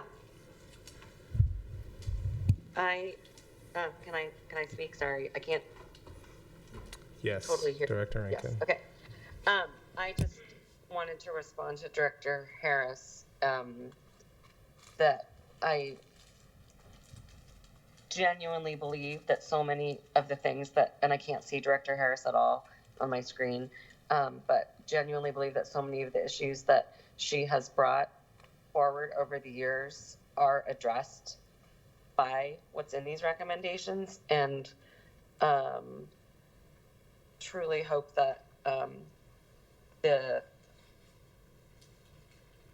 comment is coming from just that and not I really hope that you had time to read the packet, I guess I'm saying, not to imply that you don't do your homework, but I really, and I would be happy to have any conversation with you that you want, because I do so truly and deeply believe that the issues with engagement, the issues with, lack of accountability and confusion about clarity about what should be under the purview of the superintendent, what's the role of the board, what's the role in bargaining. So many of those things are solved by all of us embarking on this work, and I believe that's exactly what we were elected to do, is to not just continue to do things the same way when we know it's not working, but to make it better and to focus on governance. And so I guess I'm just extending that to say any time between now and action less, I will make time for that for any kind of conversation with you that you would like, not to try to convince you or tell you that you should think something differently, but because I truly believe that this meets a lot of your needs and things I've heard you express. So I would just love to talk with you about that if you would like to. Director Rankin, I love you like a sister. These are philosophical differences. They are not personal. And I have read every page and read all of the minutes. But thanks for the offer. I doubt that I will be taking you up on it. And I respect your position greatly. And I respect you as a director even more greatly. Thank you. Thanks, Les. Any others? Go ahead. Question about I don't want to talk too much about the holistic. My specific question is regarding trying to find it again. Board member number 2 under board committee recommendation. In the second paragraph, board members will not introduce new policy work outside of what is legally required and which drives the effective completion of student outcomes-focused governance model implementation while standing committees are suspended. So, and they're suspended until July of 2023. Am I reading that right? So between now and July, or whenever this would get adopted, and July 2023, no policy work can be done except what is legally required. Is it and or which drives effective completion? Because then right underneath it says create a new policy. So, and that's not legally required. So Director Rankin, do you want to take that one? Or is that on, I don't actually remember whose part that's on. It's, if it's related to student outcomes focused governance, so including the entire policy manual development and review, then we can bring it forward. Just not random policy things that aren't legal, that don't need to be updated because of new laws, or aren't specifically geared towards the work of what the policy diet, if there's a policy diet committee, ad hoc committee is doing to update and refine our policy manual and our policies. And well, there's a whole process explained in the packet about how you go through and determine which policies. There's a tool that's used to look at and evaluate all of our policies. So as part of that process, policy review will be happening, but not something random coming. So this is and or, because it says and, so it had to be legally required and drives the effective completion of SOFG. That should be and or then? I think it's just or. It says and, but. Oh, okay, it's probably just a typo. It should just be or, because it does make a big difference, right? I mean, I think it's just a having to typo. fill both those things is one thing. And Yeah, one no, of you're those is right, another. you're right, I think. So I want to So we make should sure I strike the and. understand it. Yeah. It should be required or which drives effective completion. Yes. Okay. That's what it should say. Okay, so that helps a lot. Thank you very much. Because I do, and this is very specific to me, I guess, because I have been speaking already with our student board members regarding the student voice policy that it's been in the wings for like a year because I was waiting for student board members to be here to run it by them and see if it's something they were interested in, and they are very interested in that. So I would need to know if this stops that work, because it's a student voice policy. I mean, I feel like it's very much related to student outcomes, but yeah, I mean, I feel weird being told I can't work on policy as a director, because that's kind of like what we do, right? I would never think to tell any of you that you shouldn't work on a policy that you feel is important, because ultimately we get to vote on it, and if I don't agree with it, I'll just vote no. Same with you guys. So I feel like that's a really, I don't know, I think that's almost inappropriate to ask that nobody does that, since that is part of our work. So the rationale for that is that in order for us to do the intensive work of reviewing all of our policies, time has to be focused. We've talked before about, that this is all about units of energy, and we don't spend time doing community engagement as a group, for example, having two-way conversations with community here, because we are so caught up in doing all of the other things that we do. And so as one example of ways in which we're trying to create that opportunity, and so in order to be able to get this work done together, we want to make sure that we can't have staff running parallel processes with us, continuing to run our existing governance system and creating a new governance system. And so this is to create that space. And I wouldn't say that isn't something that belongs in, because the policy manual is kind of what we determine to be our real core governance policies that we commit to, not just keeping up to date and reviewing on a very regular basis, but actually holding ourselves and our superintendent accountable to, and getting that number small enough, right? And so have student voices become a huge part of our push for culture change, right?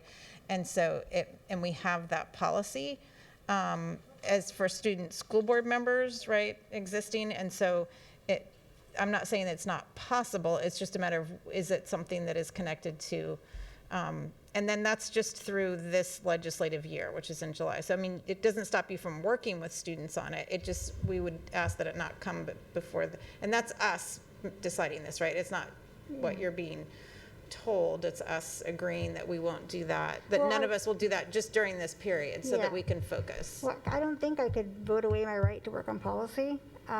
And in that time frame, they'll be gone. They're only here for a year, and I don't know where I'll be in a year. I mean, I'm very well could be here. Very well, I haven't actually made that steadfast decision, and it's less about me, but I'm actually thinking about them in this point, because they're definitely only here for a year.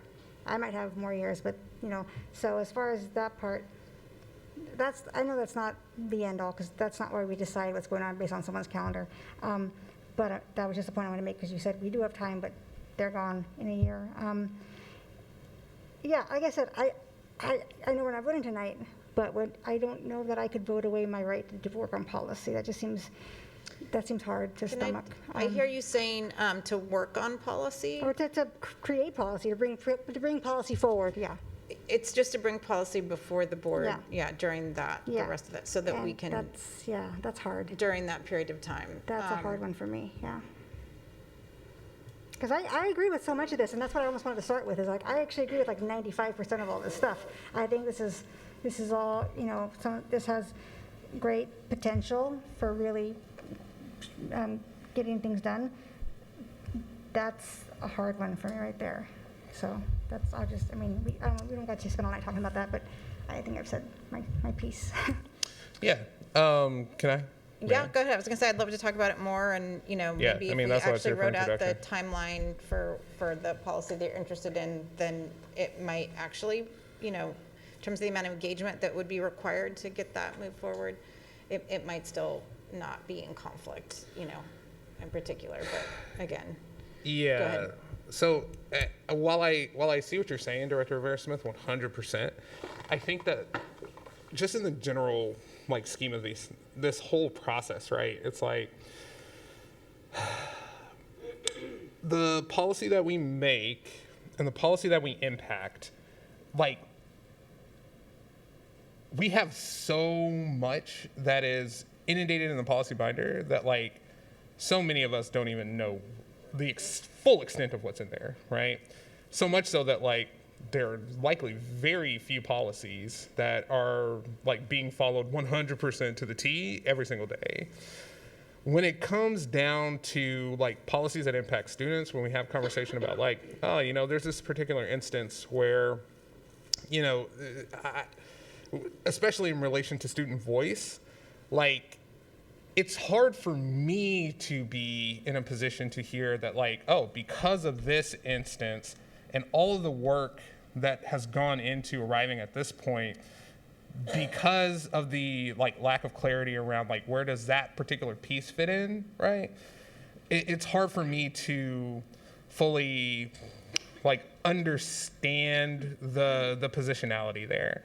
And the reason that I say that is that what Director Hampson said wasn't that they can't come forward. I think that it would need to be a consideration that we would talk about, in addition to the fact that that doesn't bar you from working on it with the students that are here currently. And the 3 student board members here, while I am so excited that they are here, they are one of 50,000 students, 47-something thousand students, however many we got, that will have the opportunity to work with on a various range of policy. And so my frustration, I think, is that we all know that what we're doing is not working well at all. And we have been presented an opportunity to try something different. It's not permanent, it's different. And you can have a philosophical difference. I'm not encouraging you to vote either way. But what I will say is, as an educator, I am looking at where this work is focusing us on in this particular moment. Because when we talk about things like student voice, yes, that's great. Student voice is fantastic. It's the core of the work that I do on a general basis. We can include all the student voice that we want, but if our system isn't appropriately set up to position them to be successful, I worry that are we focusing on the appropriate outcome, right? And maybe I'm wrong, and everybody can have a difference of opinion there. I don't think that the issue that you're bringing up is invalid rather. I 100% see where you're coming from and think that I would be in a specific place if I had not a similar place had I not really dug in and tried to see from a system standpoint how this benefits Seattle Public Schools. For Director Harris's point, I think that the best thing that we're going to do at this point is agree to disagree. I'm channeling Roosevelt here. We're going to be able to show you better than we can tell you, because what I know for a fact is that We are not getting outcomes for children. We are not. And we sit up here and we say that, like, we're giving kids this world-class education. Like, our teachers are working their butts off 100%. But, like, the data that we have shows that we are not. We are not. And it starts with us. So if we are unable to really think critically about the immense amount of work that it is going to take and the place that we have to start to do something differently, we can talk in circles, but like, I got a family at home that's waiting for me. We all do. And so if we're gonna spend hour after hour from this dais, like trying to not just maintain the system that it's going, but like legitimately make it better, it's gotta be a wholesale approach. And if it doesn't work, the key word in there is suspension and temporary. It can come back. So I'm not trying to encourage anybody's vote. Y'all all got elected to do what you're going to do. But when I also think that it's important for the public to know that as we think through some of these really big challenges, that they do have representation that is willing to take big risks in exchange for big payoffs for their kids, you know?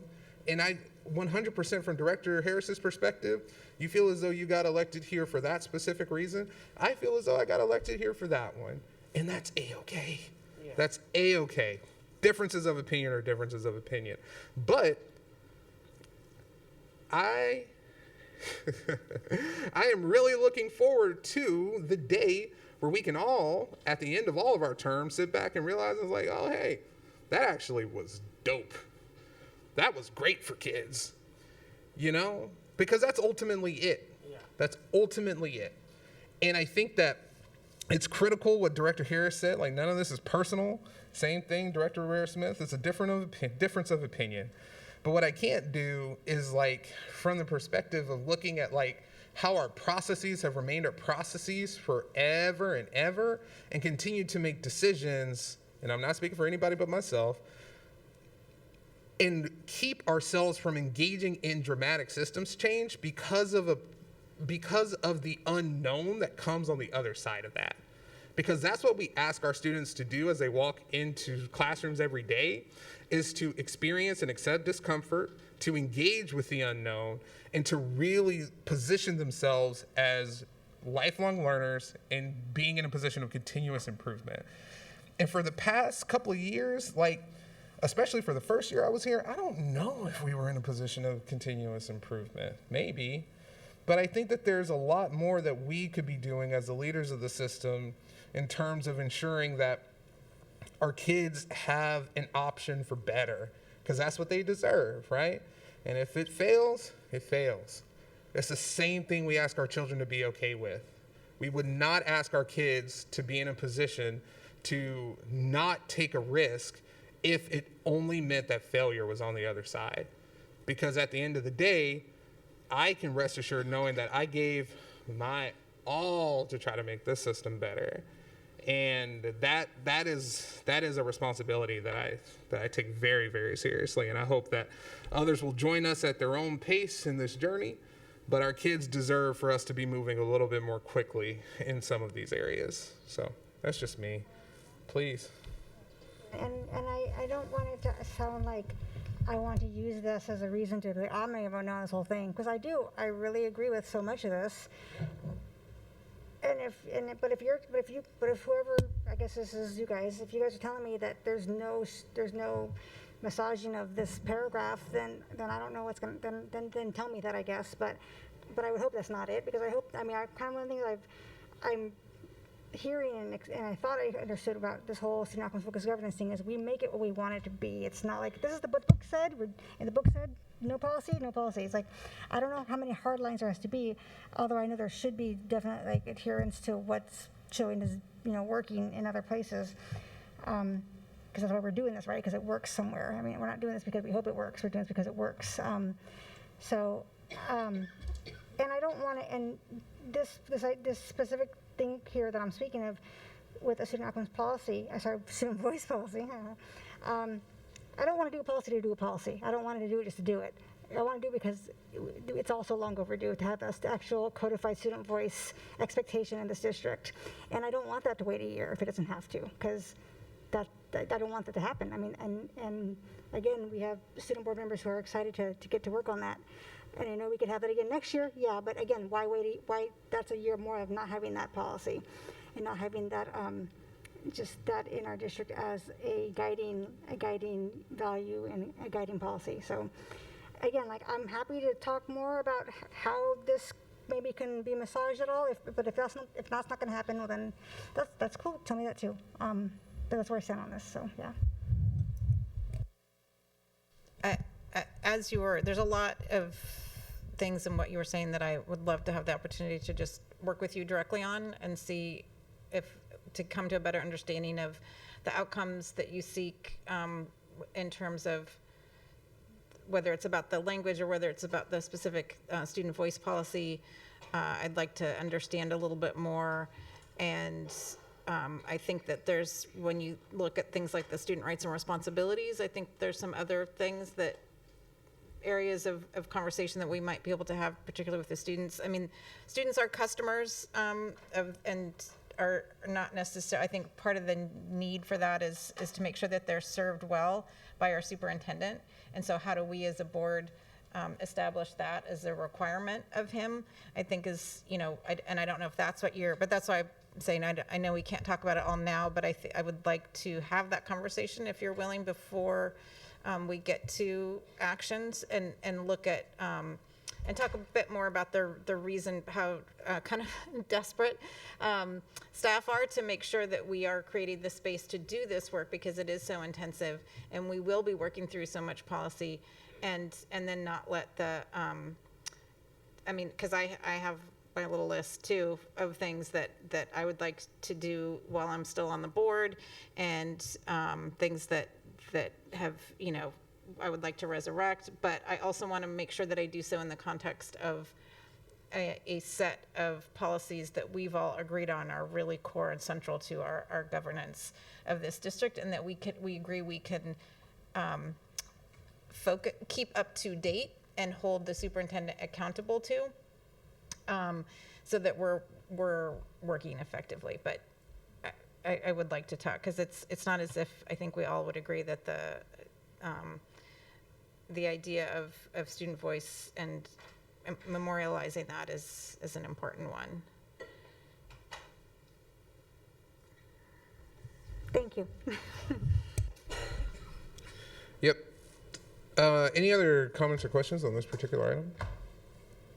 Yes, President Hersey. Director Rankin. I just also kind of wanted to clarify or state, I guess, that what you're voting on is really acceptance of our recommendations for, all of the research and time that we have put into making our recommendations to the full board as to how best to implement SOFG. So the, voting away your right to work on or bring forward policy, that our recommendation is that in order to most efficiently and expediently do this as a full board, is that it includes not bringing forth other new policies.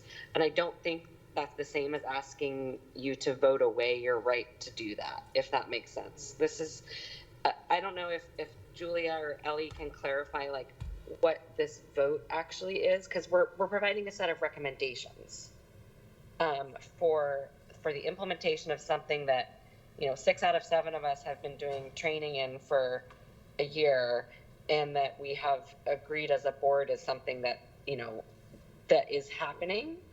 So and then this is just, here's how we as the ad hoc committee recommend that best gets done. In terms of what it binds people to specifically, that's, I don't know, I guess I want people to be really clear that we all understand what a vote of acceptance means and doesn't mean. Yeah, and that's actually a good point. It isn't. We were really careful to minimize the things that were that this was foreseen, right? Like there's not much in the way of action related to the acceptance of the recommendations. This just sets a really clear path forward and timeline and specific deliverables by which we expect those things to be done. One of the other things that we included was that it only takes, instead of 2 board members, it's only 1 board member required to bring something to President Hersey and Superintendent Jones for to be put on the agenda. So in one sense, we tried to say, let's keep policy work to a minimum during this time while we're working on all of our policies. And at the same time, that if somebody has something they need to get on the agenda, there's not a lot of, you don't have to have somebody else. There's not a lot of gatekeeping. It's just the superintendent and the president who were deciding on the agenda together.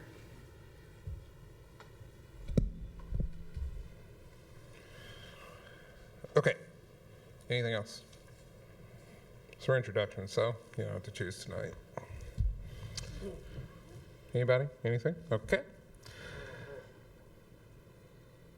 Next introduction item, partial suspension and temporary modification of board policy number 1240, committees 1220, board officers and duties of the board 1250, school board, student members 1310, policy adoption and suspension manuals and the superintendent procedures 1400, meeting conduct, order of business, and quorum. 1420, proposed agendas and consent agendas. 1620, board superintendent relationship. And 2015, selection and adoption of instrumental materials. In board procedure 1620 BP, board superintendent relationship and procedure, and 1630 BP, evaluation of the superintendent. Approval of this item would partially suspend and temporarily modify board policies number 1240, 1220, 1250, 1310, 1400, 1420, 1620, and 2015. And board procedure 1620 BP and 1630 BP as attached to the revision of the board governance structure through July 31st, 2023, with work to identify permanent policy changes and scheduled for April 2023. If the board does not adopt the permanent changes prior to July 31st, 2022, the partial suspensions and temporary modifications will sunset. Do we have a director that is going to present this item? Yes, the prior item introduced tonight was for the board's acceptance of the recommendations of the Ad Hoc Governance Committee. The board action report included in the committee's recommendation for a pause on all non-legally required committees through July 2023, with a review by the board in April 2023 to determine a prospective revised structure to take effect in August of 2023. The board action report for the acceptance of recommendations noted that full board action would be necessary to implement the committee pause, and this item represents that board action. This item would partially suspend and temporarily modify 8 board policies through July 31st. The most substantive suspension and temporary modification is to board policy number 1240, our committee's policy, with the other policy suspensions and modifications relating to the implementation of this change in committees. For the remainder of this board year, the Executive, Student Services, Curriculum Instruction, Operations Committee would be suspended, as would the finance functions of the Audit and Finance Committee. We would retain an Audit Committee for limited business, and the action would not impact the board's BEX and BTA Capital Programs Oversight Committee.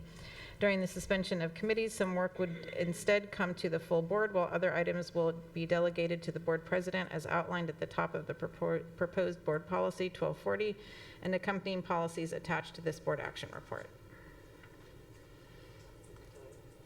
All right. Any questions on this item? Director Rankin? Just check it in, All right, going once, going twice. We will be voting on it in 2 weeks. Okay, that concludes our introduction items. We have now reached board comments. I'm going to take chair's privilege and go first. I'm going to try to keep this very quick. For me, I think that what I would just like to say is in these particular meetings, I am trying to provide all of you an immense amount of deference, taking into consideration my status as a man on this board and my status as a black man on this board. And so for that, I have the utmost respect for all of you, which is why oftentimes I do not want to get in the way of you sharing your ideas, your values, or whatnot. At the same time, I am the president, and I promise I am going to call on you. But there are very, very frequent instances before I even have the opportunity to speak that the decision or the understanding that I had forgotten someone was already made for me. And so what I'm asking is, give me a chance, and I promise I will not forget you. But it does degrade the value of the conversation when we get lost, and it's like, oh, this person wants to speak, or that person wants to speak, or that person wants to speak. And to my knowledge, that didn't happen before I arrived here, because I've served for a number of presidents, 3 to be exact by this point. And so what I'm expressing to you all is the feeling that I have less of an opportunity to serve as your president effectively if you do not give me the opportunity to do just that. So this is me in a very public fashion asking you, let me do my job. And if I mess up, I mess up. The same expectation that I have for my students to take opportunities and fail is the expectation that I have for myself and everybody else on the board.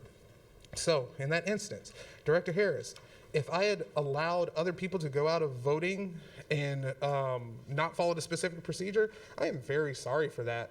I am trying to maintain a level of consistency, so this is a public apology. My bad. Going forward, I think for consistency's sake, unless there is like some extenuating circumstance, let's do some level setting. And when your name is called, unless you have a really, really, really good reason, which sometimes you might, and just say like, hey, I got my reasons. Let's try to stick to the order that is, just so that there's some consistency. Not trying to show any preferential treatment to anybody, but I do feel as though, and I feel very strongly about this, that just having some levels of consistency around questions and whatnot is also super important. And because of my status as a man on this board, I have had to take that step back, and I really am trying to be very thoughtful about how men treat women in this society overall, and being not only the only man, but also the youngest person on this board by a bit, that puts me in a really difficult situation often. So please know that when I am doing this, it is coming from a place of respect that I am asking the same of all of you in return. Let me do my job, okay? That's it. I don't need any other feedback, unless you want to give it to me offline. I'm more than happy to hear it. But I just needed to say that before, it continues on in a way that doesn't feel good. So, Director Sargent. Yep. Thank you, President Hersey. So I had planned to say this. There is I think you might notice a connection here. But my comments are specifically for the student directors, and specifically for Director Luna, and for President Hersey.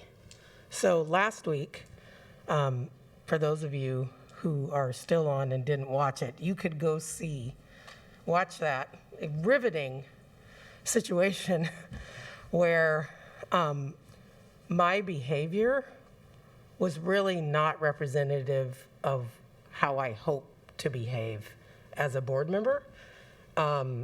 I could give a whole bunch of reasons, and they're righteous and they're just, and that's not the point.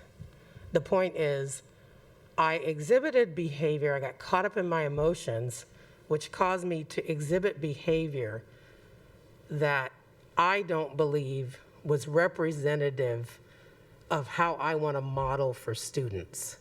So I am making a public apology to specifically Director Luna, but I'm also making a public apology to President Hersey. So I'm not going to go into this. We had a 35-minute conversation. I'm trying to keep my comments to 2 minutes.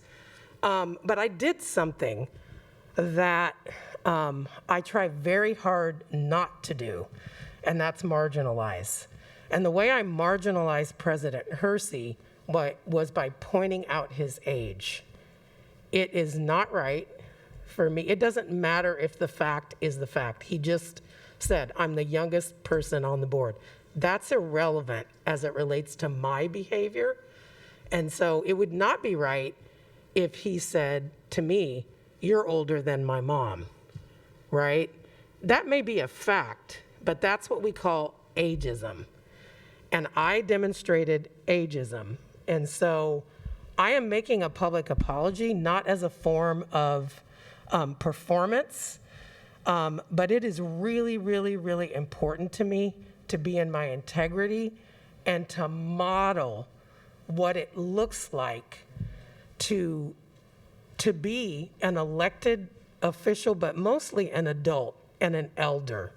And so I give you my public apology. I appreciate you giving me a call.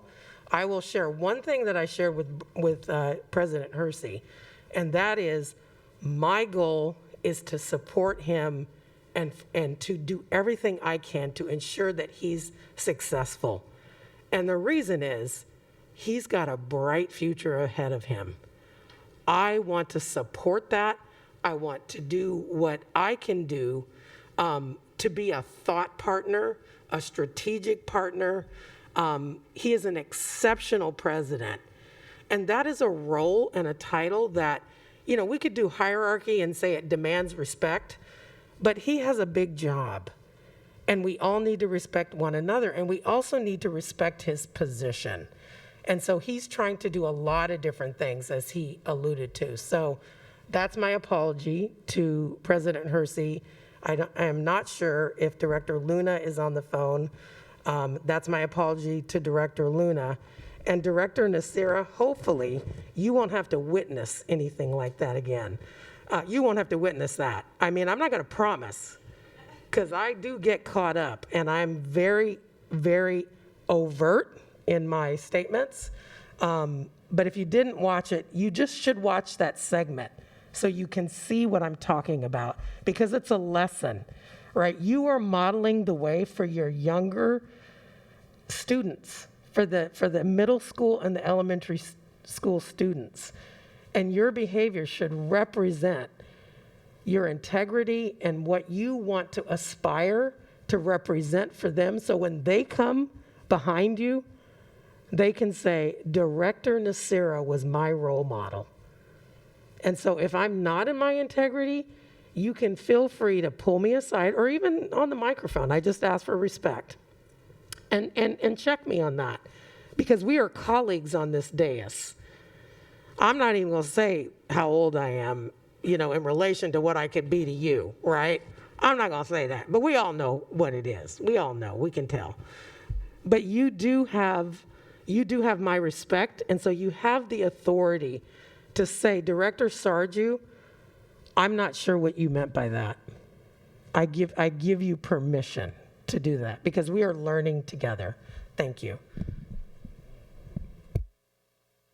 Wholeheartedly accept. I think that I really appreciated what you said about modeling, and I think that we could all take a page out of that playbook. So I'm trying to model. Mindset practice. For sure. For sure. Thank you for that. I really, really appreciate it. Okay, any other director comments that we have? By all means, Director Harris. Thank you. I want to tap on to what Director Sarju says. I absolutely believe that your future is straight up, and I'm going to be able to brag that I knew you when. And then I gave money for your first campaign. And I'm trying to foist plants on you and your fiance. And I value the fact that though sometimes you and I are very philosophically diverse, I value you, just like I value everybody on this dais. And I appreciate that I'm an odd duck, and I'm okay with that. And I'm glad that y'all are okay with that. And I appreciate that immensely. A couple things. I want to express some gratitude and big thanks. First, to Tim Burgess. mayor's special assistant. He and I had the opportunity, after many years, after doing the MOU on Memorial Stadium, to share a meal, a whole lot of history, a whole lot of jokes, a whole lot of giving each other a hard time. But he's a senior assistant to Mayor Harrell, Memorial Stadium, #1, and then his other #1 is the DOJ consent decree. Both things that are incredibly close to my heart, and I don't know how you could have ramped that up that way. And thanks to Mayor Harrell for both of those assignments. And Tim Burgess and I both enjoy each other immensely because I think sometimes we're really very misperceived in terms of our values. But that's okay because you learn. Eleanor Taves, this woman is so amazing. She is the very best of this district and the history. And when folks are out there, they may want to Google our archives because they're really darn impressive. And there's a whole lot of history that'll make you cry, and there's a whole lot of history that'll make you smile and give you joy and keep you going for six months. And it's available on the internet. It's so cool. I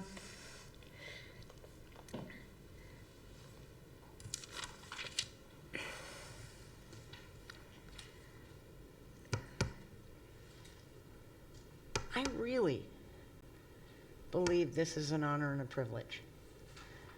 I also leaned over to Director Hampson during this meeting when we were laughing, which we all need to do.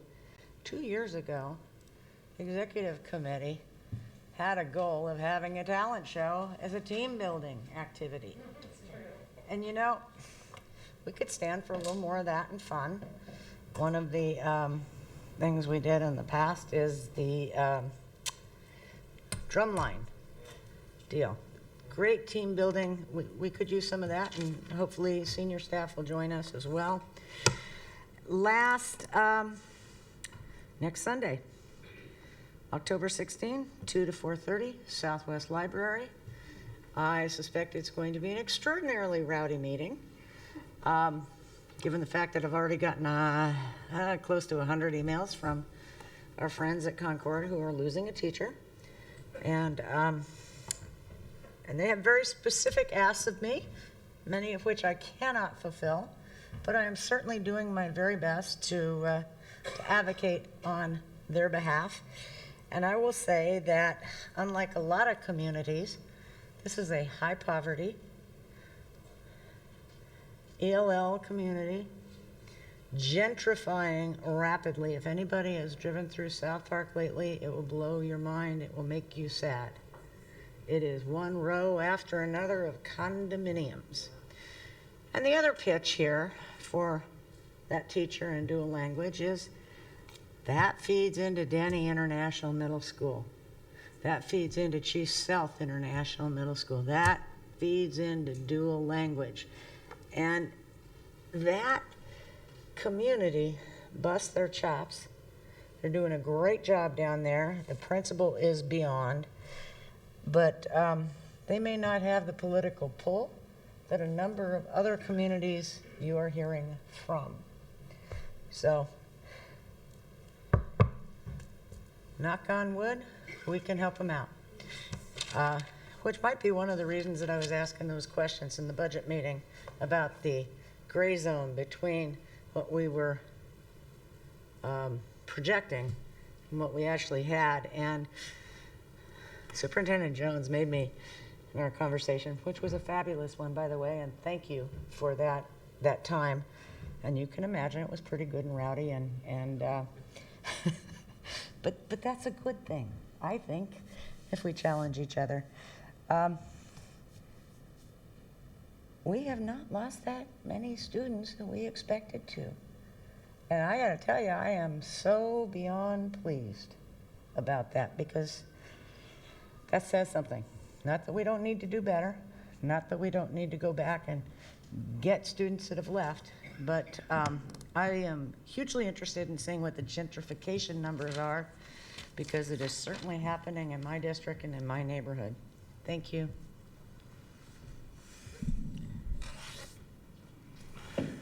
Last call for comments. I'm not going to keep us much more, but I agree that we missed a chance to celebrate earlier. Our enrollment went up. I mean, right? It's essentially it went up. And that's like, we should celebrate a little for that.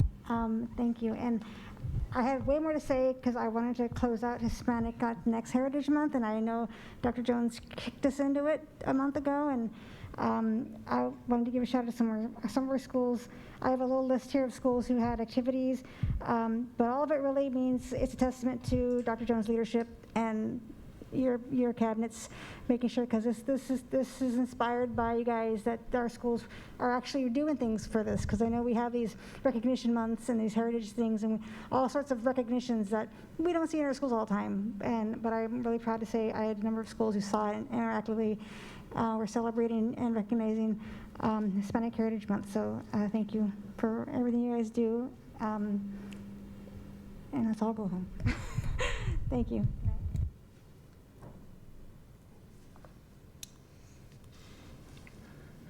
Last call for comments. All right. I was going to say that song lyric, but probably should not. Okay, so with that, there you go. With that being said, the board meeting stands adjourned at 9:12, and we will see you in a couple weeks. Thank you.